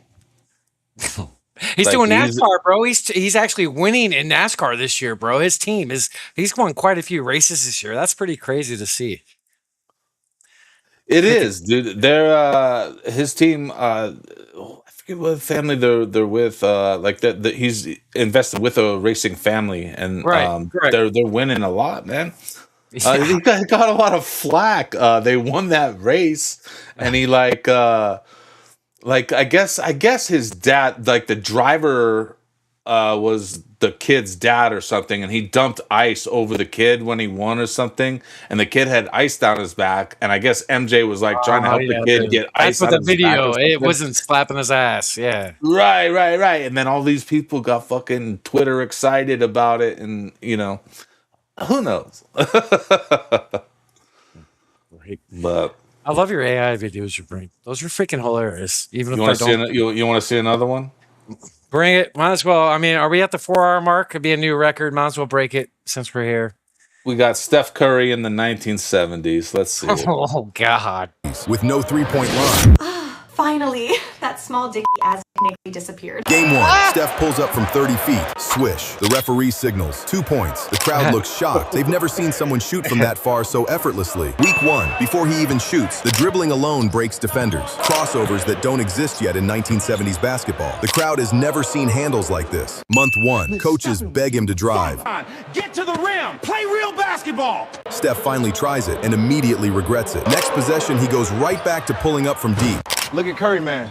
So inspirational. Month 2, something terrifying happens. He's shooting 70% from distances nobody else dares to shoot from. Defenders start chasing him out there. Steph pump fakes. They fly past him. He shoots anyway. Season 1, Steph averages 67 points a game on shots the era hasn't even named yet. Then 1979 arrives. The NBA introduces the three-point line. Steph Curry now gets 3 points for the same shots he's been making for years. Steph Curry wasn't early. The three-point line was late. Follow for more NBA timelines and comment who you want to see next. That one I would totally believe. I would believe that. Man. You know, on a cool note, All-Star Weekend next year, which we talked about earlier in the NBA season, right? Is here next year. And we got some people actually committed to the three-point. You know, some actually real competition. Hopefully we can do that for the dunk contest. But Steve Curry said he's already in it. Booker said he's already in it. So there's 2 right there. I would love to see the. I guess. I mean, it's not that exciting to me. I mean, you know, to see either one of those players win a three-point contest right now isn't that exciting. I would rather it be a younger player that's like, you know, a superstar coming up. You know, right? I don't know. I love your AI videos. They're awesome. It doesn't excite me. You know, back then it was Harold Miner coming up in the league, winning the dunk contest. Yeah, he was young. You know what I mean? Right, that's right. Yeah, he won twice in his first, I think, 4 years or 5 years. Who's your favorite slam dunk champion of all time? Different from like if I asked you who's the best dunker in game, like out of all the slam dunk champions, who's probably your favorite? That's a tough one. That is. Isaiah J.R. Ryder had a great dunk, iconic dunk. D. Brown had an amazing dunk. Sabalos with the blindfold was amazing. Gosh, there's so many good ones. I don't know. Dominique, Spud Webb was pretty fascinating. But I think Mike is the most iconic for me, the most amazing. I like Neek too. You know, I'm a big Dominique Wilkins fan. To specify that might be the next jersey I buy. Might be a Dominique Wilkins jersey. Not that I buy a lot of jerseys, but that might be the one I buy. Is just because of how amazing he was. The human highlight film, in my opinion, probably the hardest dunker in game live I've seen with my own eyes. He tried to break that rim every time. He's up there for me. So you know, it's just. The question I asked you, yeah, I like all those. I do. The Levine, Aaron Gordon dunk contest, the Vince Carter, and what his dunks. Vince, yeah. Shoot, I'm old school. I even like Sky Kenny Walker back in the day. His dunks. Okay. His dunks. Anyway, reminiscing. But anything else you want to go over, talk about? That's all I got. No, man. That's it. All right. Looking forward to the next podcast. I'm over the moon right now. You know, I'm at a loss for words, even because not just because we're at the 4-hour mark. You know, just like I'm over the moon about how amazing it was just to get to talk to a legend in Flex. And to get to do something that I'm enjoying with my best friend is great. You know, so it's just, I'm over the moon right now. Things going great. It was an honor to talk to Flex. I agree with you. And to have the space because of you, Snoop, thank you. But words mean a lot to me. I love you, brother. Love all the people at home. Thank you so much for all the support, for all you people at home that tune in every week or just support us. You guys know who you are. Thank you from the bottom of our hearts. And cheers to everybody at home. Catch us next Thursday at 8 p.m. Eastern for the Pick Is In podcast. Win some money and enjoy life. Love you, Snoop. Love you, guy. Good night, everybody. Peace out, everybody.